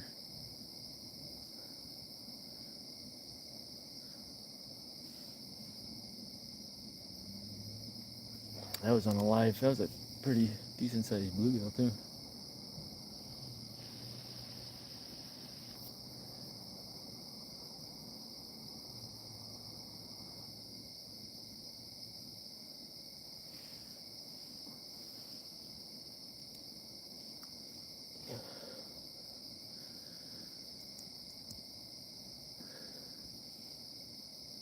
Alright.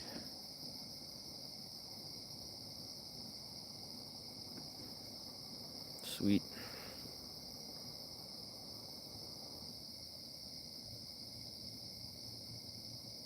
Yeah, that's where I'm pretty sure I had it. It was like, I think it was the notch closer, right off the medium towards the light.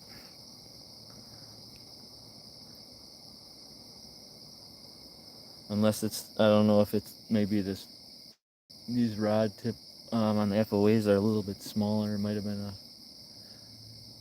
harder. That was the first fish I ever caught on I think on the FOH rod with a guard dog.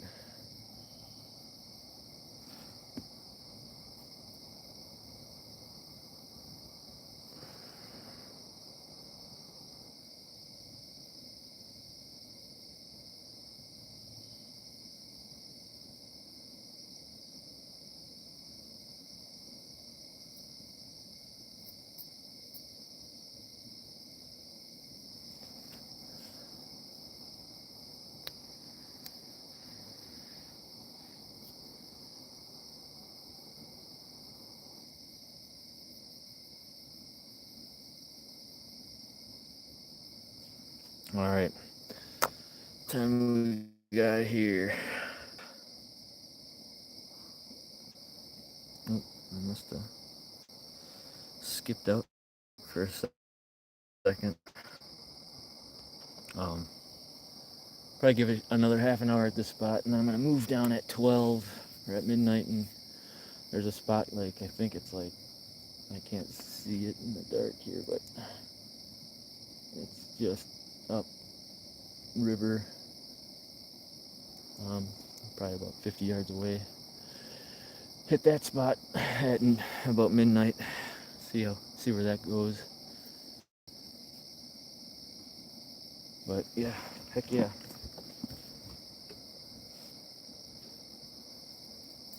We're breaking the curse. We're breaking the curse.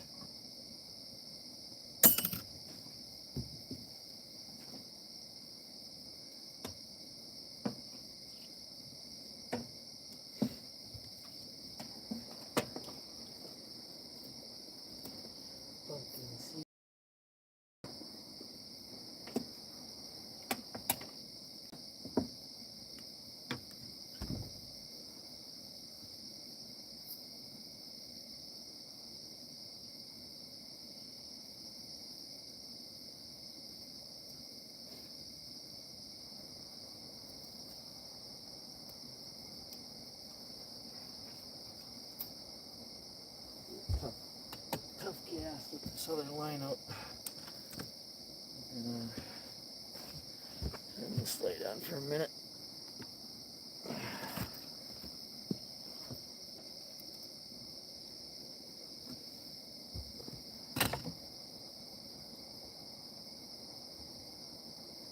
I'm gonna wing this in here.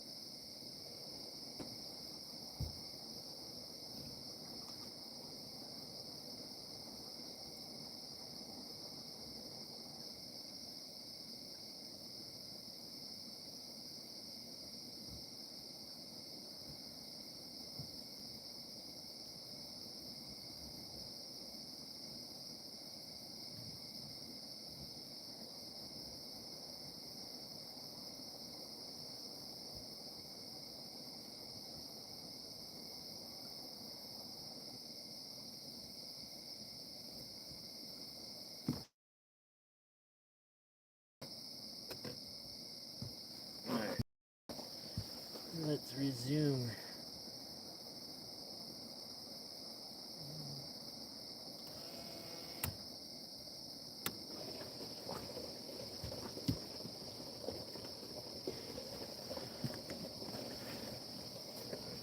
Awesome.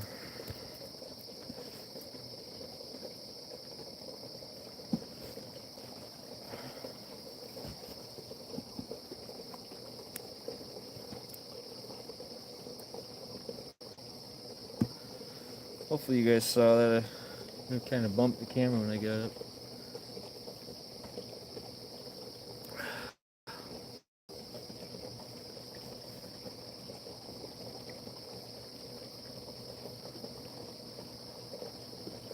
Yep, I always keep it in that upright position on the cat claws. But like, yeah, if I'm not using the guard dog, I put it in that, like on the left. Oh, jeez.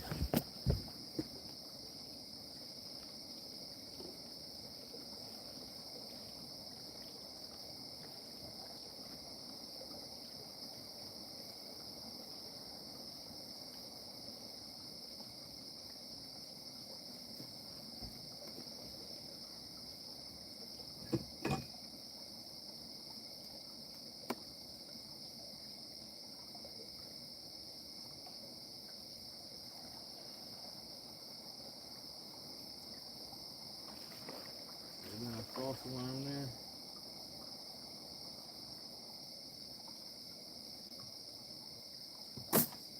Yeah, see, I put that.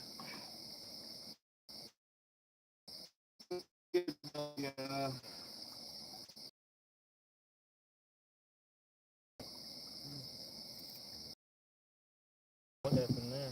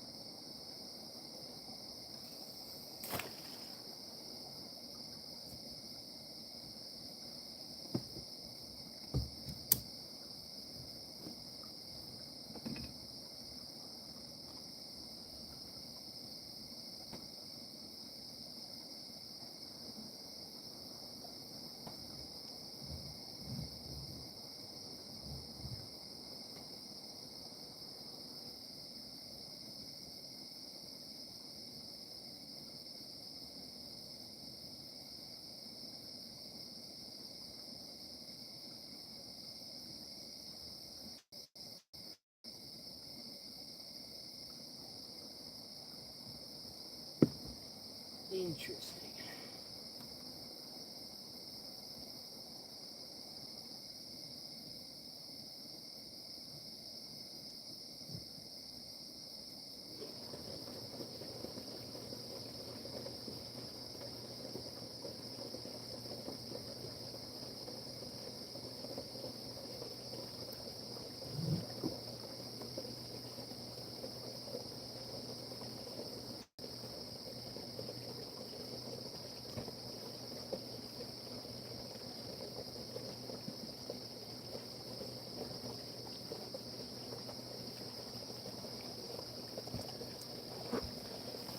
I don't know if it's because I set it a little bit later that time. I don't know if it set off when I sat down, maybe.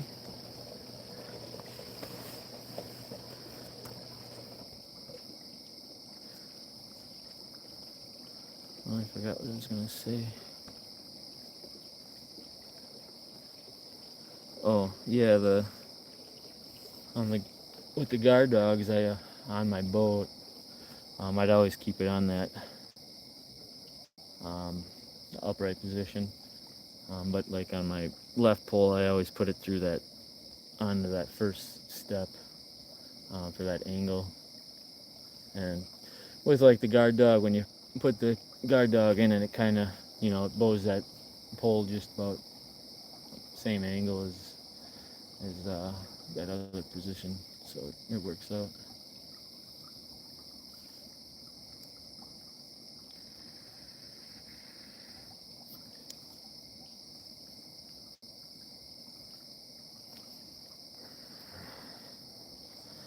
But hey, we broke the curse. Not the flatty curse, but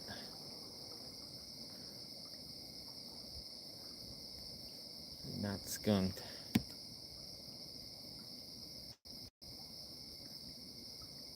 I knew right away once I grabbed that rod it was a channel, because it came right when I started cranking down. It came up and splashing at the top of the water. I don't think I've ever had a flatty come up like that.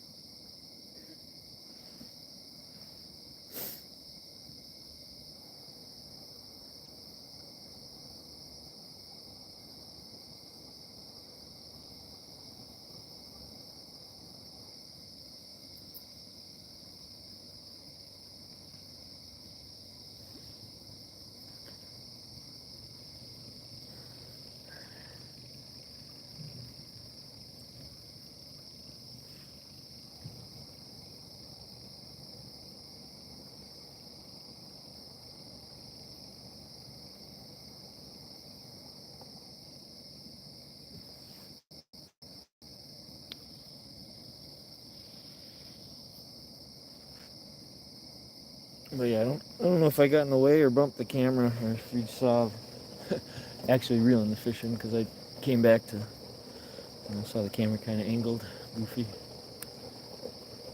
Must have got a little excited, jumped and kicked the camera as I got up.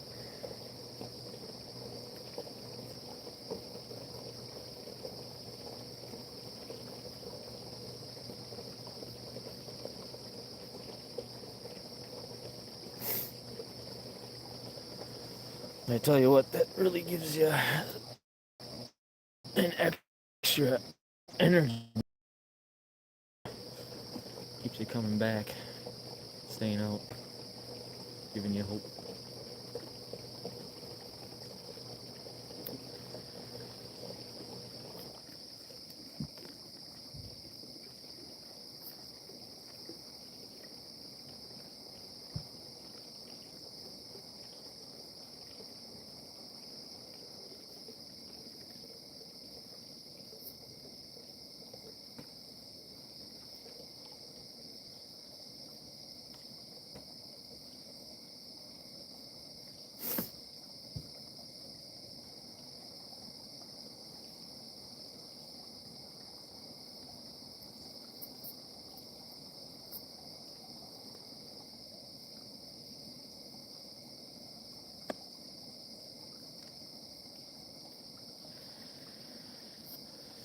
Oh, they're eyeing up that log up ahead. I can see it. Looks like there's an owl in the tree. I'm shining at something.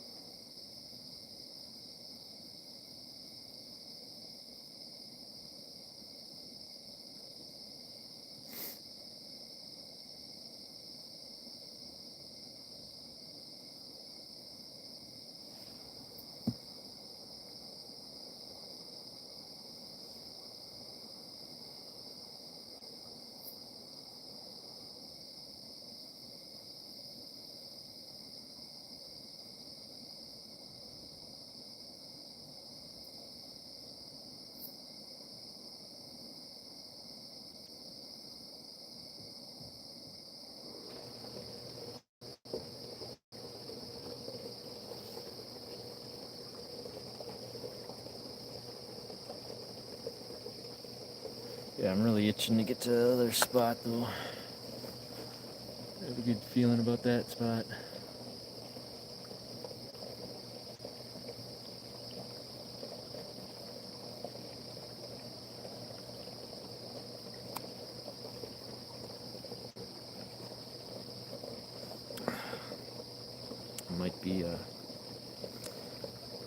Might pack up on this spot here pretty quick, actually. Oh, what we got here? Oh, it's a rocky on that one.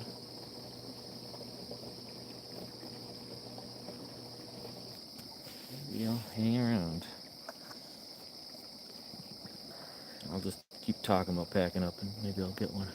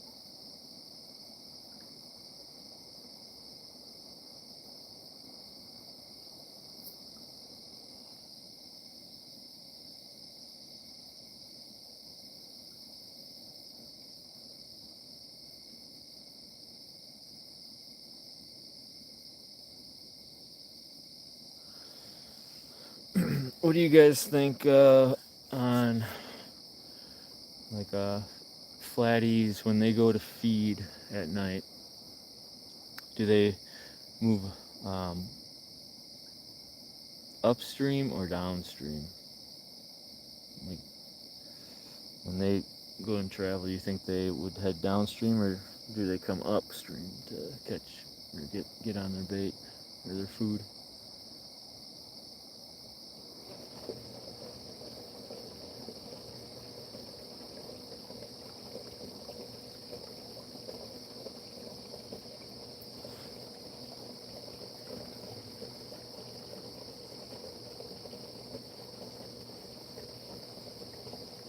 Awesome, Monty. I'll have to clip that later.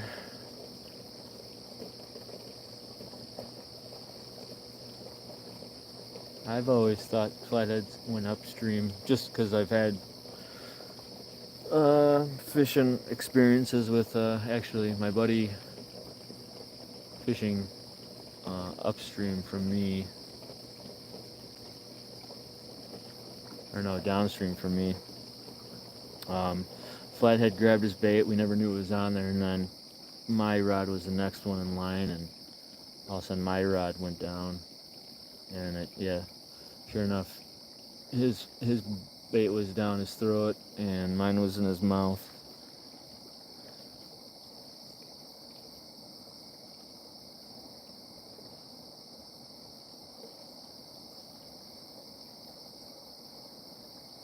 Yeah, that's what I thought.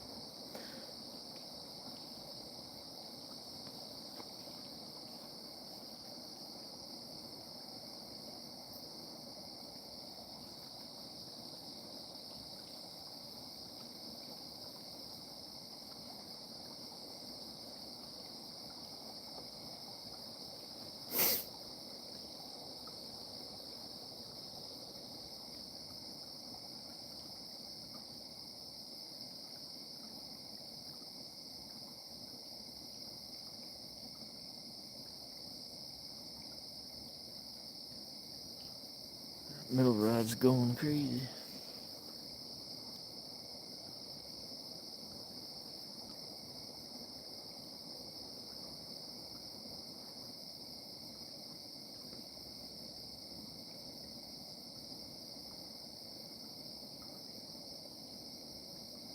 Yeah, the guard dog's a little tricky, depending on bait, live bait wise, I guess. With the outburst and the amount of force the bait can do. I think that's probably what happened just before when it got tipped.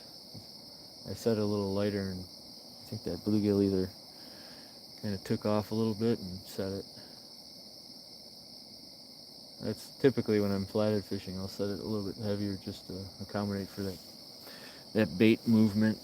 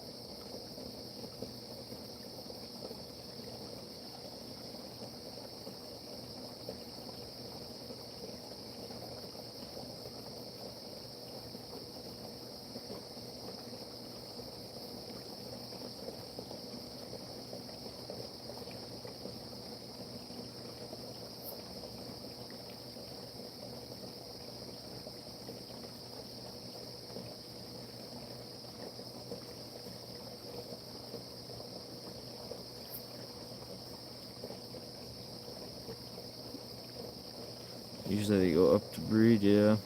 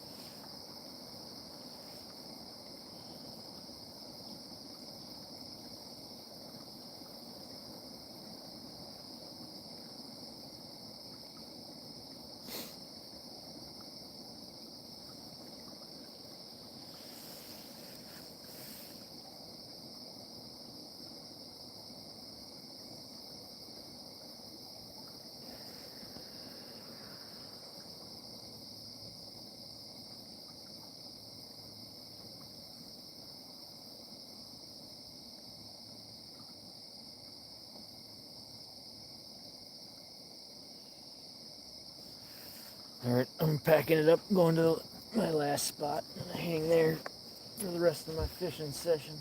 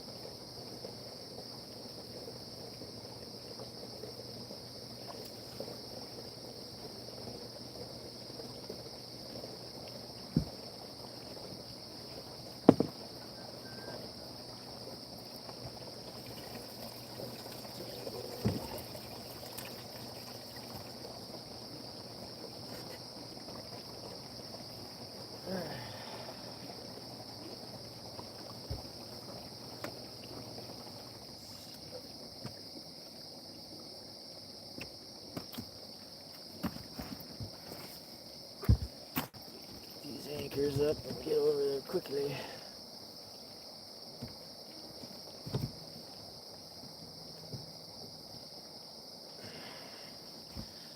It'll be fun.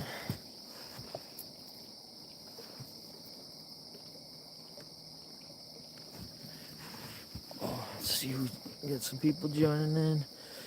What's up, Chucky? Thanks for coming in.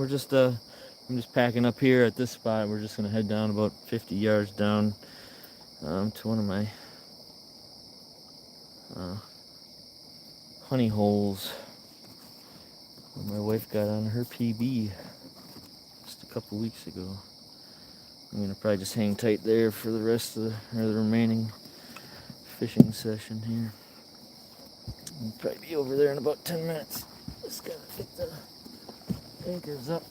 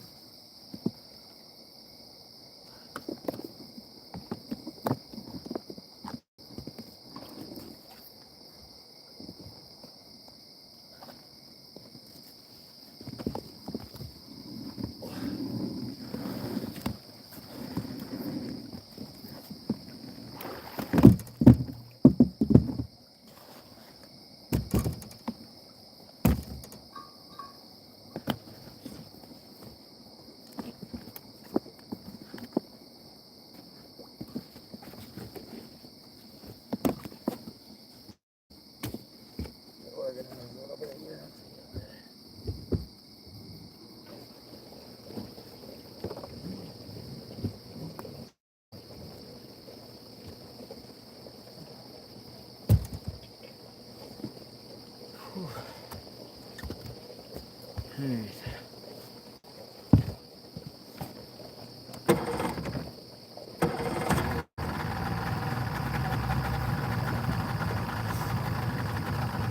Let's roll.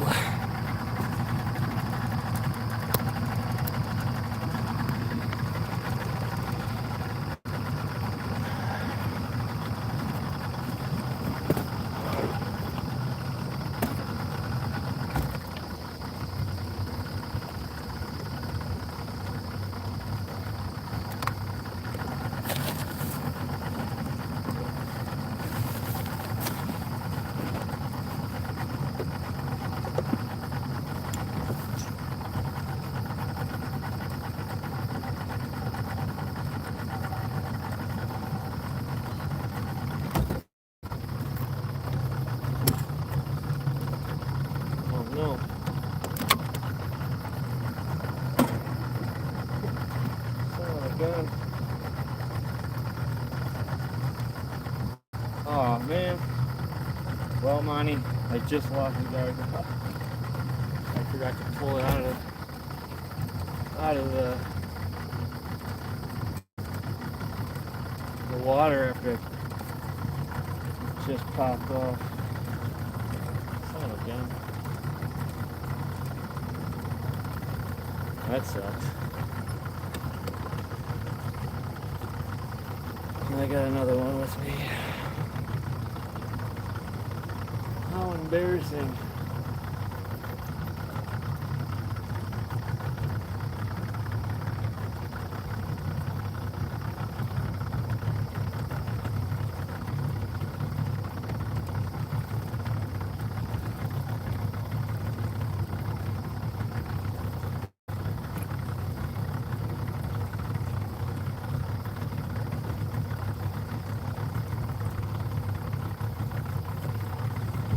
Anyone see that pop off?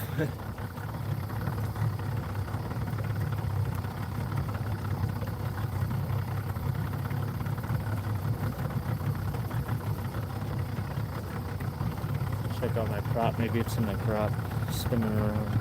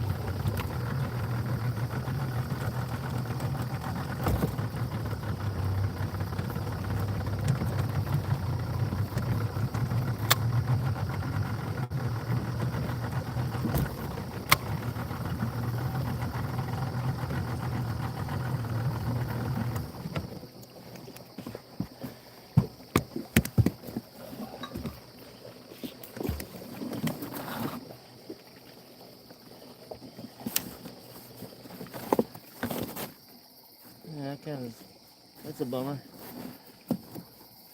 Stupid me.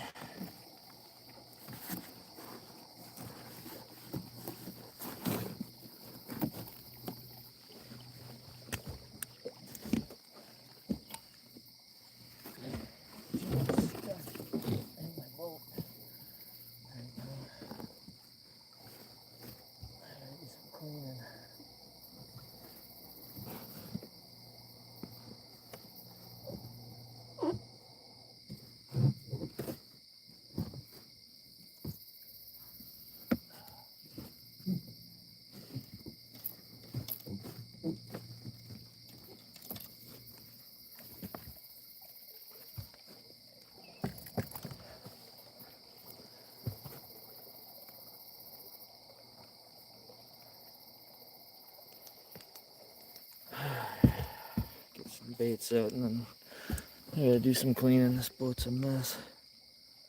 Did you see that? Oh no, oh no. KP had a major stroke. May not make it. Dang.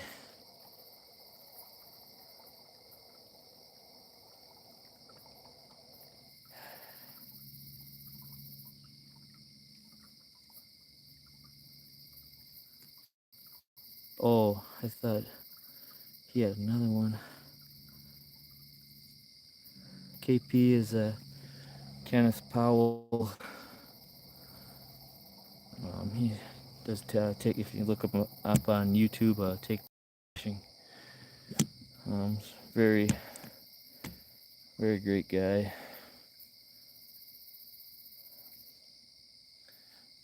He does a lot of shows with hog leg as well.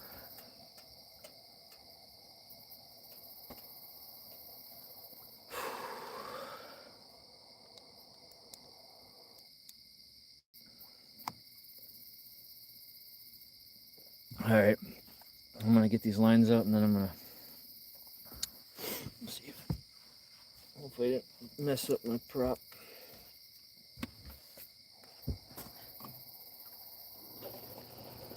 Guard dog down.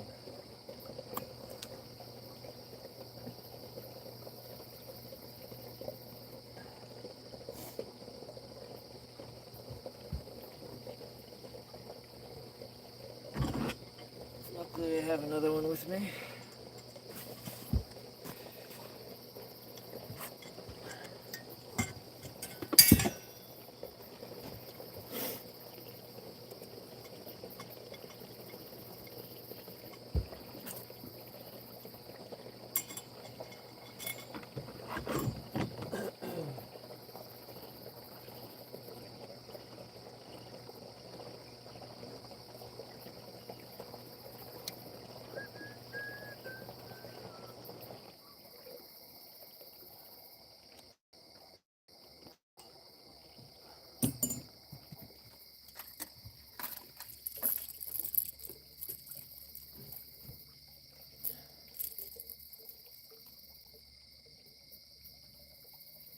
Alright, let's get on.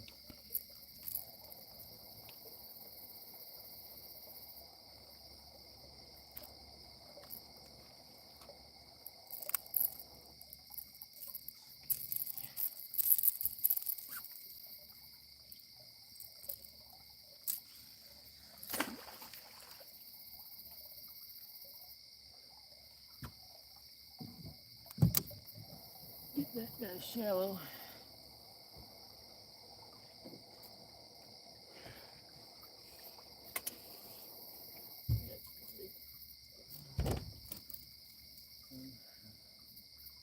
Pumpkin seed. How you doing, buddy?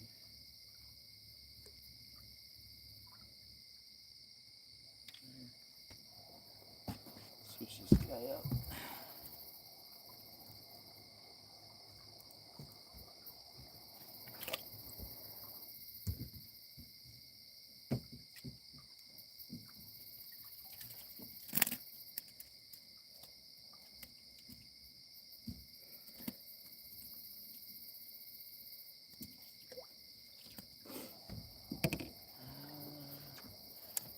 Do some Rockies.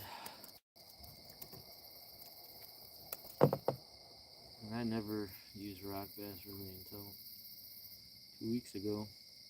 And we had some good luck on them.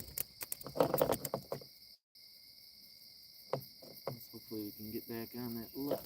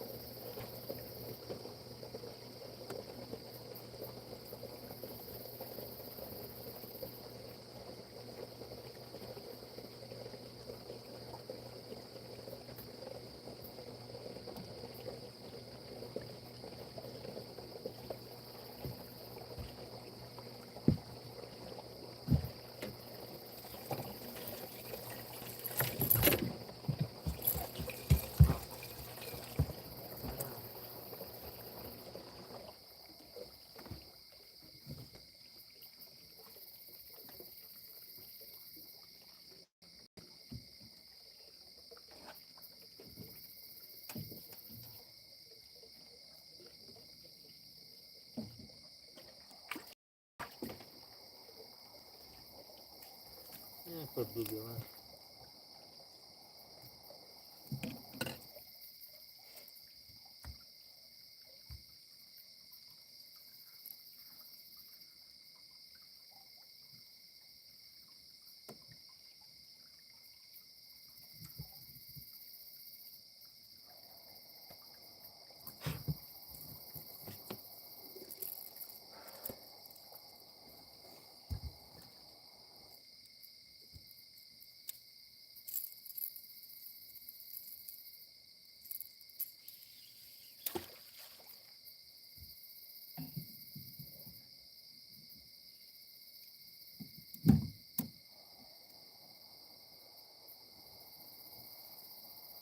Alright, I gotta do some major cleaning here. Tell myself that every time I go on my boat, keeping it clean today, and here we are. Just in a giant mess.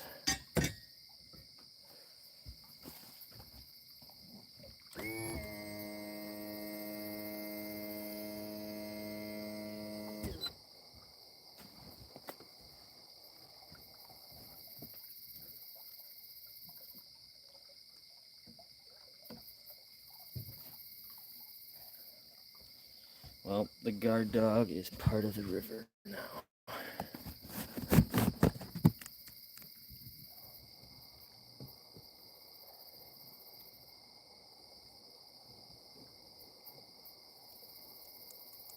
You live and you learn. That's all I can say.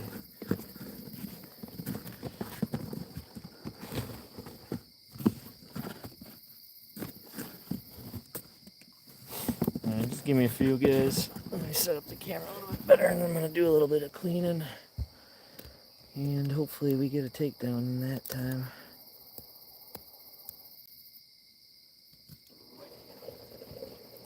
Sounds good, Brad. Let's see what we all missed here.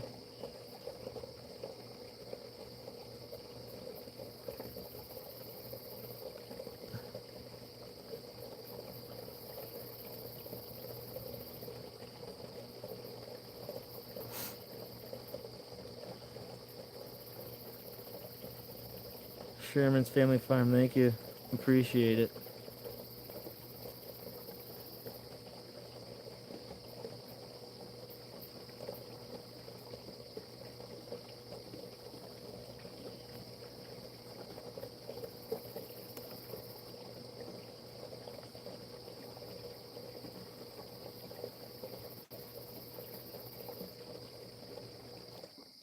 Yeah, just like my phone the other week.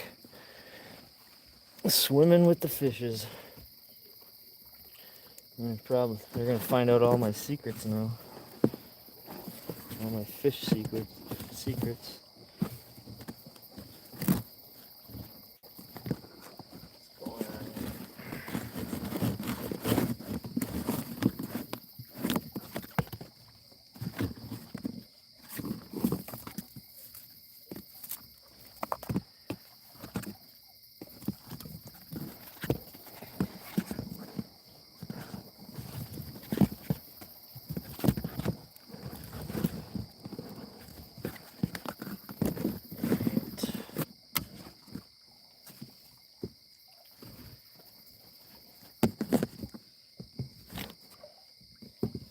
If my rod goes down, I'll be in trouble because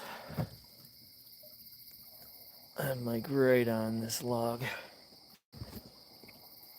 Hopefully I hear it smack.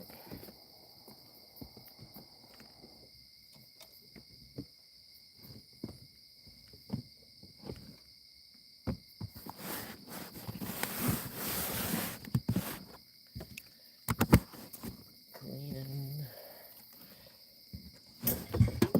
That's why I hate carpet, because everything just sticks to it.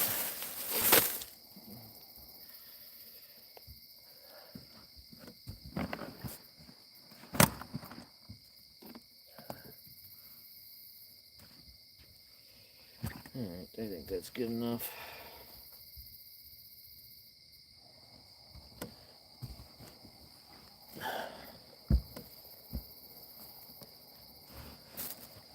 Let's get a fish now.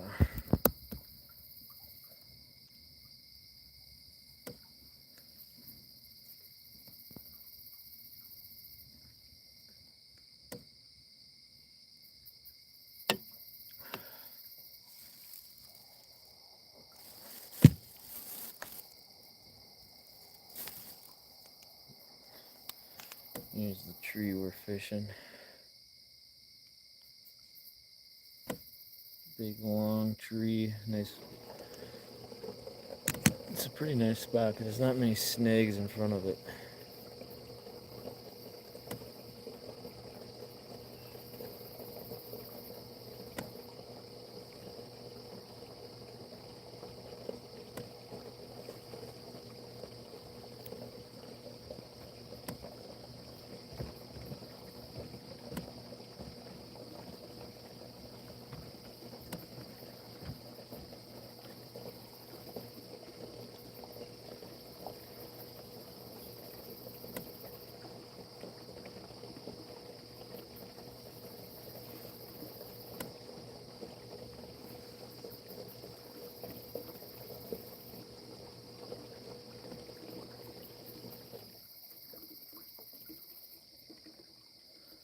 That one was a blue one. I believe so. I think that was Finley's that he uses. I think it was. I'm pretty sure it was. And mine's all bottled up now. Yeah, no worries. No rush.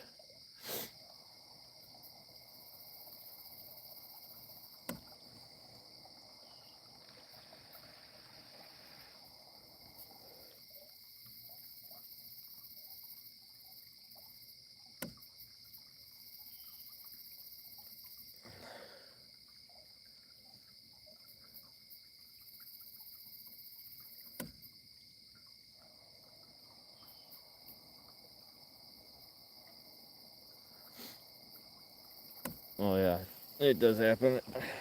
On my favorite reel, my Abu Garcia reel, I was fishing once, and I don't even know how it happened, but the fish I caught when I was on KP's and Hogleg's channel live, after it cut out, I was reeling in. I'm like, man, this is a tough fish to reel in. Well, come to find out, I looked down at my reel and the whole handle was it was just bent completely over, and I'm just baffled on how it happened because I don't remember any. Looked like it got stepped on, but it was in a holder the whole time. But I rebent it and it works fine now. But it's not hard to damage things, especially at night.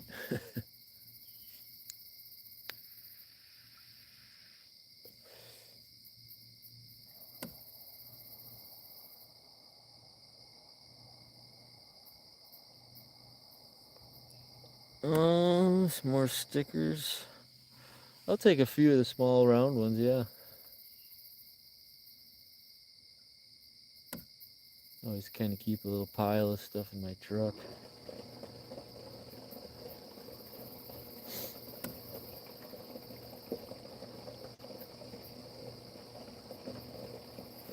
Appreciate it, Mommy.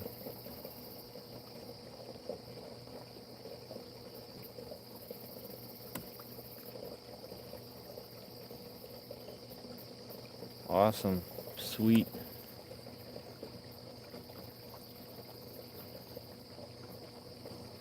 Yeah, I love wearing, even in the summertime at night, I always kind of put a hoodie on of some sort, just keep the bugs away.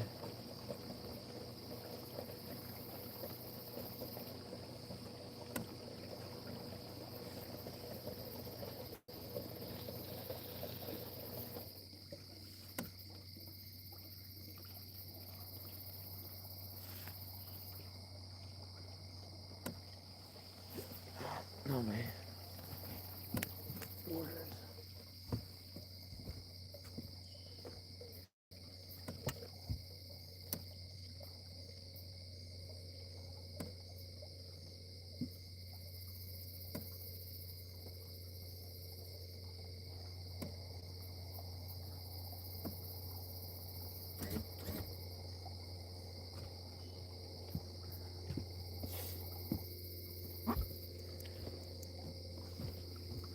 When are the flatties gonna eat tonight?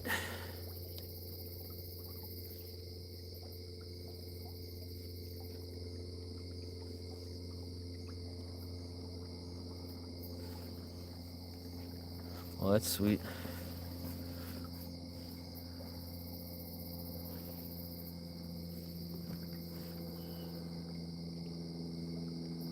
Oh, it's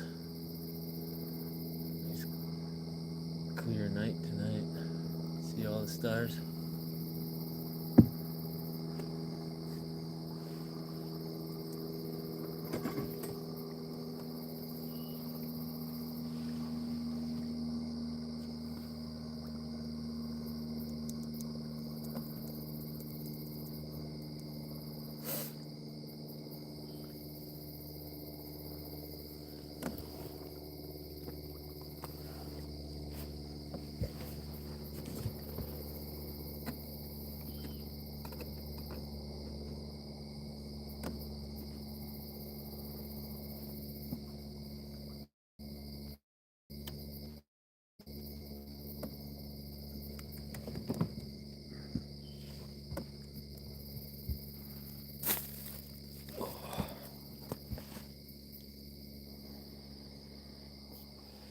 Yeah, I'm looking forward to tomorrow night though, on the bank.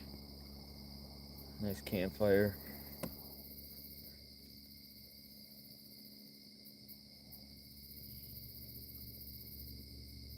I don't know if you can hear that in the live feed, that clicking noise. That's my motor. That's the keeps slowly dropping down. I put the lock on it now, so it can only go so far. But sometimes it does that, and sometimes it. And they replace the O-rings on it. But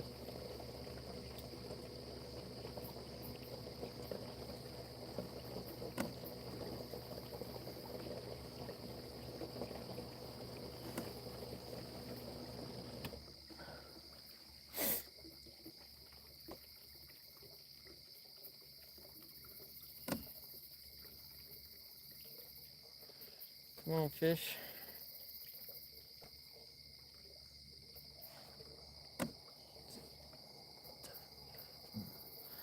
Time's flying now.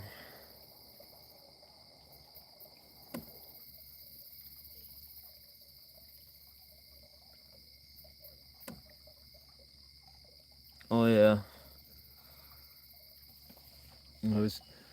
The plan was I was gonna come up here tomorrow. My buddy was planning on coming up here and got a site. So I was just gonna plan on coming up here tomorrow, and then oh, hold on. I got something going on in this middle rod here. Could be just the bluegill, but oh, I fart. Oh no.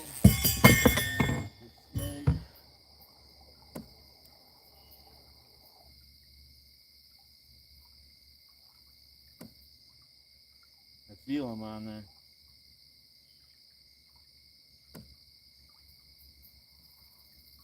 This is where you gotta get patient. He's on now.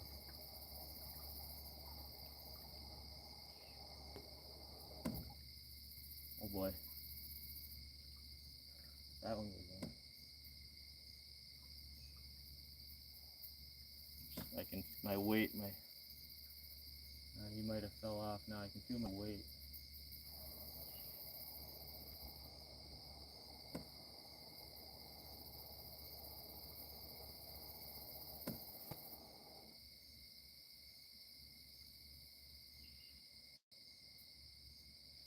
Son of a gun.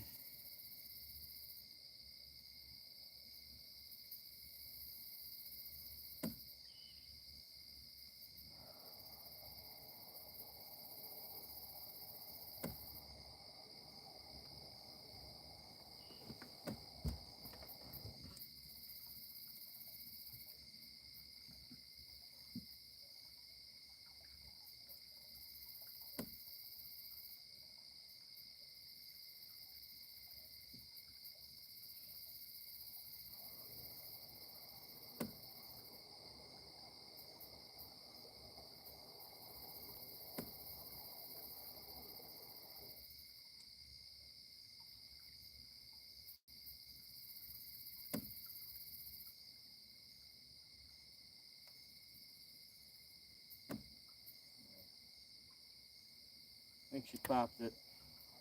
I think my hook stuck on something now.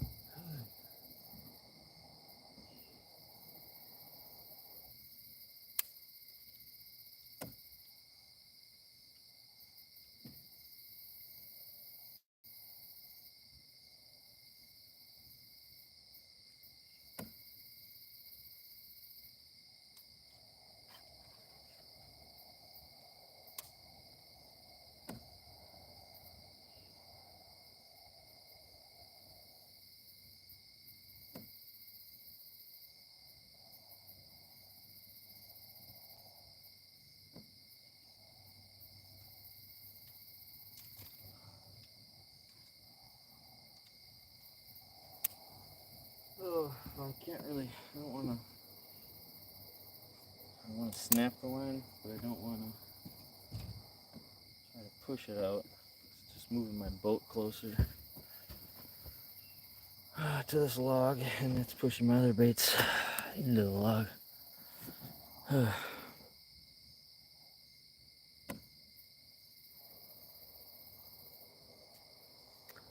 that thing went right into that log, and the sinker's not snagged. It's the hook.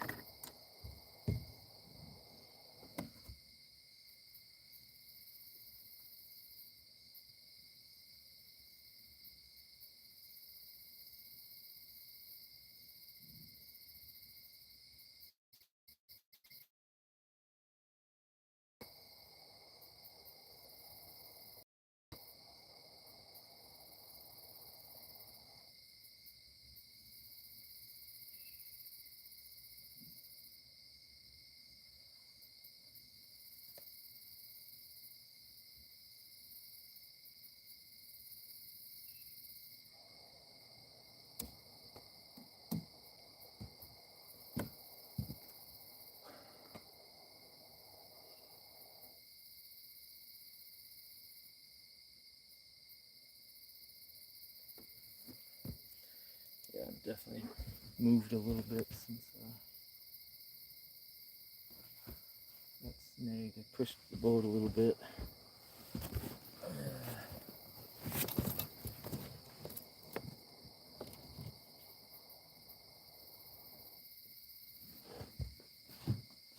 Son of a gun.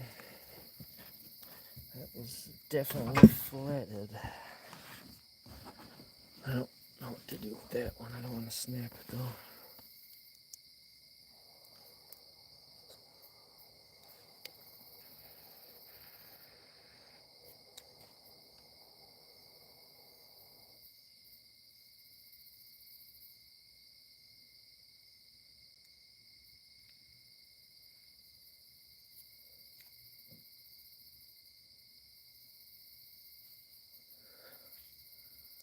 What to do?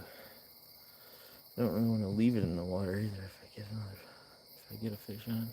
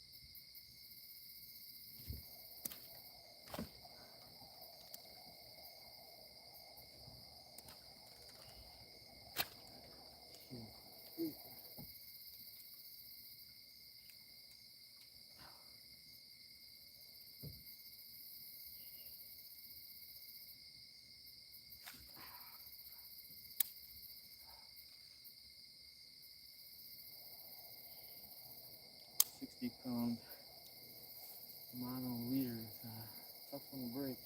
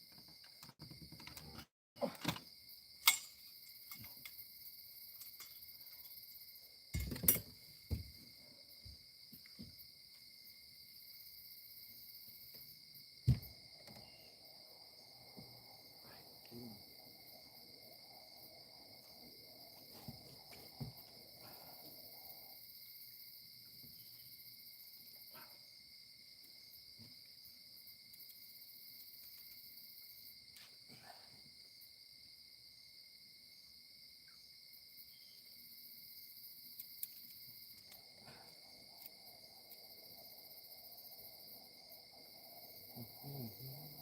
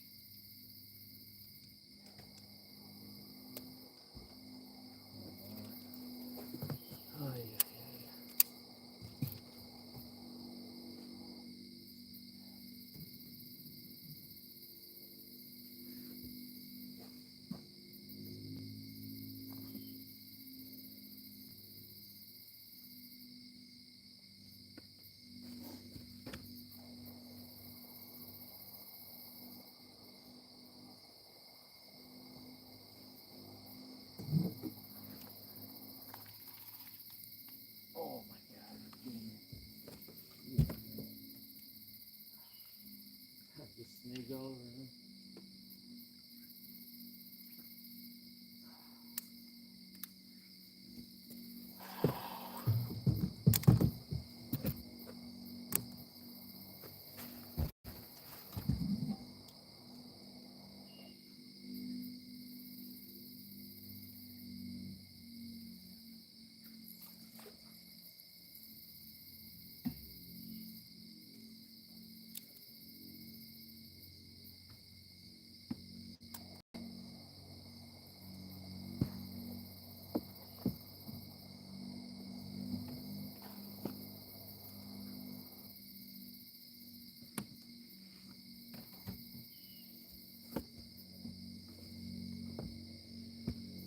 Alright, I'm gonna have to adjust this because I'm snagged in two rods.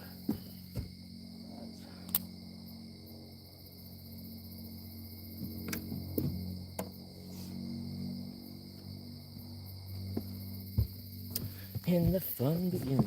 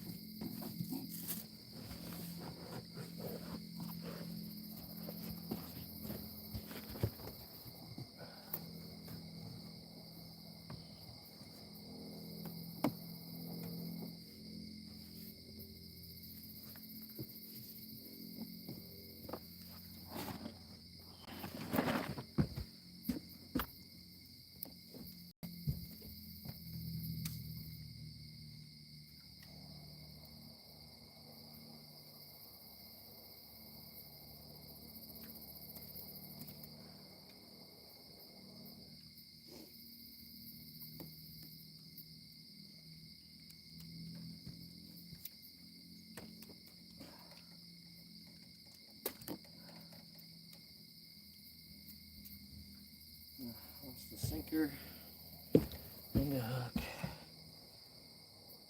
and a sinker slider.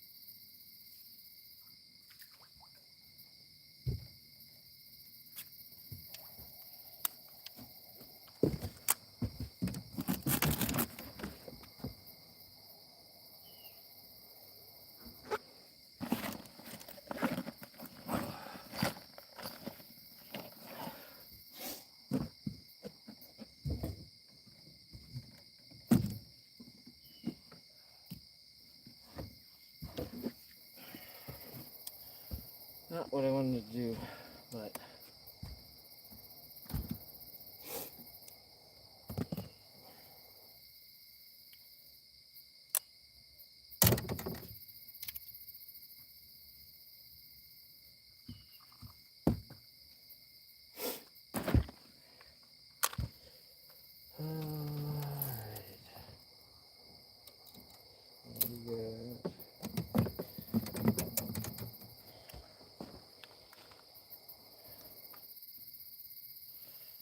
I don't know what to do now because this spot's probably shot. What a fun. Yeah, the log won that one. That's the disadvantage of the line I run.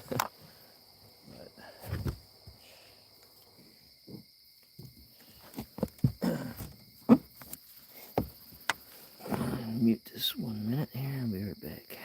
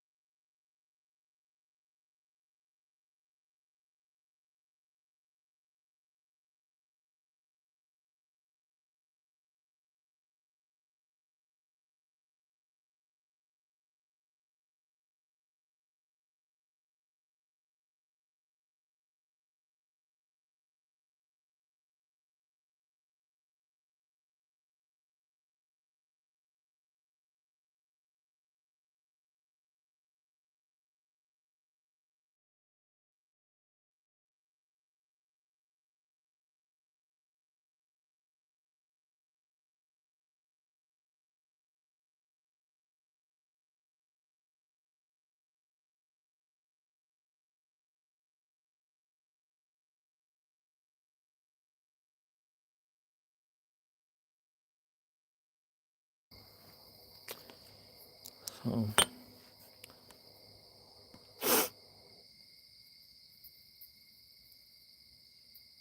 yeah, I tried the rod, whatever. That's what happens. It's been a while since I had that happen, but Brad, how long are you fishing? I don't know if this spot's, it kind of sucks. I missed a fish here. Got snagged up on the first rod and then trying to unsnag that one. It caused my other rod to get snagged, but I have 2 rods that I have set up so I can, I don't know if it's worth it. It's still pretty early.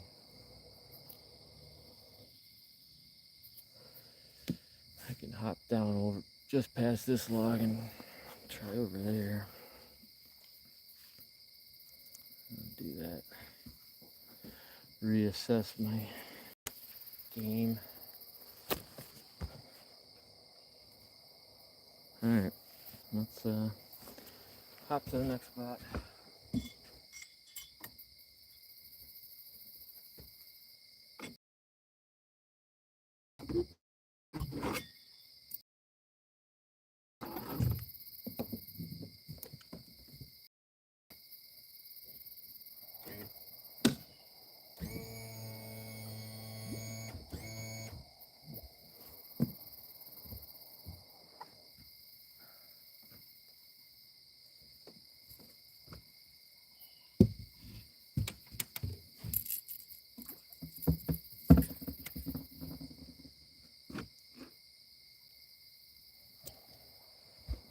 Oh.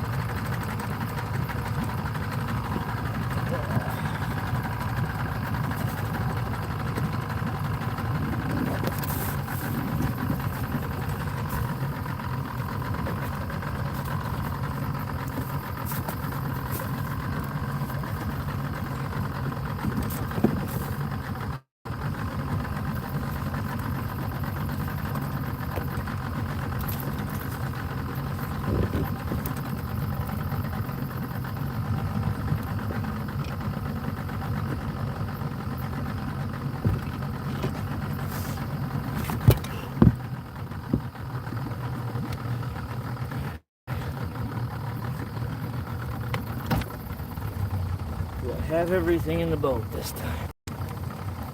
So,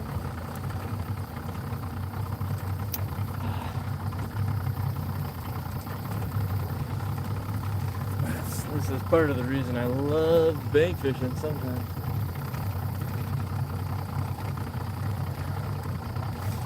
We're gonna get a flatty yet tonight. I'm gonna cast 2 lines out and I'll rig up another one.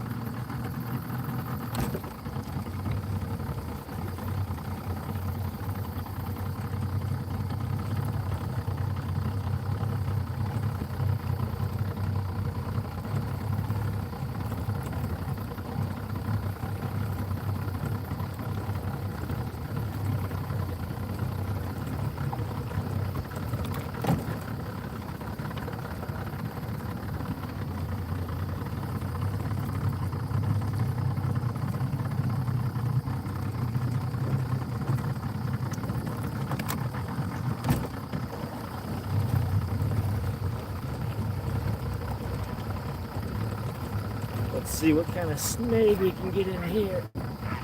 Whoa. Got some cranes flying by.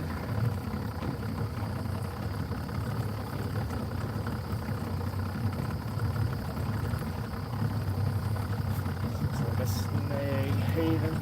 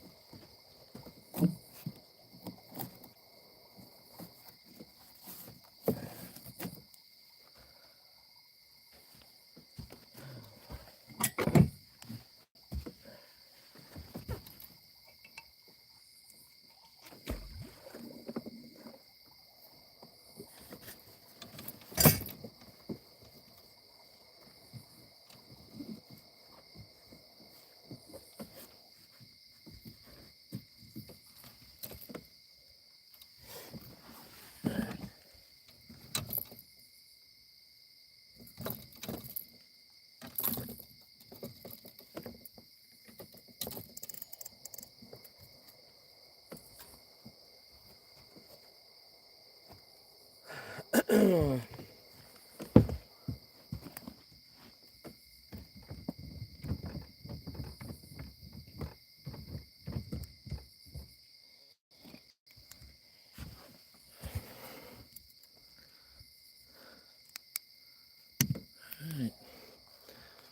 Caught a flatty here before.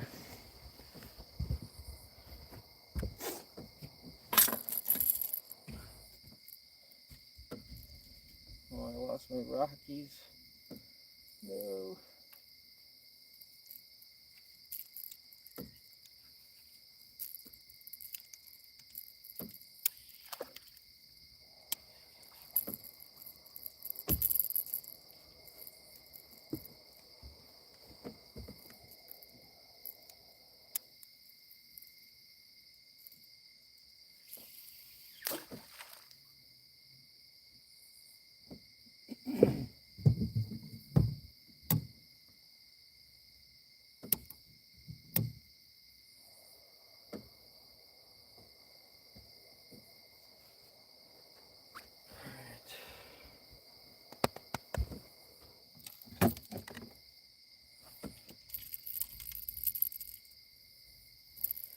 We're gonna have to use the 5-footer FOA. That one's rigged and ready. Get some weight.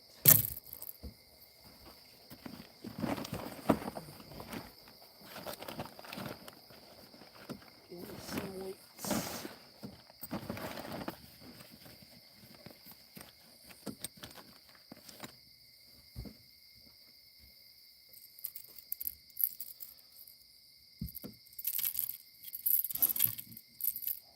Use one of Brad's bank sinkers.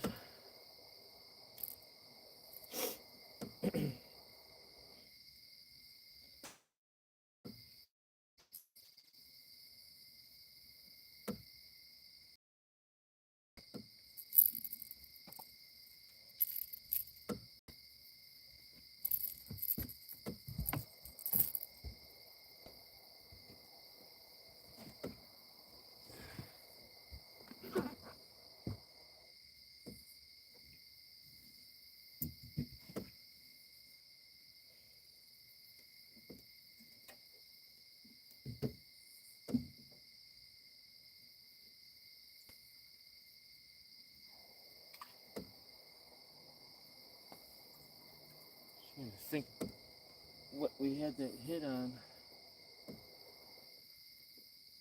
That was a Rocky. So a Rocky on. I got one that I used already, but still kicking pretty good.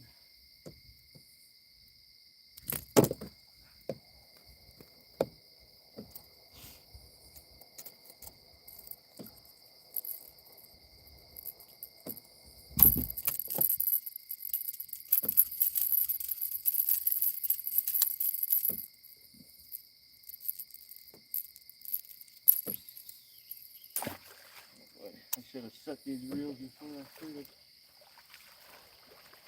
using them. That's probably why I got stuck in that I got snagged up because the drag wasn't set on that other reel. Just took it right in.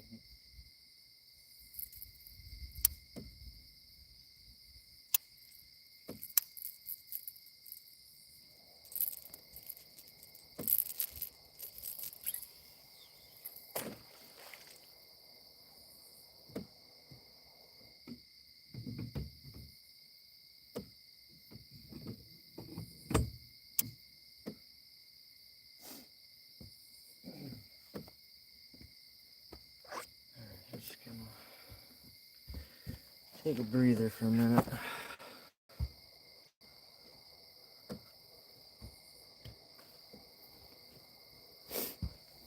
I need to have a beer after that.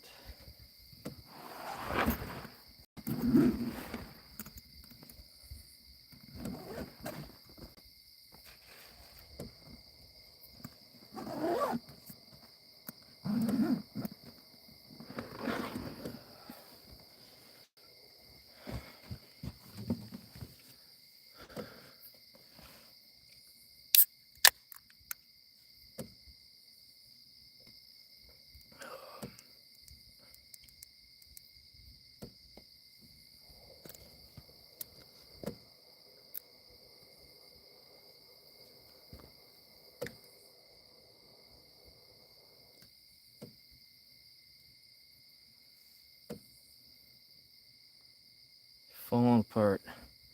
What we doing now? Well, I hit one of my favorite spots. And then the FOA rod, the other one is a little bit taller, 6-foot rod.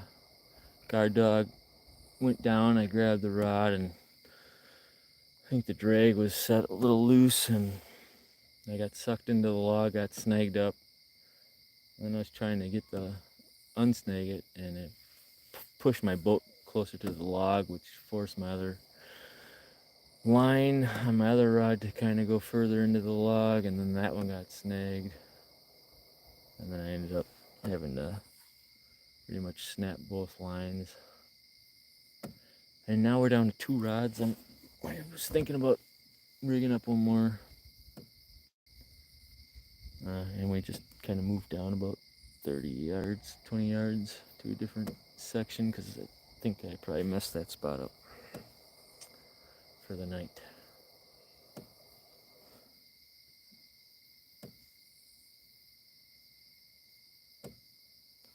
Yeah, for sure, Monty. You can't always win against the log jams. I've been pretty fortunate fishing that spot, because I don't think I've ever really got snagged there this year. It seemed like, yeah,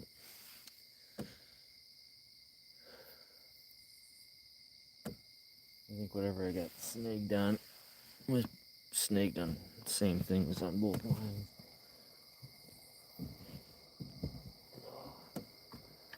But that's just the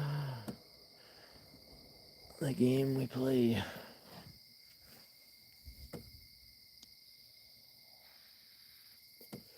And unfortunately, it could happen right here too. You could be snagged up already.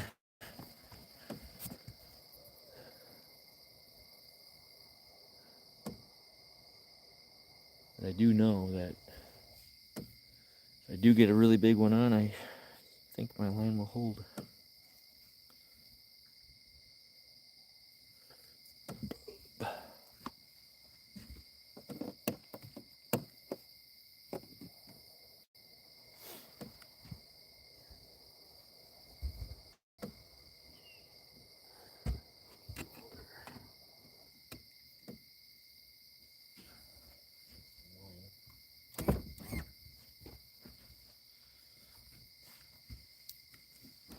Falling apart.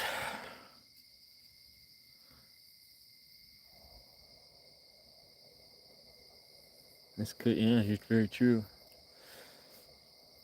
I don't know if anyone's gonna be staying up to hang in the live feed. I will rig up another rod. It's 1 o'clock.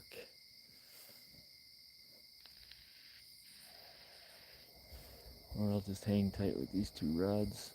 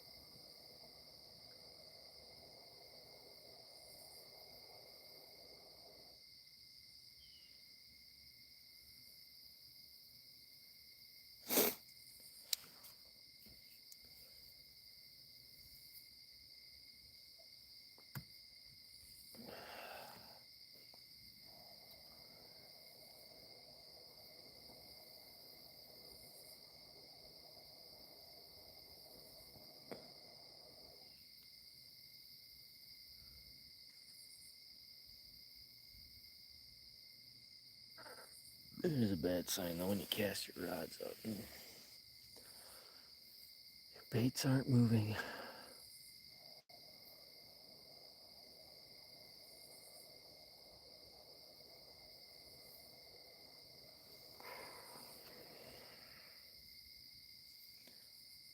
(2 a.m. here, I'll be hitting bed soon.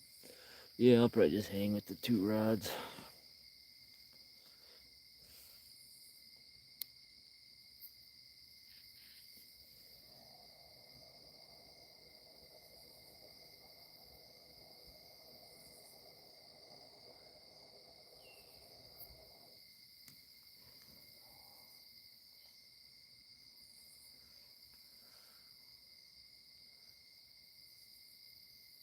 No, we didn't get skunked.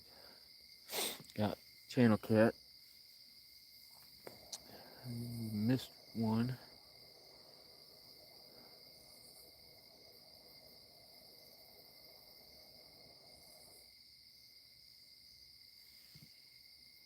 So it can't be that, it's not that bad. Did lose I lost a guard dog.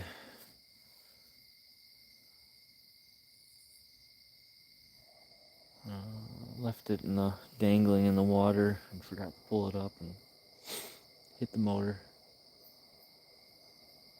Yeah.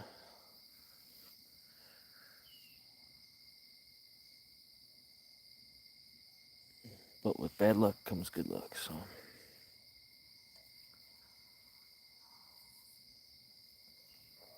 I'll take it.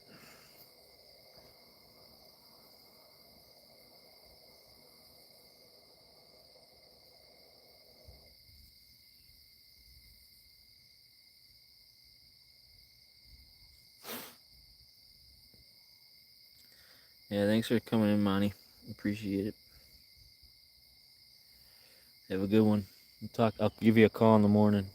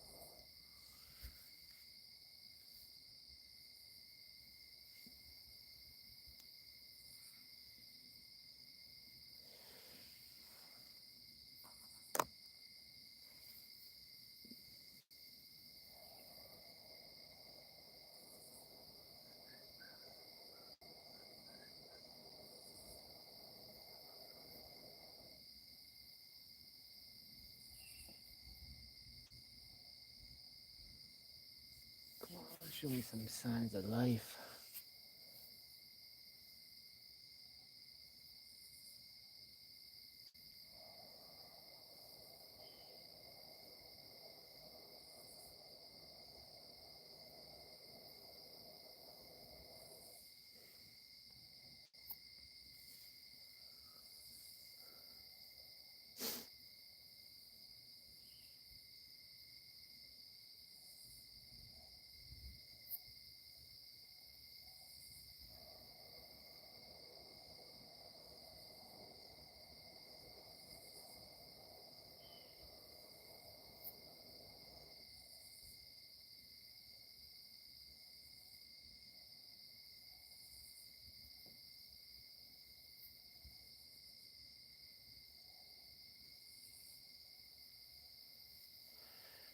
She's quiet.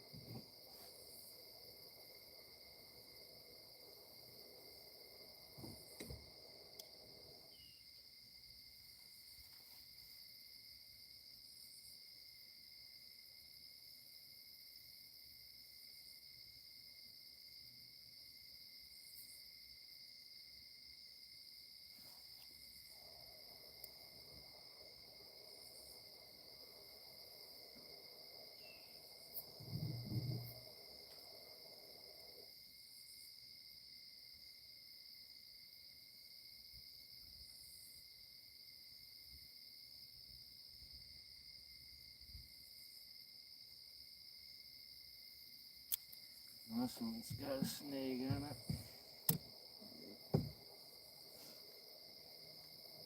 Where it's over a log. I'll have to let it dangle.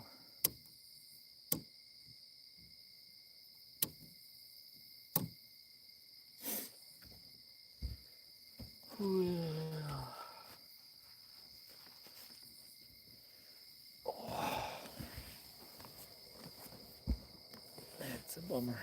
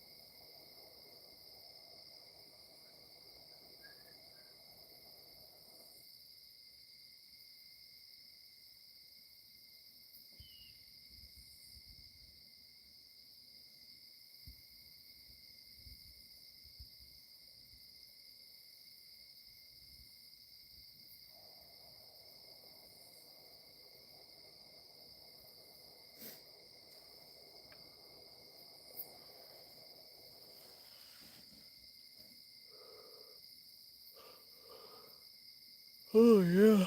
Ugh.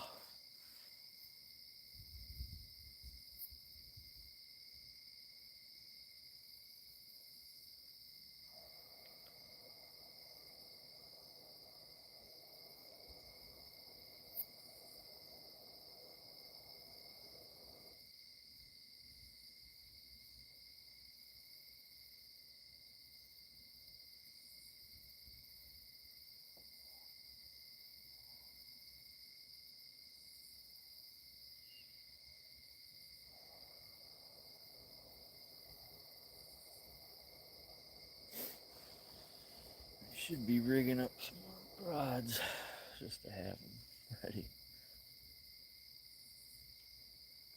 But oh, should I do it? I guess so.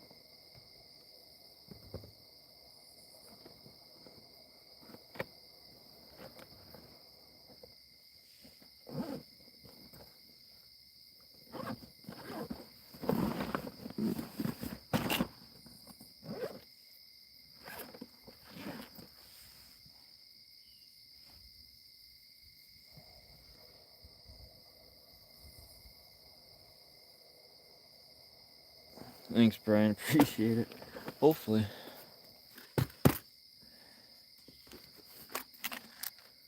Get some stuff running here. Some rigs up.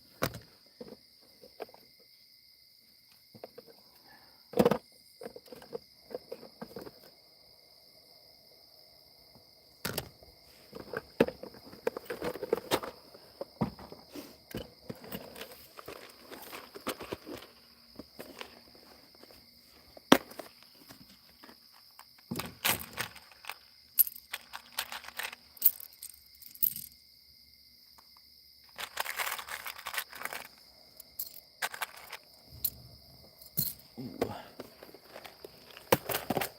FOA rod's going at it.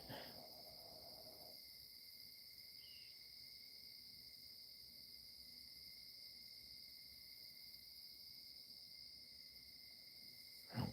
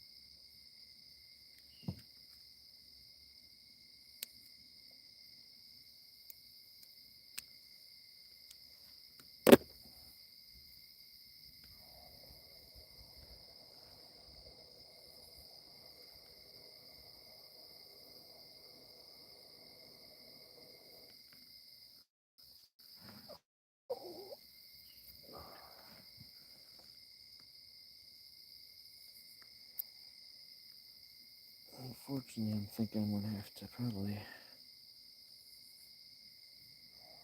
retie or make a rig for the line that's out there, because I'm pretty sure that one ain't coming back. It's on some kind of structure down there.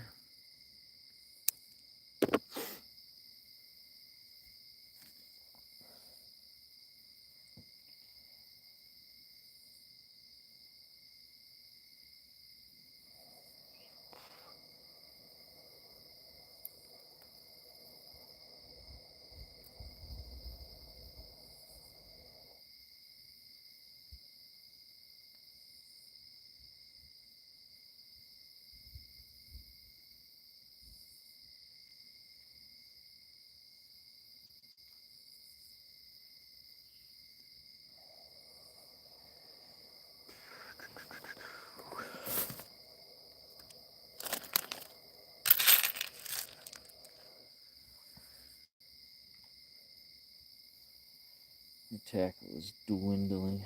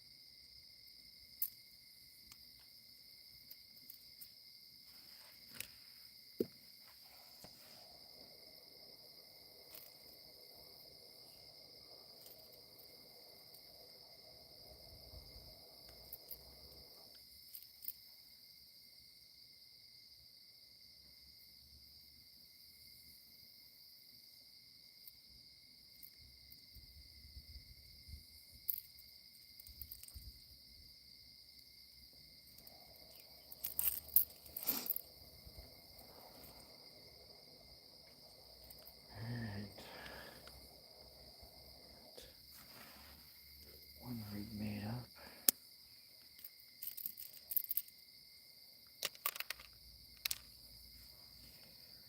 Next,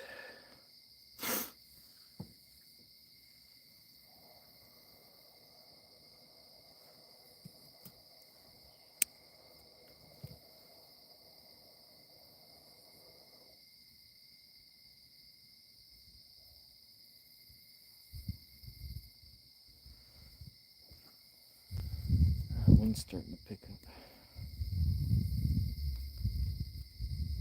As you can see, my pole's bending because I'm snagged.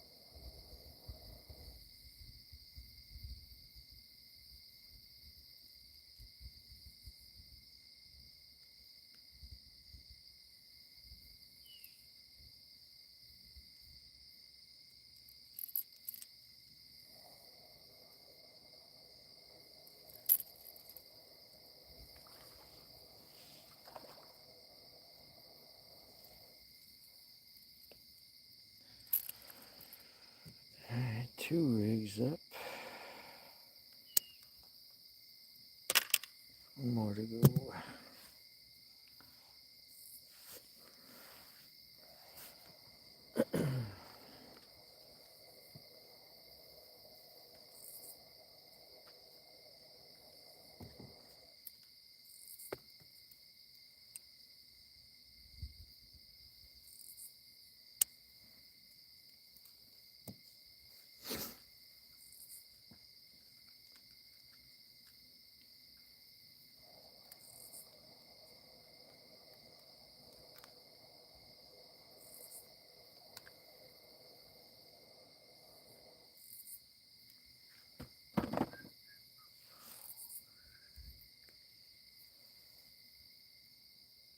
How am I going to get that rig out? Need a fish to get that bait.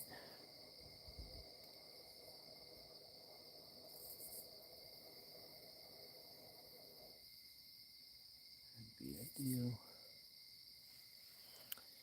If there's even a bait on it, you know.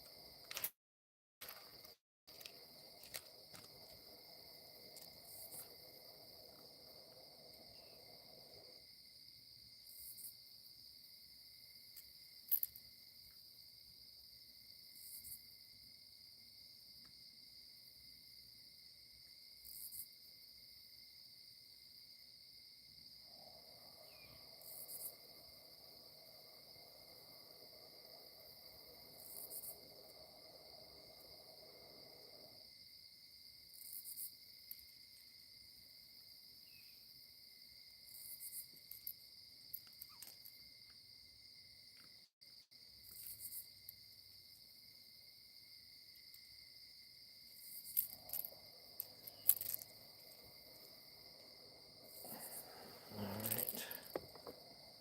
Now we just gotta tie him on the line.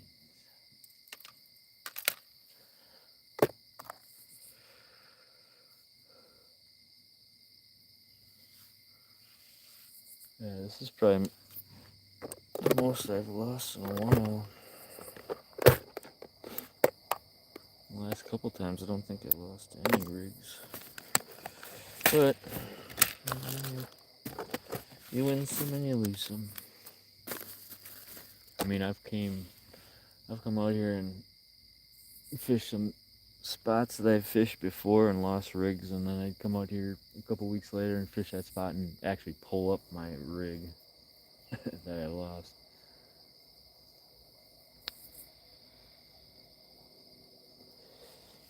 I'm running low on some stuff right now, so that sucks.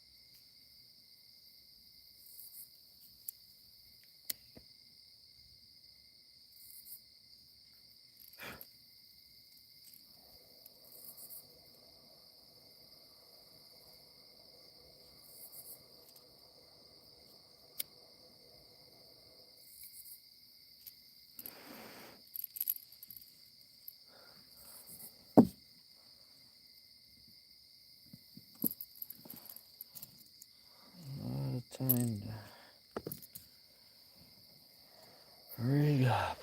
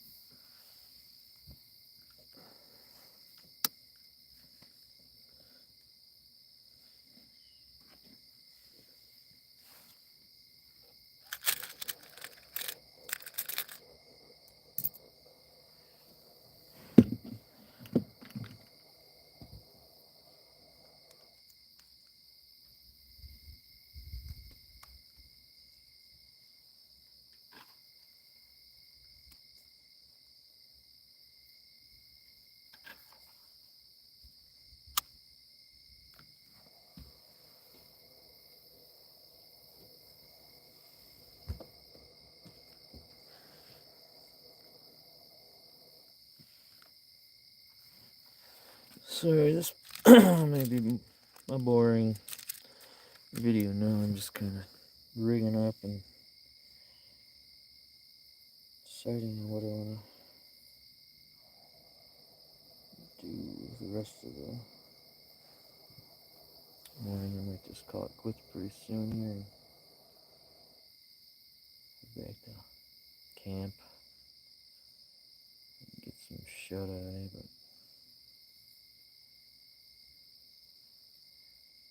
save some battery and juice for tomorrow, so I don't have to charge as much. But I don't know yet.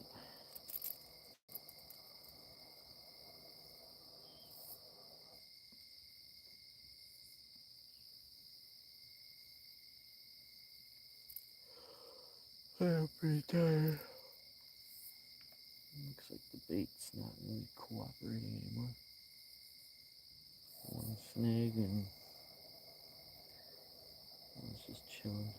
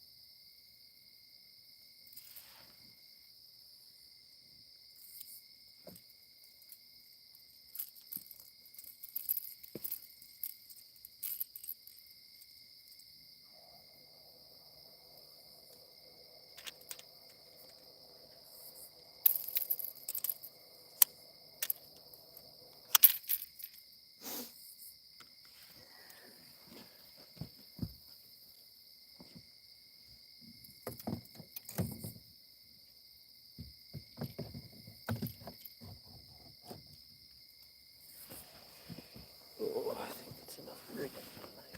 I got one more, but I'm gonna wait till.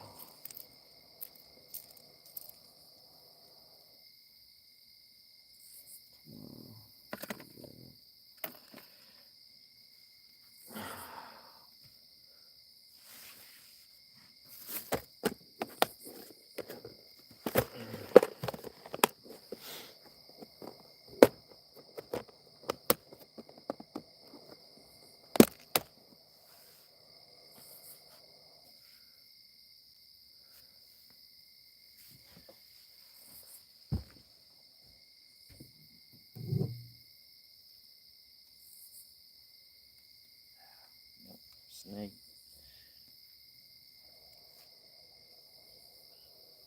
Fun.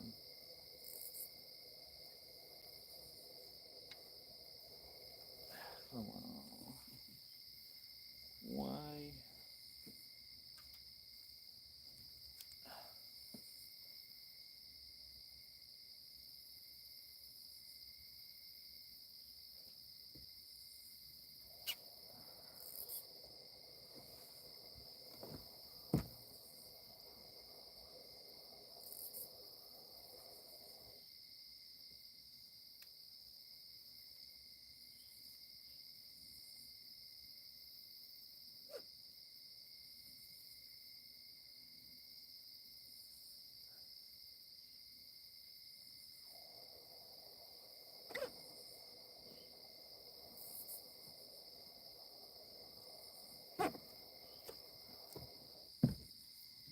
Snapped.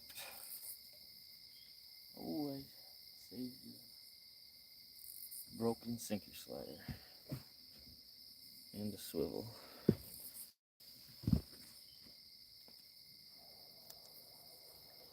Yippee. Well, I guess I'll tie that other one on right away.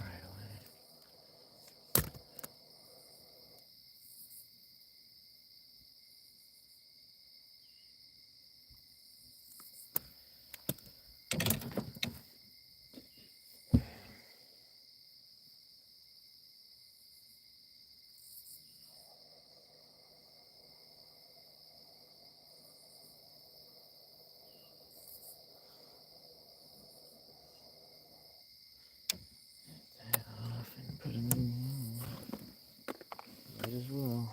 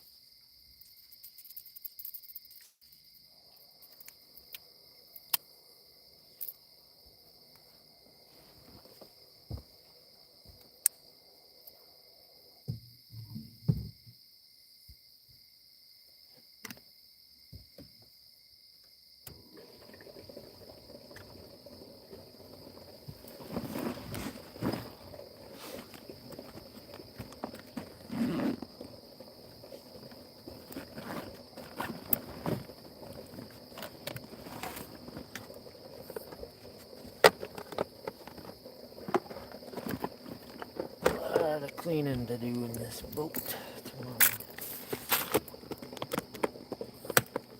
She's a mess.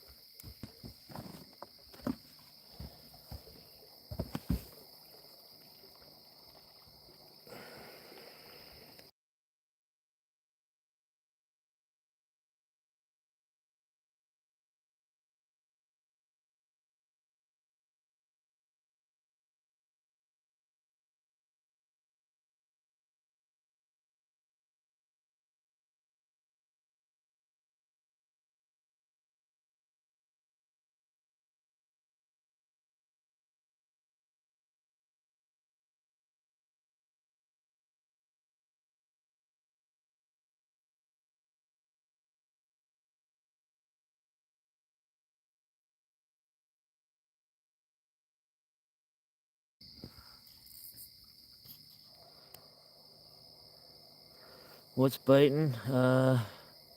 Lost like 3 rigs in a row here. One being on a fish, got stuck on some underwater structure and causing the other rod to get snagged up because I was trying to unsnag the first rod and then just got snagged up on something over here. So I just have one rod out now. I just rigged up my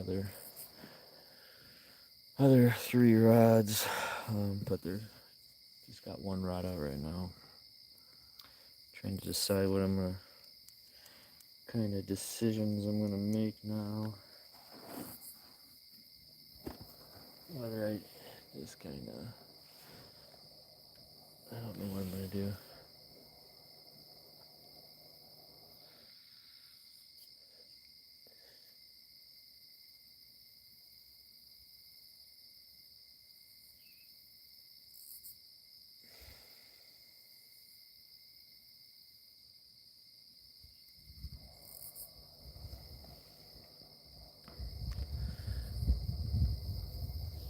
Thinking.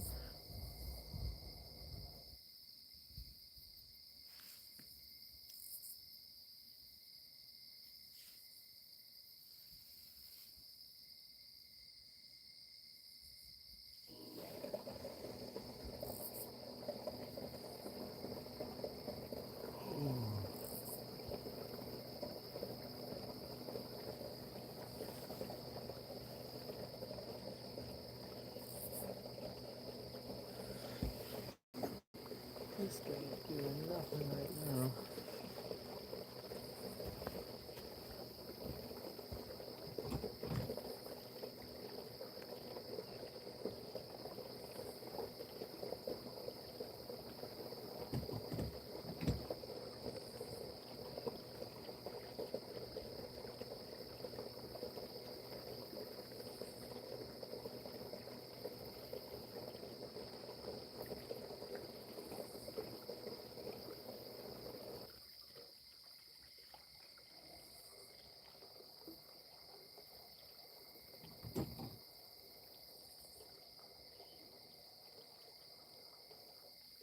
Okay, I think it's hung up on something.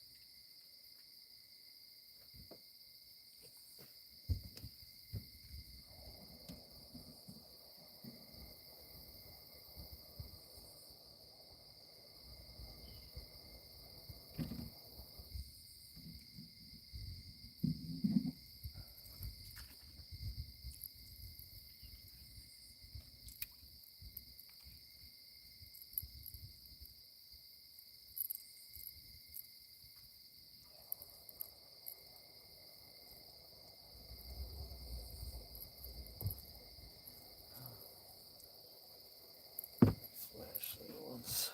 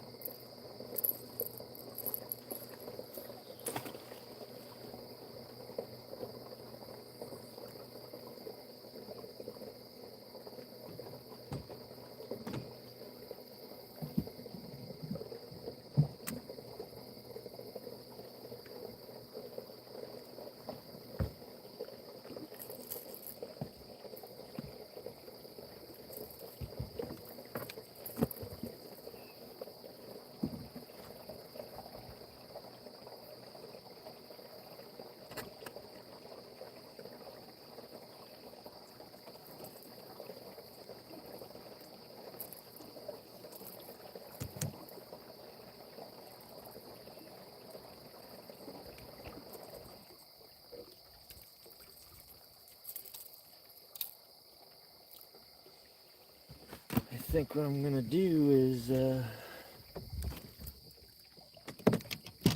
probably just put 2 lines out right in front here and make a little bed. Lay down for a little bit. Try to keep the camera rolling for a little bit.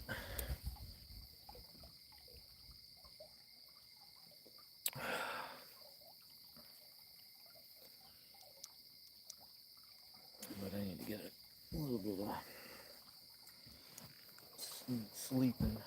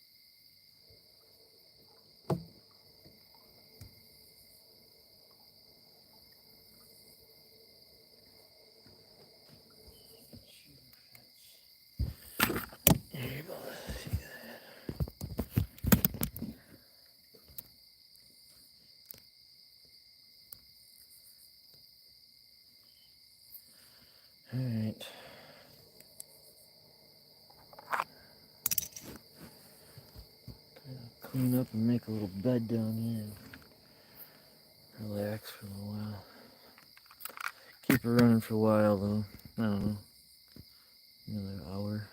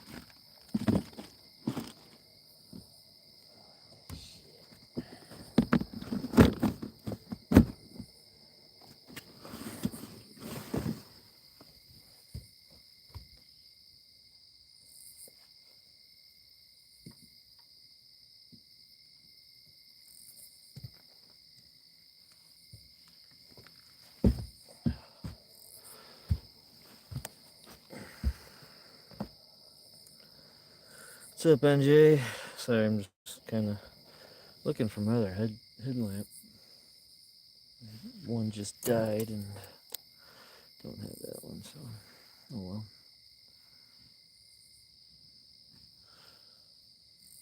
Well, yeah, it's been a slow night. We got one channel and then moved spots and had a nice takedown and took her into the logs very quickly and got snagged up.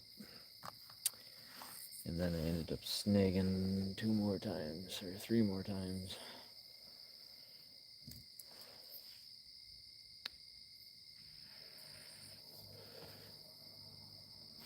And I'm running low on gear, so I'm just gonna run 2 rods, maybe like an hour or so. I'm gonna lay out this little bed thing I got, this little self-inflating roll-out mat, and get some shut-eye for a little bit here. Hopefully we get a takedown. But I got some energy for tomorrow. We'll keep fishing again. Have the wife and the kids, and I think one of our friends is, family friends are coming out tomorrow. So we'll be doing some boat fishing and bank fishing tomorrow.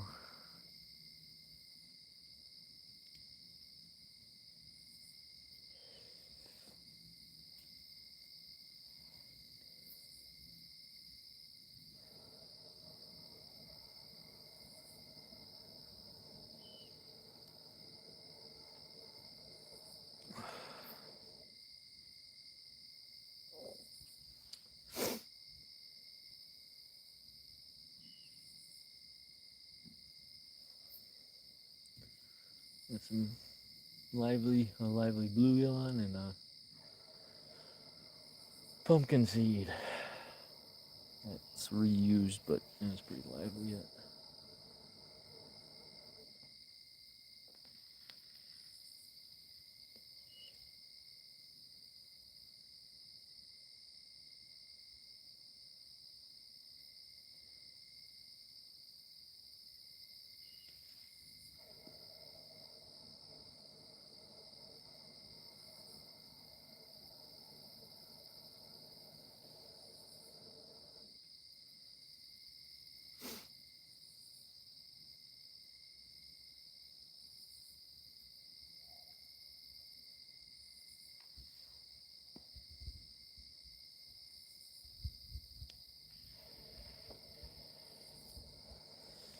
Alright, lay this guy out.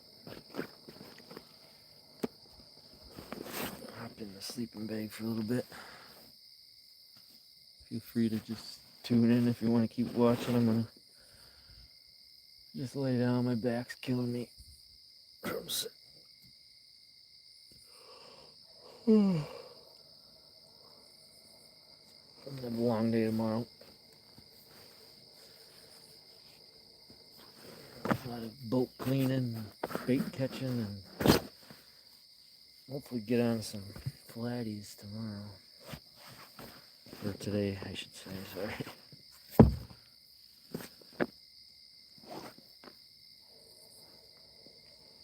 I was close to getting a flatty on live today. It got the best of me though. But I didn't get skunked, I got a channel. Not a bad one, about 8 pounds. Oh. It's really damp out. So I don't know how comfortable this is going to be.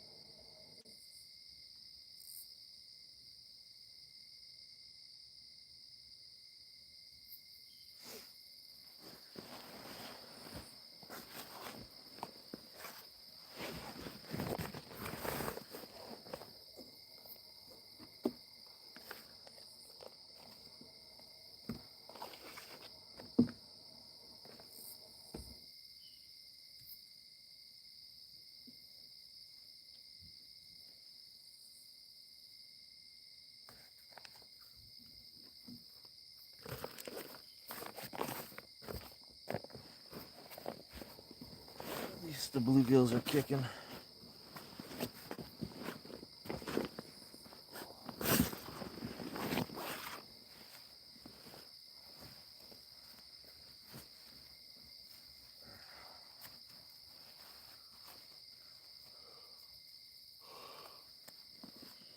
Oh, hopefully I don't lose any more rigs because I'm running super low and I don't want to buy any more.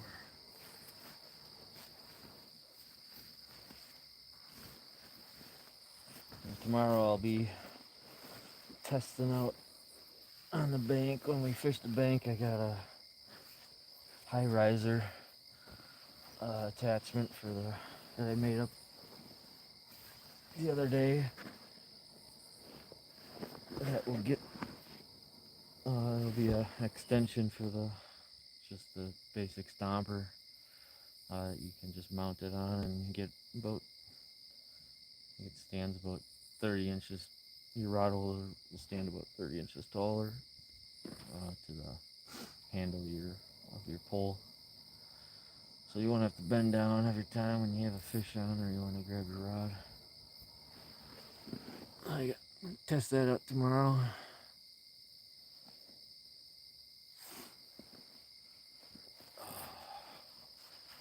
Nothing like laying on a wet carpet with a bunch of mushed up bugs and slime.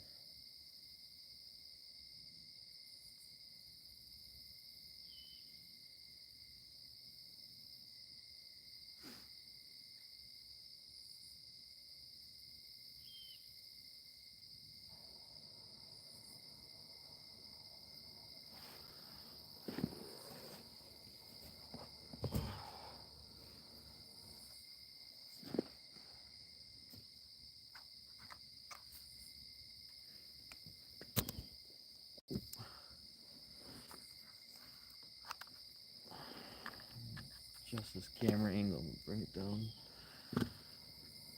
toward me here and angle it up.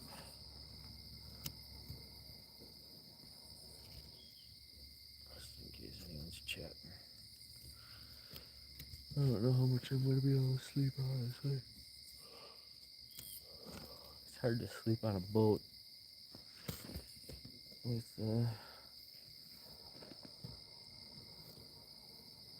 not knowing if your ankles are going to let loose.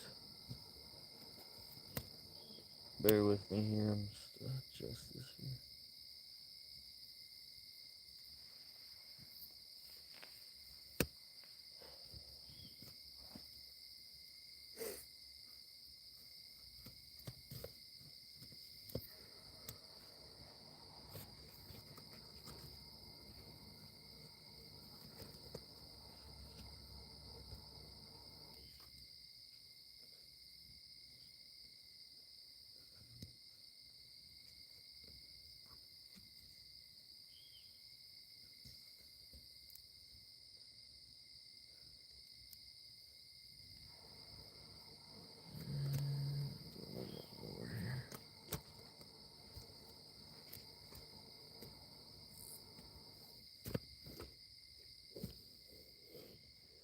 Need to get a new phone stand.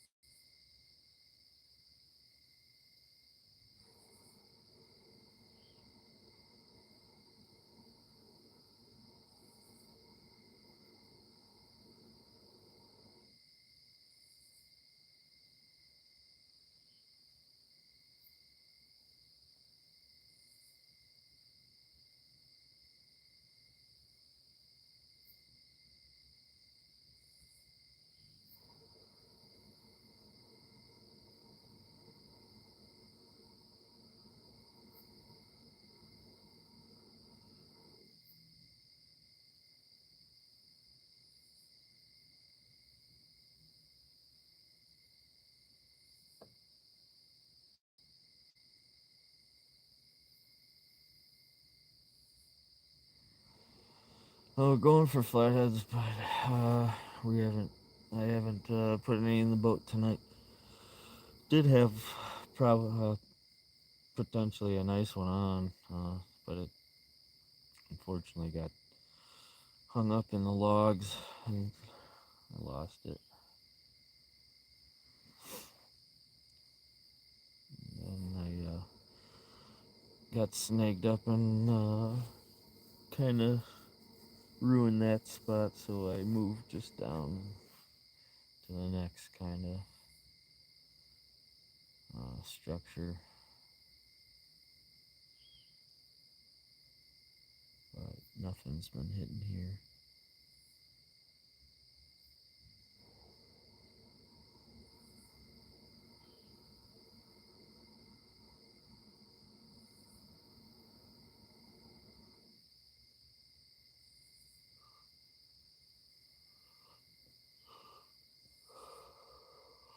But now I'm just kind of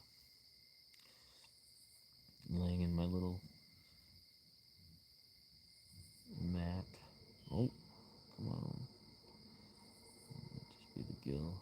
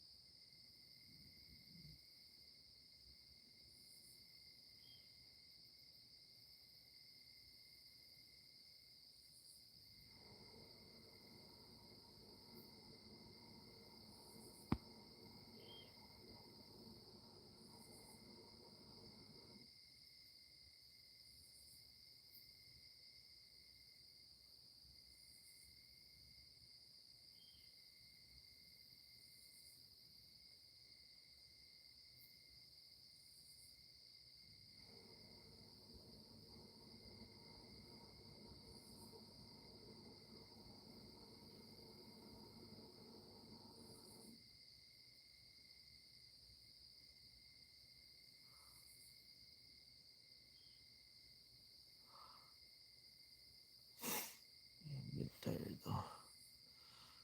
Pass out and start snoring.